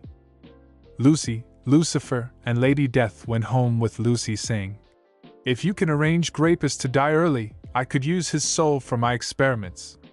I nodded. "If he gropes May again, he will win a short trip to hell." The trio laugh and I smile as they vanish. Mom sighed. "Please tell me you're only joking." I shook my head and told them about the stunts he pulled. Once that was over, we all ate supper. Then May and I worked together in the basement. We were reinforcing the house's security and making a new device. When we finished, I kissed May and went to bed. Tomorrow will be very interesting. After Lucy decided to visit, I had a long 4-day weekend, so I decided to be an idiot. In other words, I checked on the other MES. First was Gem Izuku. His word was now peaceful as hell. I couldn't even find a weapon shop and I was hoping to grab a new blade or something. I found him outside of a building made of pure obsidian. He looked older and like an anime character called JoJo. After talking for a little bit, I found out he is married and has 3 kids. He apparently adopted Eri as well as had twins. As we talked, I saw his Momo run over and tried to hug me. I quickly warped behind her so she tackled her Izuku while chuckled and kissed her. "What's the rush, hon? We do have the day off." Momo giggled. "Well, we do have to rebuild the twins' nursery with both cribs." "Okay, so he will have 5 kids. I think I'll just let him do whatever." Next stop, Vamp Izuku. He's currently ruling over the world, made the USA a colony for bad people, and he has an entire country begging to become brides. I barely stayed long, but when I saw he had quirk kittens here, I decided to leave before they smelt themselves on me. Also made a note to never show up mid-meeting in that world. Nearly lost my head, literally. I revisited the world of Ladybug and Chat Noir. They were a bit scared to see me again. Once I told them I was just visiting because I had nothing else to do, they relaxed some. After some talking, I found out she had just received the miracle box from the Guardian. I consoled them for their loss and internally cussed myself out for not finishing the series. After some chatting with the duo, I headed off to Marinette's bakery. They had a few prettier labels, their floor was redone, and the few cracked displays I saw were replaced. When her parents saw me, they kind of flipped out thanking me. It took 2 hours to get them to calm down and stop giving me stuff. I had to make several trips between realities just to get it all home. Marinette helped me out thankfully. When she met Eri, she couldn't resist playing with her, so that evening we had the Dupanchengs join us for supper. Luckily they didn't freak out about the portal. After that I popped into a new reality. This one I nearly got blasted by some magic spell. After I ducked, we talked. This Izuku is a voodoo user and more. I must admit that I am a tad worried he might turn evil if someone hurts him. Seriously, if he gets hurt by Uraraka or whomever he loves, he might become one strong-ass villain. The next and last reality I dared to see for now was another version of me. Wasn't even in Yui yet, already saved Eri, got called in by Niza while we talked, and he has a lot of bot thingies. When I hopped in, Eri and him were playing Rock 'em Sock 'em Robots with the bot things. This multiverse is getting more and more bizarre the deeper I dig down the rabbit hole. After this little trip through the multiverses, I decided to spend my last day creating a multiversal portal warning device. I honestly don't want to have a dangerous Izuku enter my reality and take over. I groaned and sat up as I chugged a great 5-hour energy. With a grimace I stuck out my tongue. That is gross. The faster I drink it, the stronger the flavor. Grape cough syrup tastes better. Eri looked up at me confused. If it's so nasty, why did you drink it? I laughed and petted her. Because I was up late studying my first case. Plus, if the drink itself doesn't work, the flavor definitely does. May and Mom laughed as Eri purred. Dad might walked over. Izuku, what is your first case? I hope it is a simple one. I stretched and moved my tails, creating different elements on each of my 4 tails and making my ears a mix of the 4. My hair got longer and became blood red while I created scars over my arms, legs, and one over my left eye. Just going to try to bust another set of trigger dealers. They popped up after my previous outing. Dad might sighed and looked me over. I'm guessing you'll be going in as a dealer? I nodded and grew a bit taller. I'm like Yagami from China and I'm looking to make a quick buck. Now I gotta go, okay? Eri, be a good girl or no candy apples next week. May, no dangerous toys or tools. Both nodded before I warped away from the mansion. Now in Hosu I looked around with my ears twitching like crazy to hear everyone. After an hour of walking around, I heard a lizard-looking guy and a person with 6 arms talking. When I did a double take, I relaxed when I saw it wasn't Shoji from my class. They mentioned 3 drugs. Coke, Trigger, and a new one called Avalon. After they made a deal, I crawled on the wall and looked down at the lizard. Hello, little lizard. I heard you talking to the 6-armed person about drugs. Before you run, I want to say this. I want in or else I'll turn you in. I gave a very sharp toothy grin. The lizard growled. Not a nice way to start a partnership. Also, how can I know you won't get and then turn me in anyways? I hung upside down, having some stone holding me there. Good point, but if I turned you in, you could just stab me back. I'd rather make money, not do time. Lizard chuckled. You seem cocky and logical. What's your name, kitty? I smiled again. I'm like Yagami. What your name, scale face? Call me bad rap. I'll take you to my friends, but there will be lots of security and such as we can't trust you yet. I shrugged and looked bad rap over. So your quirk is somewhat based on the dinosaur called a raptor. Quick meat eaters and somewhat arrogant. The security doesn't bug me, but if they try to kill me, they will be dead before a bullet leaves the barrel. The last bit I made my voice demonic sounding just to scare him some. He led me to an old abandoned looking warehouse. If it wasn't for the robotic pigeons they were using for security cameras, I would have thought he was wasting my time. Once inside, I was quickly pinned to the wall with blood-red hair. When I saw the hot lady whose hair was pinning me to the wall, I couldn't resist. Hot stuff. If you wanted to skip a date, you just had to ask. Maybe after this we can go to your place and have some fun. The results were funny to me. Her hair quickly fell to the ground, dropping me while she covered her blushing face. I quickly walked over and smirked. My name's Light, but I wouldn't mind walking into some shadows with you, gorgeous. Internally, I was praying May would never find over and was praying for forgiveness as she collapsed from me teasing her. Bad Rap and the other person there was shocked as they stared at their passed-out companion. Impressive, you're the first to make Scarlet actually blush and pass out from flirting. How did you do that? I chuckled. Being part cat has its benefits. Now I'm guessing you're the one in charge of this trio? The new guy laughed. Call me Crimson. Now how did you convince Bad Rap to bring you here? I yawned and sat down in a nearby chair. Simple, I told him I wanted in or I would turn him in for making a sale with that six-armed man. I also pointed out that if I joined he could just stab me back if I backstabbed him and sent him to jail anyways. Crimson nodded. Makes sense, but can you wake up Scarlet, please? With a yawn I touched my fire and air tails together, creating lightning which shocked her awake. Sorry about teasing you, honey, just a self-defense habit I have. She blushed and said it was okay before she left to deal drugs since the boss was protected by Bad Rap. Oh yeah, I am Light Yagami. I'm from China. You might have heard of my great-great-great-grandpa and grandma. They were Kira 1 and 2. That caused them both to freeze as I yawned and stretched more. Don't worry, I won't kill you. Why kill a possible source of money when I have barely any? Bad Rap walked over to me. Wait, you're related to that Light Yagami? I smirked. Spelt like moon but read as light, yes. My great-great-great-grandma was Misa the pop star.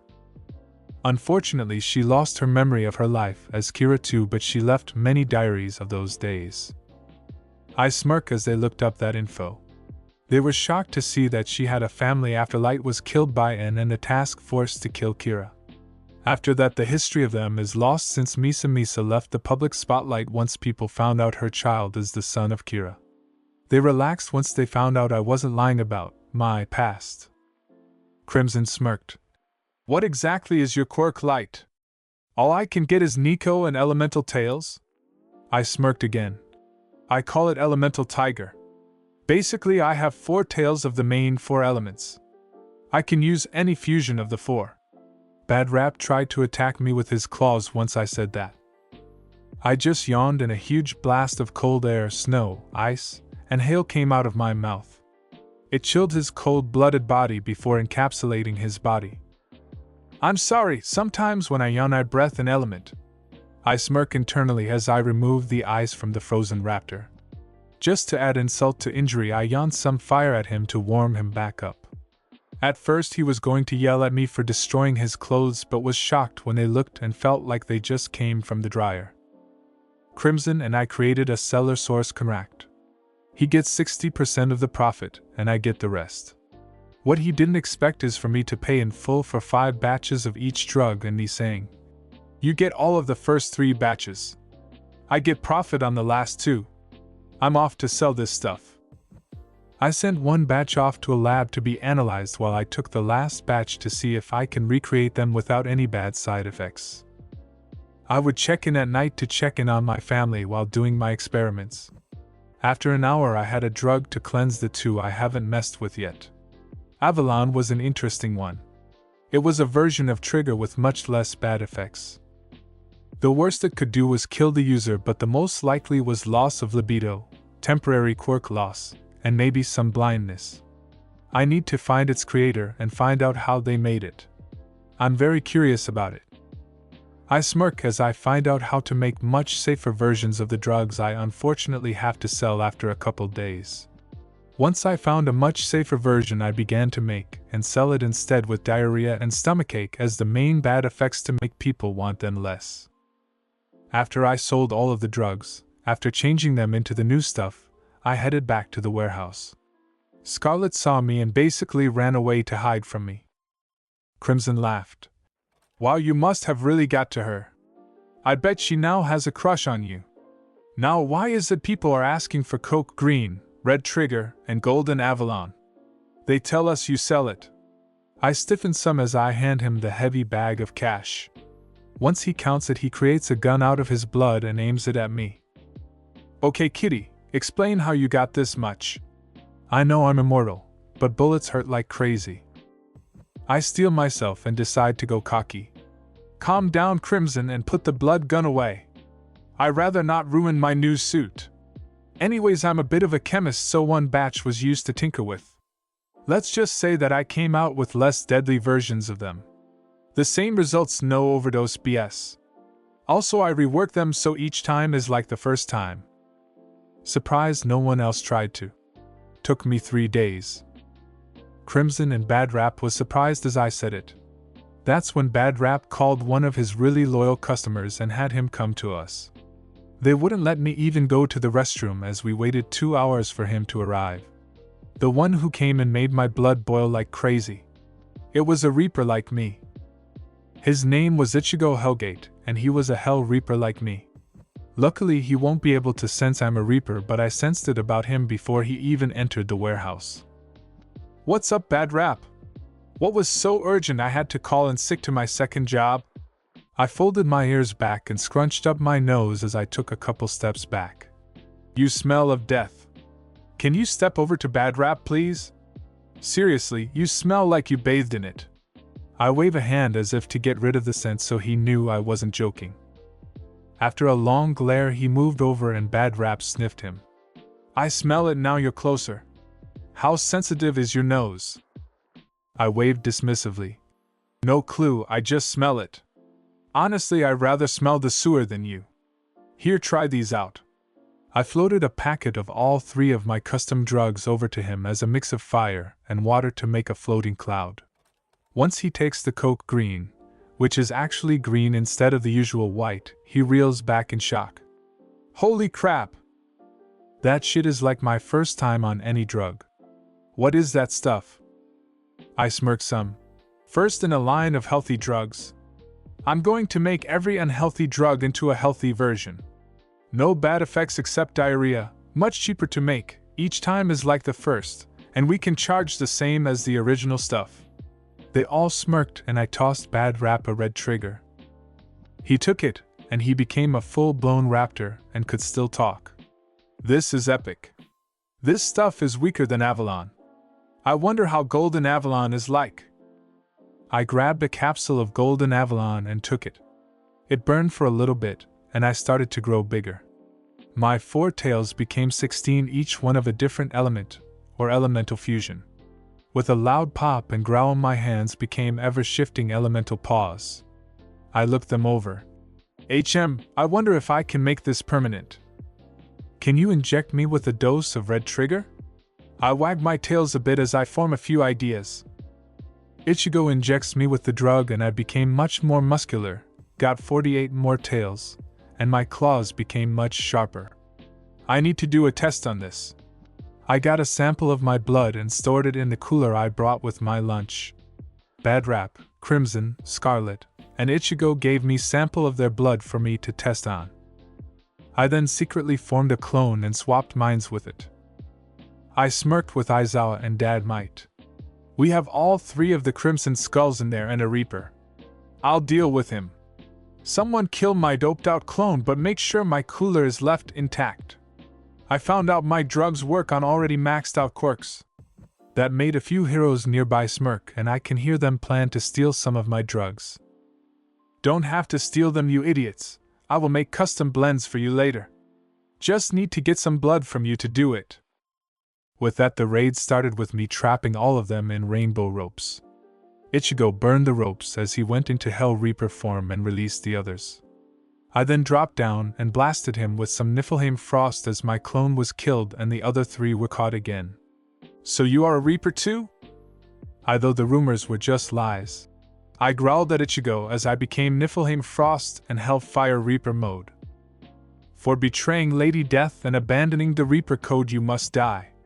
Ichigo Hellgate, I sentence you to the newest level of hell.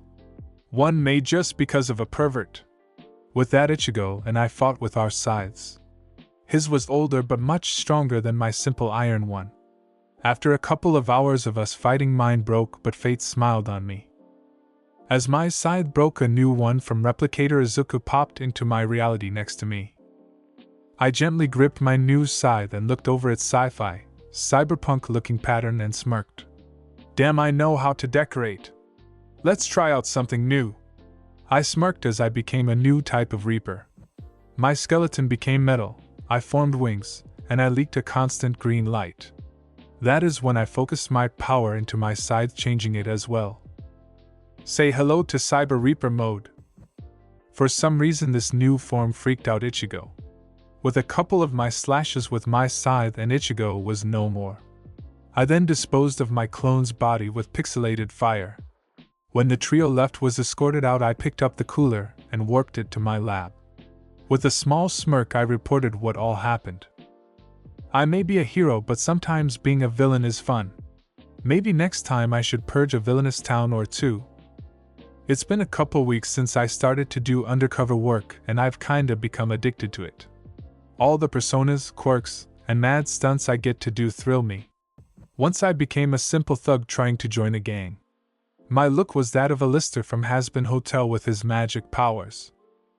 I freaked out a few people at first, which was a big bonus, before I busted the entire gang. Looking back at it, I probably shouldn't have sent a hero into hell. Heck, he wanted a vacation, so I gave him an excuse and he had a flashy entrance when my alter ego was killed by a gang member who didn't trust me.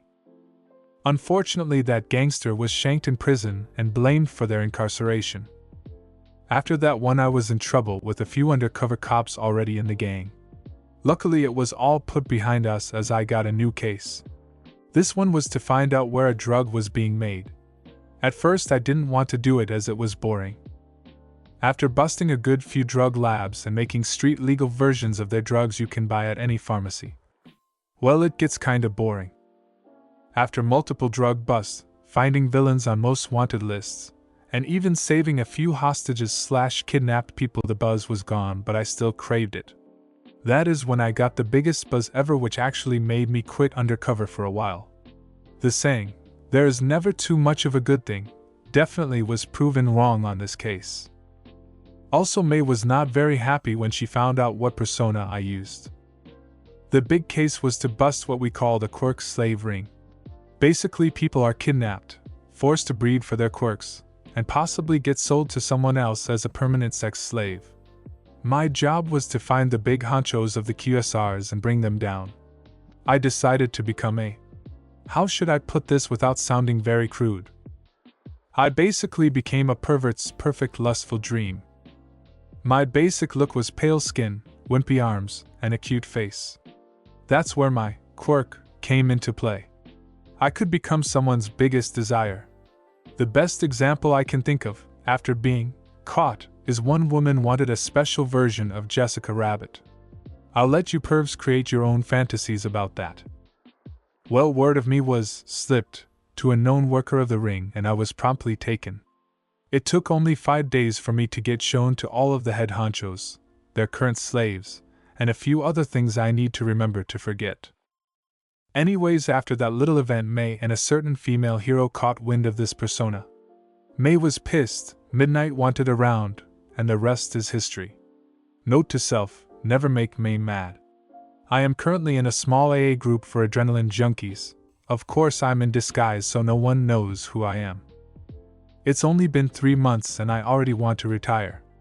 Maybe I should try a different hero role for a while. I groaned as I sat up in my bed. When May pulled me back into bed, I chuckled. "Hun, I need to get up. I have to go to work." That's when I got a phone call. I quickly grabbed it and answered it before May could destroy it with one of the random machines we have in my room/lab. Izuku Midoriya speaking. "How may I help you?" It was Bakugo. "Yo Izuku, you need to get to the park now. There's someone with a scythe literally killing anything that gets too close to him. I think he's a Reaper." I hung up and went into my Cyber Reaper mode before flying through electronics to get to the park. What I saw made me nearly throw up. The park, which was beautiful, full of flowers, and plenty of birds, was now a barren wasteland. Even the Valley of Death would have looked nicer than this. I glared at the creature within the area of death. The creature had 6 arms and 6 sides. With a sigh, I floated over. "Who are you and why are you destroying this park?" The creature turned to me and laughed. "It's what we Reapers do, take lives and become stronger off of them. I'm Oracula. I came to this dimension to see if there's a light star crystal or not. Instead, I've found much stronger powers here." Oracula laughed as he began to chop down the withered trees and move, draining more life from the area. I moved in front of him and destroyed a few of his sides easily. "You need to stop this now. If you upset the balance too much, the world will die and decay. There are too many lives to risk such foolishness." He laughed. "As if I care, humans are such a primitive species compared to mine." I sighed and braced myself to fight. Oracula spit spider threat at me, and just to piss him off, I phased through it. "You can't trap something without a physical body." With a growl, he slashed at me with his sides, and I got a light scrape on my arm. Not even enough to make me bleed. Oracula was stunned as hell when his direct hits didn't damage me that much. I looked at him. "Weak!" He fell for it so bad. With a rage-filled scream, he launched himself at me. He tried to spin with the sides poised to slice me up. I simply used my scythe to trip him and laughed as he fell into the only puddle of mud in the entire park. With him down, I ended him quickly and sighed as the park returned to what it was before he came. What made me feel better was that the people and animals he killed came back as well. With that all done, I headed home and called into my part-time hero job. When I explained I had a fight with a Reaper, I got a few days off. The first thing I did when I got home was flop onto my bed. May glared at me along with Eri, who was on her lap.